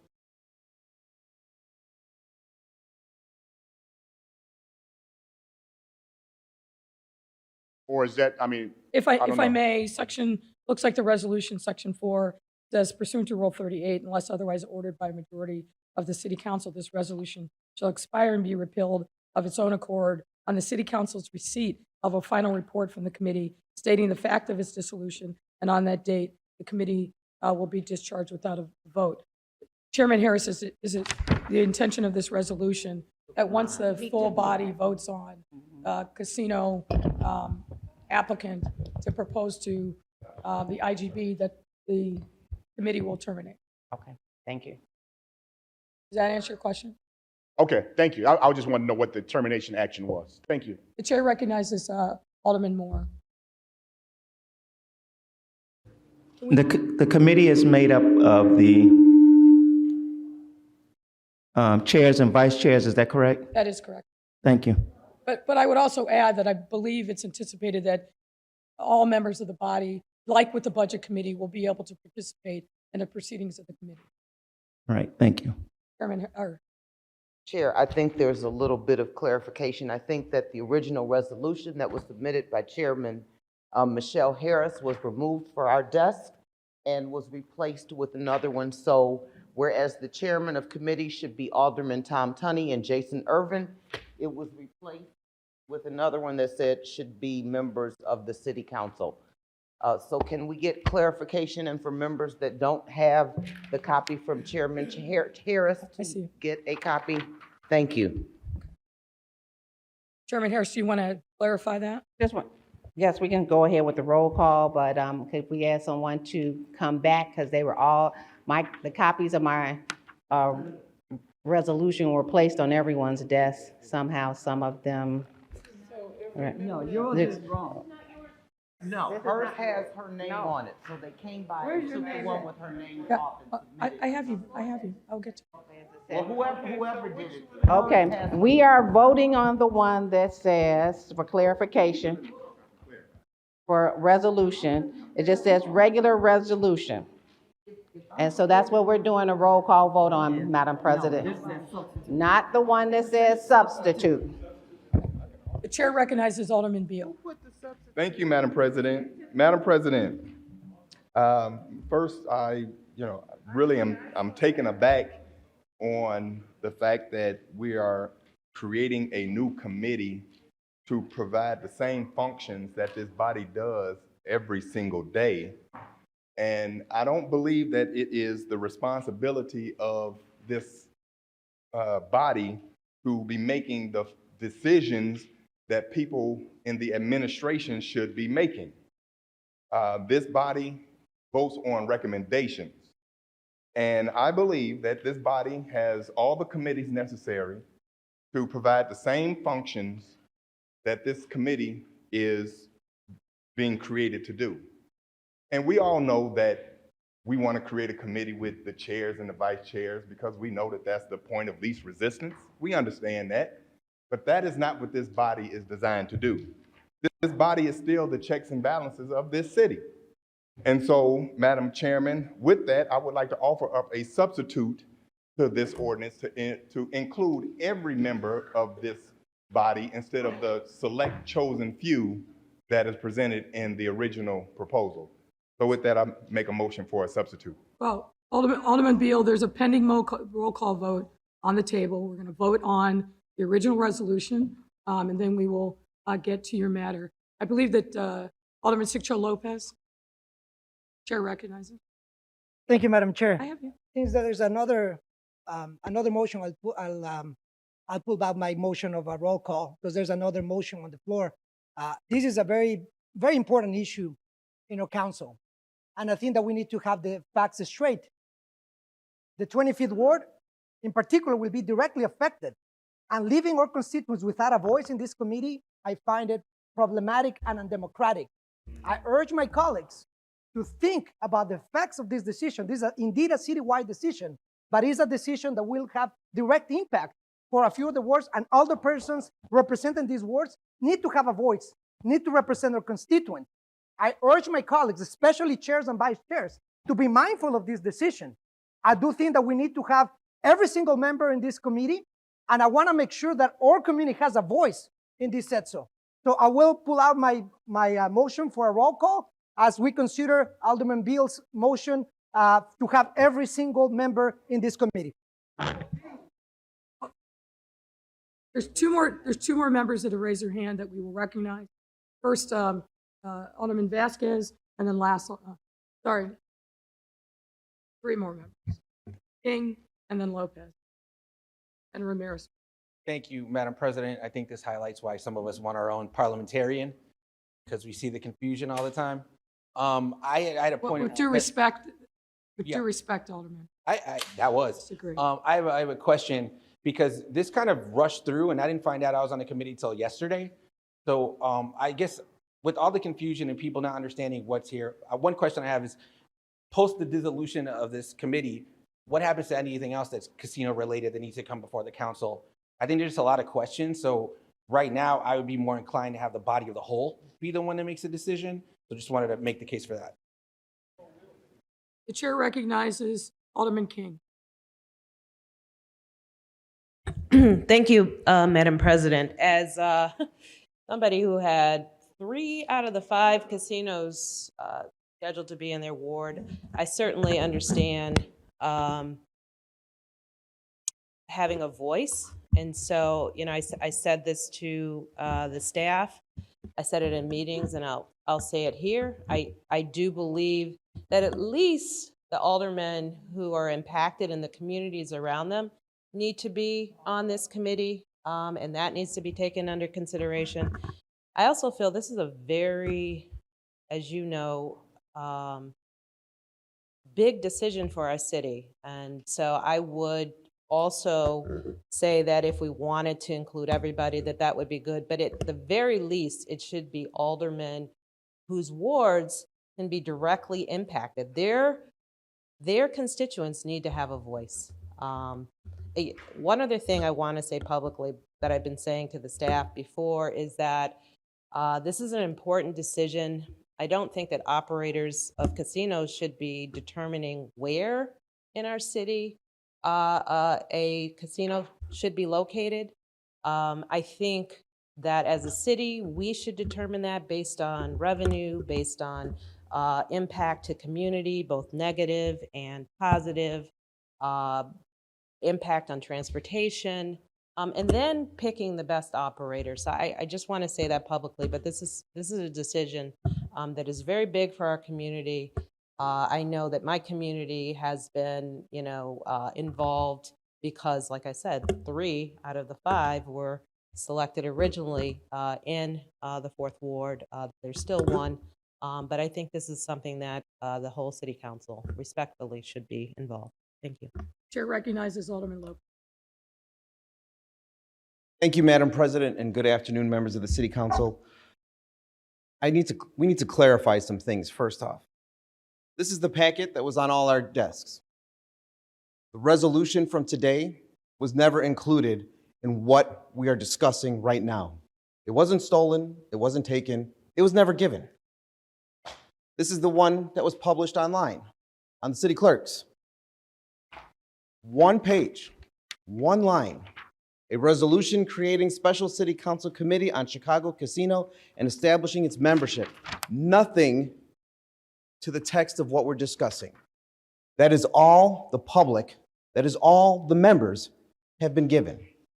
We got an email last night at about 7:30 p.m., which many of you, by the sounds of it, didn't get. That is why there's such an uproar over what we're doing. Alderman Beal has made a motion to amend the mystery resolution to incorporate every member in this body so that we don't wind up with parking meters 2.0 in the form of a casino. That is what we need to focus on, being able to participate. There's no shenanigans. There's nothing going on with how this was going on. This is about transparency. And when you can't even provide members with the actual documentation to create, the ones playing games aren't us standing up at the moment. And I would say, Madam President, that we can amend this. We can accept the motion to amend it, because that is well within our rules to amend, as we've done countless times on the floor even, to address matters of substance. Any other members? Madam, the chair recognizes Alderman Garza. Yeah, I just would like to say, I believe I heard my colleague, Chairman Harris, say that everyone is invited to attend these. Did I hear that? Thank you. If the chair recognizes Alderman Ramirez Rosa first, then Hairston, and then Tunney. Madam President, I think that there's a greater philosophical question that we're being asked when we vote on this item. It's the question of what kind of council do we want to be? Do we want to be a council that is deliberative, that is democratic, that is transparent, that is inclusive, that seeks to better the way that we do government so that we are good government? Or do we want to do things rushed? Do we want to do things that leave folks out of the process? I think many of us here were elected on a commitment to bring in good government. Many of us here have fought in many different ways to advance that goal in different pieces of legislation that have been proposed, some of them passed. Our president ran on a commitment to bring in the light. But when I look at this rush resolution that was sent last night with individuals who are listed as being members of this committee and this resolution having told me that they actually don't even want to be on this committee, when I look at folks who this could be in their ward, and they have said that they would like to be on this committee because this would impact their ward, I think that we've got to rethink the way that this is being done right now. This is not bringing in the light. This is not transparency. This is not good government. I think that the substitute that has been brought forward is fair. I wish that as a body we would consider that. But if the only option that's being presented to me right now as a member of this body is an up or down vote as the resolution as it stands, I've got to be a no. I wish that we would either hold this to have more time to discuss this. This committee issue, this casino issue, has been before this administration for a very long time. There's no reason why months ago the administration couldn't have convened a group of briefings to say, hey, we're thinking about doing a special committee. What do you all think? Who do you think should be on it? Who's interested in being on it? They chose not to. And then last night, we get emailed this resolution, a resolution which was not even included in our packets, and we're told now you got to do an up or down vote. This is not good process. This is not good government. This is not transparency. So my hope would be that we would hold this item. My hope would be that we could bring in the substitute and vote on that substitute to allow every member of this body to be part of this special committee. But if those are not options to us right now, then unfortunately I'm a no. So I will be voting no because I believe that it's time to bring in the light. Thank you. Chair recognizes Alderwoman Harrison. Thank you, Madam Chair, members of the City Council. You know, I keep hearing these words like shenanigans, trickery, and deceit. And the ones who are talking about it are the ones just tried to put that over on this body here today with trickery, deceit, and shenanigans. Anybody that knows what their job is know that you don't have to be a member of the committee in order to participate in committee hearings. Know what your job is. That's part of being democratic and inclusive. It's participating. Not just when your name is at the top of the list, but even when your name is not on the list. To some of you new ones, if you're not on a committee, you should be going to some of those committees. That's how you learn. So, and of all these people who want to take their names off the list and don't want to participate, that is your choice. You can say, take my name off the list. This is not difficult. I don't know what kind of point they're trying to make, but the point is not correct, and it's dishonest. And if we want to talk about change and bringing in the light, then turn on the lights in your own office. Thank you. The chair recognizes, one moment. The chair recognizes Alderman Haddon, and Alderman Tunney, you'll have the last word. Thank you, Madam President. We'll do the cool down from the 49th Ward because it's cooler by the lake. Thank you, WBZ. All right. I'll say that facts, we got this resolution via email at 6:30. Facts, I didn't have time to review it given all the preparation for today. I would agree with colleagues that we should have more time. Speaking to folks here on the floor, there are some people who want to be on the committee, and there are some folks who don't want to be on the committee.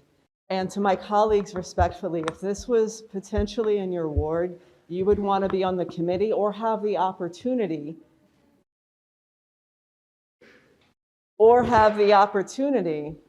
to submit your name. So I'd say I don't want to be on the committee.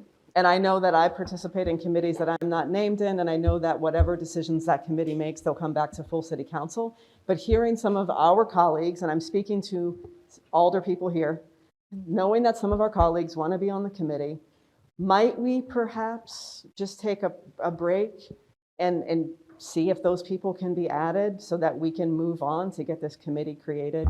I just submit that as an offering. It seems like a good solution if there are some people who want to be added to just let them be on there. So thank you, Madam President. Chairman Tunney. Thank you, Madam President. Obviously, I accept the responsibility if my colleagues would allow me to be chairperson of it. I do want to say the way that I've run my zoning committee is in deference, many of you know, to the interests of the local alderpersons. And I definitely plan to be running this committee, if so chosen by my colleagues, in a fair, democratic way and an expedient way to put a proposal that will come out of this committee, the select committee, and then vigorously debate it. But I can tell you in some aspects of this, we've been waiting, some of us have been waiting for 30 years for a casino revenue source to help our pensions. And I'm going to tell you something, we have to move forward in an expeditious manner. And with that, I would ask that we lay that motion on the table for the substitute resolution. Unless we want a roll call vote, but that might be the roll call on the laying the table. Lay it on the table. We have a pending roll call vote on the original resolution. Let's get to that first.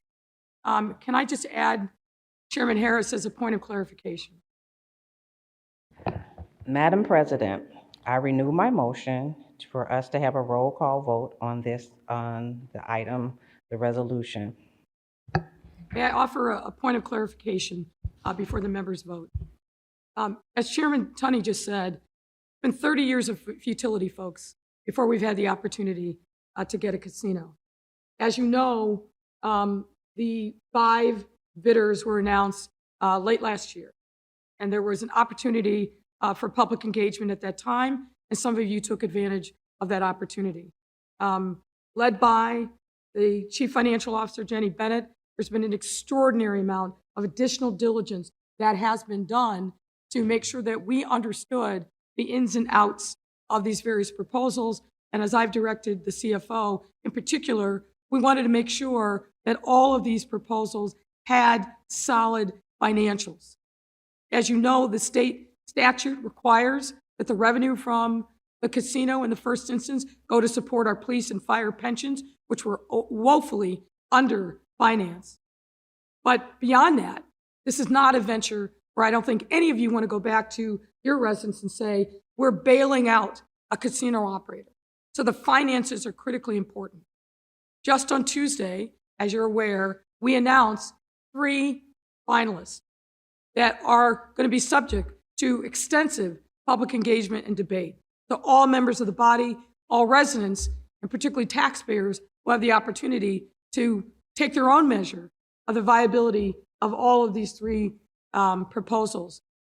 Given the fact that the different aspects of the casino proposal touch on amongst a variety of committees, there was a suggestion, and I supported, that we have in effect a super committee, that we can put all the issues before that committee and really the entire body all at one time, because the vast majority of the issues are related to zoning.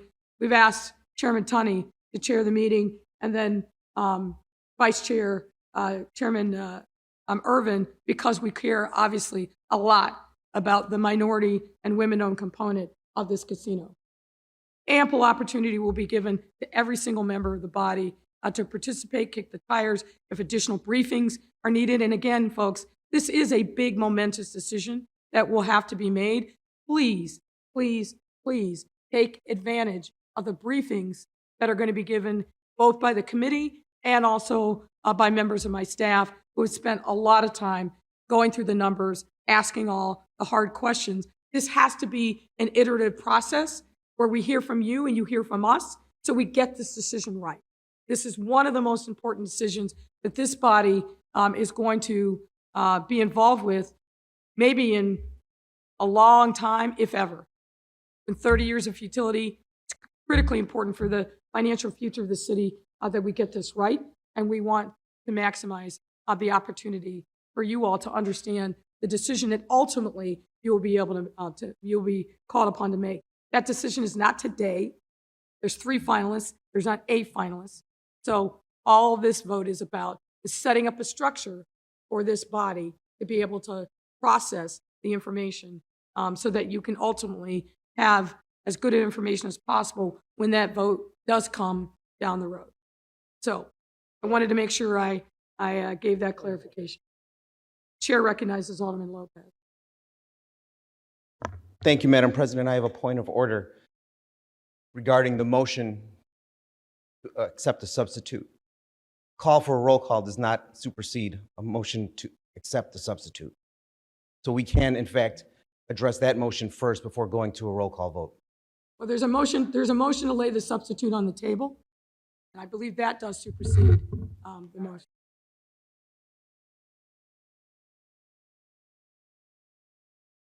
I don't believe, let me confer with the.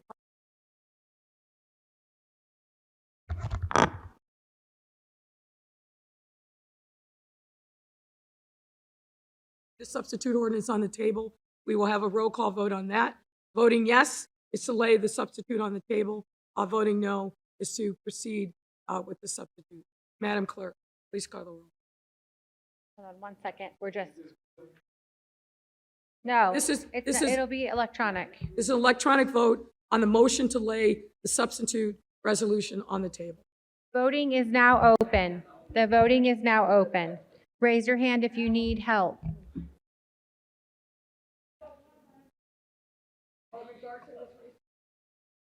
Alderman Burnett?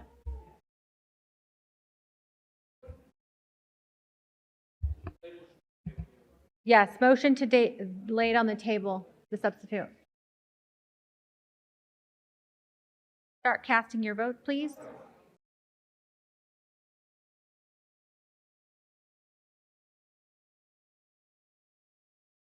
Yes, voting yes is to lay it on the table.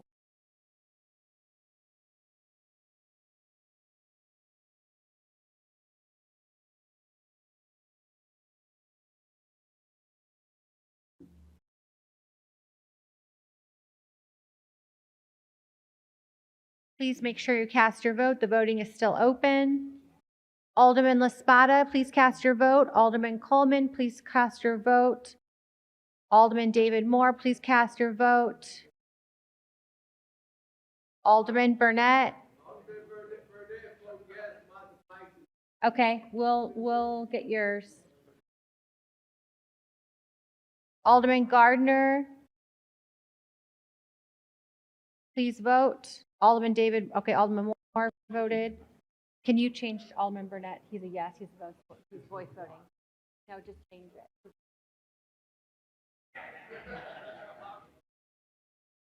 Alderman Sawyer, please vote. Please cast your vote. Alderman Sawyer, please cast your vote. Alderman Burnett's in. Alderman Gardner, please cast your vote. Alderman Sawyer, please cast your vote. Make sure you hit cast. Alderman Gardner's in. Alderman Sawyer, make sure you hit the cast button.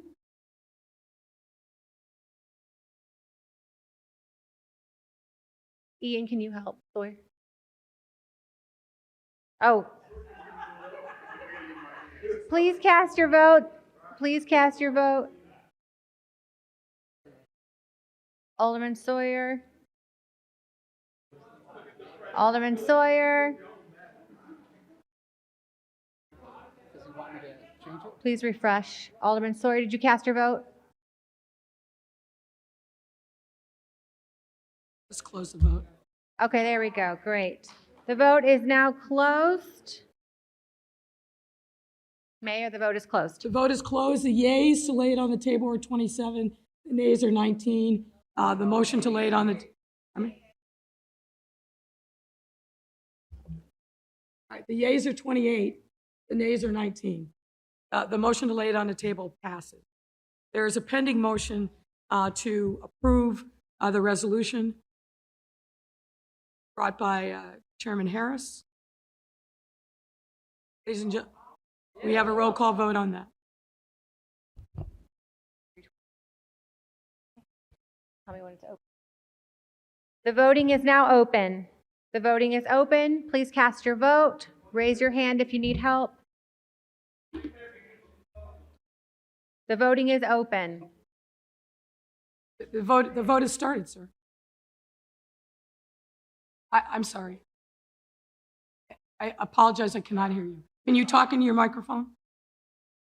Can you give Alderman Vasquez his microphone? Turn it on. Clarification on. So there's no need to suspend the rules to introduce this direct introduction. We're voting on the actual ordinance. Is that clear?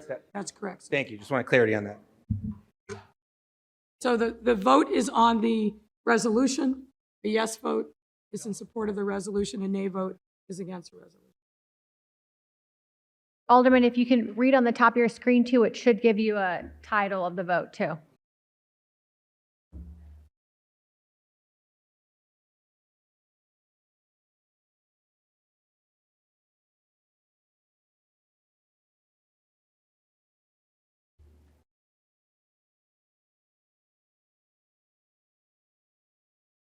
One. Okay. All right, Alderman King, please cast your vote. Alderman Coleman, please cast your vote. Alderman Curtis, please cast your vote. Alderman Taylor, please cast your vote. Alderman Maldonado, please cast your vote. Alderman Martin. Okay, Maldonado's doing his. We'll get his. Alderman Martin, please cast your vote. Okay, Alderman Martin, I got you in. Alderman Coleman. Alderman Maldonado, we're working on. Alderman Taylor, please cast your votes.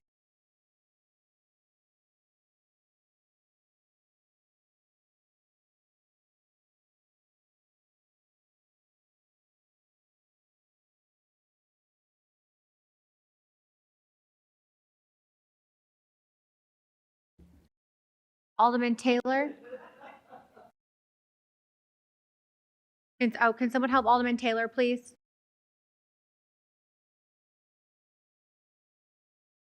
Alderman Maldonado? You could do voice vote. Yes, Alderman Maldonado is a yes. We'll schedule, can you please put him as a yes? Alderman Taylor, voice vote, yay or nay? Nay. Can you please add Alderman Taylor as a nay? Okay, the vote is now. Nay. Nay. Okay, the voting is now closed. The voting is closed. Yeas are 5, the nays are 12. The motion passes. Alderman Kampelman on the motion for reconsideration. I move to reconsider the vote. All those in favor of the motion for reconsideration signify by saying aye. All those opposed say nay. The nays have it. The motion for reconsideration failed. Anything further, Chairman Harris? Anything further, Chairman Harris? Madam President, thank you, and I'd like to welcome the chairman, Alderman Tunney. And I'm gonna pray for you, but I'm gonna be here sitting in the meetings. I'm gonna be here sitting in the meetings with you. Thank you so much, Madam President. I have nothing further. Alderman Mitchell, the date and time of the next meeting.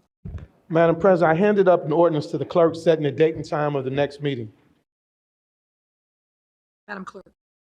Be it ordained by the City Council of the City of Chicago, the next regular meeting of the City Council of the City of Chicago shall be held on Wednesday, April 27, 2022, beginning at 10 a.m. in the council chamber on the second floor in City Hall, 121 North LaSalle Street, Chicago, Illinois.